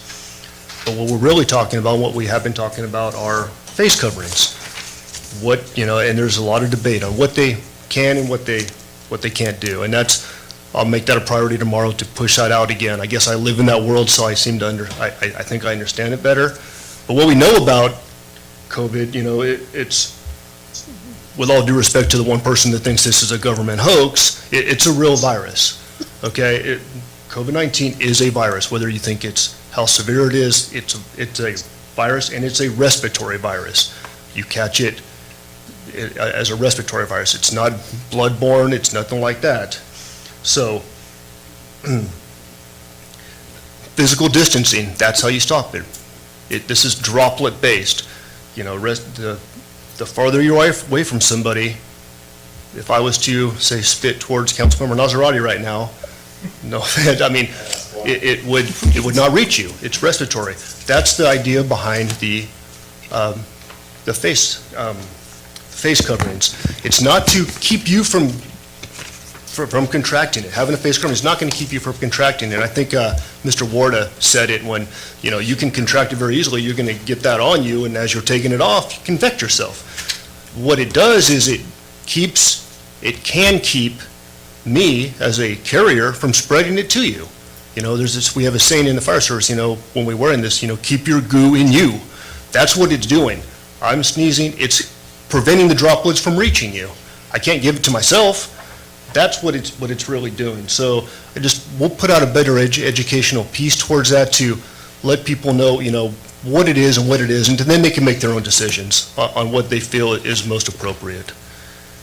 So that'll be forthcoming. Beyond that, I'll give you the update on the finance side, what we spent so far. As you know, the council allocated $500,000. We're not going to approach that at all.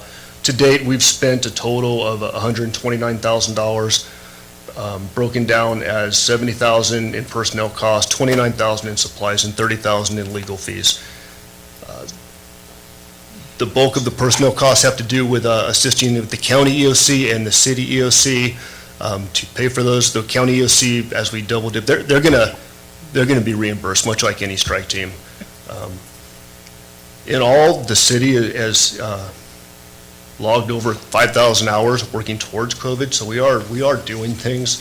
We are constantly thinking about the best ways to help the city, and Mr. Wells, what he calls his engineer brain, coming up with the idea of the outdoor spacing. I mean, anything we can do. The city does not want to keep businesses closed. Absolutely not. Nobody here does. Everybody's ready for this to be done. So, but it is still here. Stats as of today, 4:30 today, there's 517 confirmed cases in Stanislaus County, and Turlock is leading the way, unfortunately. 22 deaths. We've had 380 recover, which means, out of those 517, a lot of those are no longer active. And there've been over 7,500 negative tests. So people going in for these testing, most of the time it's not COVID. And I heard we mentioned the sites in the county that people can get tested. They're underutilized. They've lowered the restrictions. If you feel you have some of these symptoms, you can get tested. Absolutely can. Keys is not that far.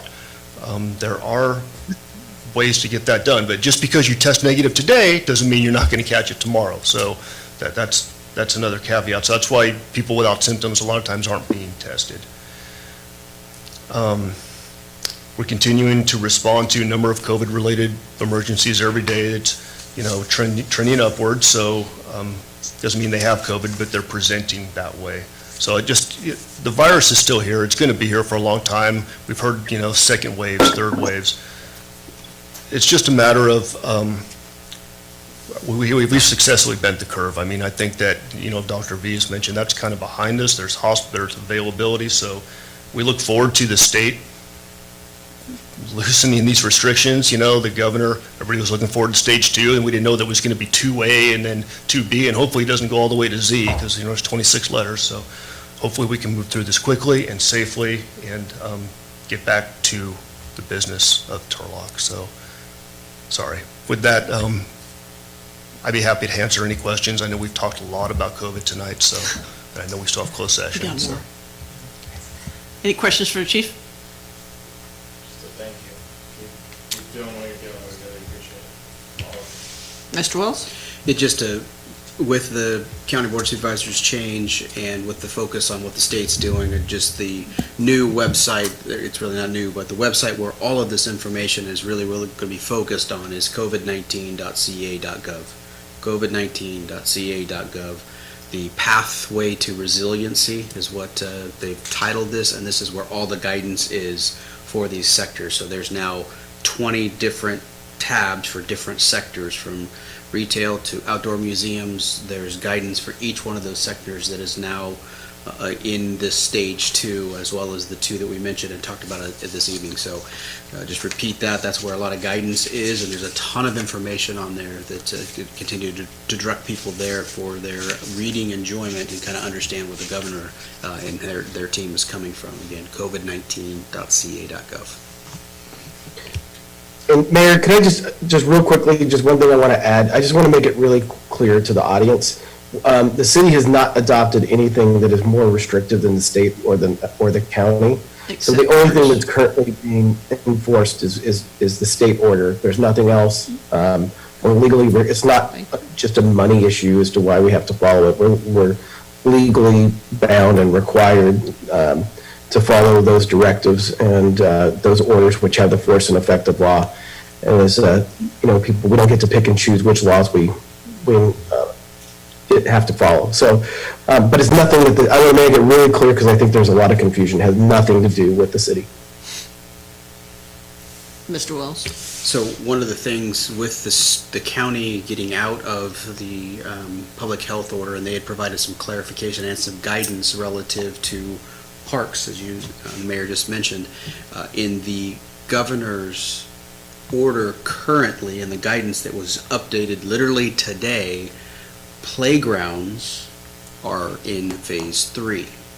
So we are fortunately consistent because we've opened park and grass areas. That is completely okay with the state order, but the playgrounds, the order and the information that is out there today, playgrounds are not allowed to be open under the current order. So we are consistent, and there's going to be some cities that are inconsistent because they have opened up playgrounds, again, under the guidance of the county health official, but now with the governor's clarification with the order that he just updated, we're consistent, but that will necessitate us continuing to keep our playground areas and picnic areas closed until we get to stage 3 or they revise the order. Okay, you had any other comments? That was. Oh, I'm sorry. Go ahead. I'm opening it to the public. A member with the last name of Costa? Hi, can y'all hear me? Yes. Okay, so I had a couple questions. So, one, I think to the fire chief, is there any concern for first responders being furloughed here in the city of Turlock, or any issues with them getting their hours cut or being effective currently right now? And then also, is there anything we as residents can do to kind of help with this situation at hand? Like, is there any volunteer opportunities or anything to kind of help out the city or first responders or whatever? So as far as I know, there's no talk of firefighters or first responders being furloughed at this time. We are still available, police, fire, to respond to any emergency you have. As far as, there are plenty of volunteer opportunities within the county, people looking for, depending on what you want to do as far as helping to deliver food, this and that. If you are interested in becoming a volunteer firefighter, you can reach me. We can work out a way. We don't currently have a volunteer program, but there are places right next to us that do, that absolutely could use that. So if call my office and we can chat. Yeah, love our neighbors is the county effort to kind of organize the communities. If there's a desire to volunteer in any capacity, you could fill out a form there, and they'll direct you to maybe nonprofits or other people that are in need of volunteers right now. Love Our Schools would be another one, as well as 211 at the county that is still staffed, so somebody can call and offer in that respect. So there's plenty of opportunities Or there. become a dispatcher. We need them. We'd also have the opportunities for our parks volunteers there in the park programs. I know. Lots of opportunities. Any other callers? Well, thank you for that. I'm sorry. I apologize. No, sorry. I just want to say thank you, and also thanks. Like, you're about to be in hour 5, and I think for some of you, hour 6 of this meeting. So I really appreciate everyone still meeting and being cordial and Thanks for trying to find staying up. solutions together. Next caller? Thank you. The next caller is Mr. Franzen. Mr. Franzen. Yes, I just wanted to clarify regarding some of the stats and data, because we go over this a lot of us that speak in the community and online. There's, in Stanislaus County, the testing rate for positives is 6.4%. And the 22 deaths, I just looked, and the Turlock Nursing and Rehabilitation Center says that there were 14 deaths from their facility. And if they're the residents, which they say, then that would be attributed to Stanislaus County. So to put all this into perspective, though, I think we really have to look, which I think people are, all the way from the president, the governor. Stanislaus County is the stats and data and the science. But I just got a report for the new unemployment insurance claims for Stanislaus County, and just in about the last 5 weeks or so, we have added close to about close to about 35,000 plus people have gone on unemployment. And so I just really think that we need to take all of this in context. And when people are talking about stats, because we go over this a lot, like when there were 4 deaths and it went to 5, there were some people that said it went up 25%. That's a big difference. And then also, in regards to what the city attorney just said, I believe, not being stricter, what Turlockers are seeing, though, is that other cities and counties are doing things and even completely reopening, and that's what they're seeing. And like with the fines, it's not the fines, it was the discrimination, because people see violations in Walmart, Target, and Costco, and then a letter got posted, a warning letter to a business, but we know that there haven't been any fines in Walmart, Target, Costco. So it's the perception and the communication with people and putting it all in context, and I really think that's the key. I'll always say it, but I just wanted to clarify that on the reports of the COVID stats, and also what the city attorney said about why people are thinking we're more strict, because they see other places doing more and opening up and getting their livelihoods back. So thank you very much. Thank you. Any other caller? Thank you, Mayor. We have a member with the last name Miller. Caller Miller? This needs to be specific, these the items COVID. to the I hope you can COVID. hear me. Hello? Yes, are you there? Yes, go ahead. So I would like to say that the council has referred to business in a slightly disappointing way several times throughout their discussion of this meeting. One is that they're going to have an abatement program, which according to the dictionary is an ending or reduction, or lessening. So I think you need to be really careful in saying we're going to help business, but we're going to have an abatement program. Secondly, Councilman Nasrati had 3 separate things to say that he was willing to exchange for the $1,000, an act of condemnation for any mass gathering or those who don't follow orders, and proactively go against all of these, and wants to exchange the homeless ordinances and works for the $1,000.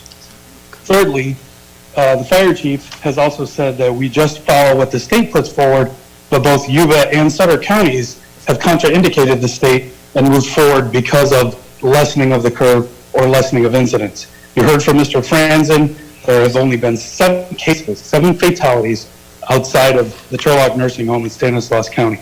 We're a 0.01% evidence rate at 517 positives out of 550,000. I think Turlock needs to take a hard look at its downtown that is quickly reverting back to the homeless population that is there every afternoon when I drive through, that never used to be there. What used to be a vibrant downtown that has taken lots and lots of years to get there is suddenly not there again. And whether you want to say that this $1,000 is wishy-washy or anything else, the fact that you just said, all 4 of you again, said that you want these businesses to incur a $1,000 fine states a very interesting point to all those who wish to do small businesses in Turlock. Like Mr. Franzen said, thank you very much for the 5 hours. You guys have been there a long time, and I hope you guys can see forward through this and get us to the next phase. Thank you. Any other callers? Thank you, Mayor. There's one member with the name S. Marie. S. Marie? Marie? It's Shelley Cook. Okay, that's even close, sorry. Yeah. Thank you, council, for your time tonight. I know this has been a long night for you, and there's so many things that need to be addressed. I appreciate your willingness to just push forward on all of this, and I know it's not like this all the time. Thank you to the chiefs for being clear and explaining what you're doing. I do have a question about, and I don't know if I'm allowed to backtrack to, there was a suggestion made that we would, that you guys would come together and come up with a plan that could be posted within small businesses to state what they're allowed and not allowed to do. I know of several business owners that have already done that and have presented it to you. I don't know if it's been read or not. I'm sure you're getting an awful lot of feedback right now. And but if what you're saying is true, and I really want to believe that it is, that you're all going to work together, and I speak to the council, and I speak to Mr. White and Mr. Wells and our chiefs, what does the time frame of that look like? For the items E&F. I think. I'm just making this up. Yeah, I don't know if I've never called in before. I don't know if I'm allowed to revisit that. That was a question that I wanted to ask earlier and wasn't able to squeeze in. Yeah, at this point, we will be moving as quickly as we can, getting that information out. We'll be pushing out the program, likely on our business blast this week, hopefully tomorrow, but obviously we got a full day tomorrow as well, getting that information out and the program details, and obviously we move in as quickly as we can. So days, not weeks. I'll use the governor's line. Days, not weeks. Dimmer switch. Can I just add, Mayor, that as Mr. Wells pointed out previously, the guidance is available on the individual businesses, including what should be posted and kind of like a checklist of protocols. So that's to avoid confusion. I don't see us recommending to council that we adopt something separate. In fact, we had that item and we pulled it, and so that would be what we would direct people to. We're going to get really good with communication and messaging COVID19.ca.gov. and our own. Thank you for calling, Shelley. Any other callers? Thank you, Mayor. At this time, I do not have any other members of public that would like to address the council on this item. All right, we'll move on to council items for future consideration. Okay, hearing none, council member question, comments, and announcements? I just want to say thank you to all of my colleagues. These are really difficult times. I know that the public will try and push us against one another. We will continue to reaffirm that despite our disagreements on how we're going to be working through all this, that we are committed to working together and in the best interest of the city. Thank you. So let's fight all that negativity as much as possible. I want you guys to know that Stan State's just announced that they're not going to be opening up for fall, which is a really big slam for us. That's a lot of stuff. So we're hurting on that. And I want to thank the Sikh community who last week gave a bunch of food to the fire and police officers, and then 400 of your nurses over at EMC. So that was a really nice effort by them. Anybody else? All right, I have a couple things. First, just thank City staff, thank everyone at our EOC for their continuous efforts. I really would love to say thank you to our city clerk, Jennifer Land, for making this first Zoom meeting possible, and all the city staff that have really been involved with trying to get us from the 21st century in terms of technology. So thanks for that. It was a good first run. Also wanted to give a shout out to all of the all of us on this council, all of my colleagues for trying their best to work through this and be open to the public's concern. I know it's public service right now is definitely not something that Councilmember Nasrati acknowledged, not something to necessarily be admired, but it's what we're here to do. And on that note, I wanted to thank Mayor Bublak again for being our voice in those communications with the county and with higher levels of government. It's a huge job, and what we've been doing so far in terms of making sure that our local voice is heard, and it is something that's continuously being so important. And also National Police Week, thank you for all of our officers and for the continuous sacrifice that they give to us in our community, and even our mayor who has whose last profession was that, and still continuing to be in public service. So thanks everyone. We're going to get through this. It's going to be still an uphill battle, but that's what we're here for. So thank you guys. Councilmember Ariana, you want to talk about the cat that's attacking you? So cute! That's awesome. Anybody else? Don't throw the cat, then we'll have a Vallejo situation. That's hilarious. Okay, Mr. White, closed session, sir. Yeah, Mayor and Council, item 13A, liability claim under California Government Code 54956.95, claimant Scott McFarland. And then item 13B is a threat to public safety and facilities, California Government Code 54957A, consultation with city manager and city attorney.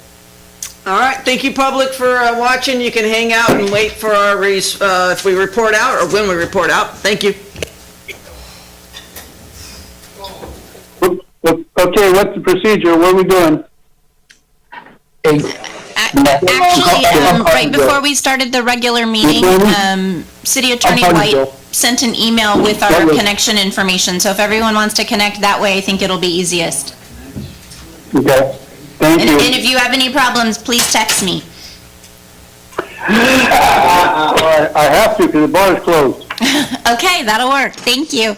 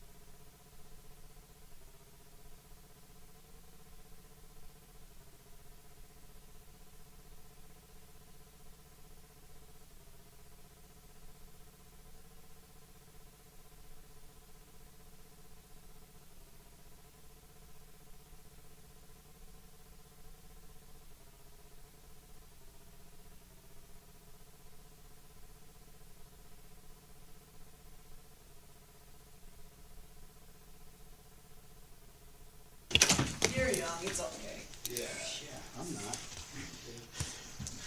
My grandbaby's gonna be in my house, my room at 5:30 tomorrow. Right. You got class at 8 a.m., but then you went out. Same thing. It's less fun. Great to get woken up, but. Thumbs up? I'm just gonna leave this on for when the camera turns on. Okay. We're back from closed session and report out. Thank you, Mayor. For closed session item 13A, claim filed against the city by Scott McFarland. The city council by a 4-0 vote rejected this claim for damage, with Councilmember Arellano not participating due to a potential conflict. For closed session item 13B, the council provided direction to staff, but no reportable action was taken. Thank you. How about a motion to adjourn? Motion to adjourn. And all in favor say? Aye. Good night. Thank you, George.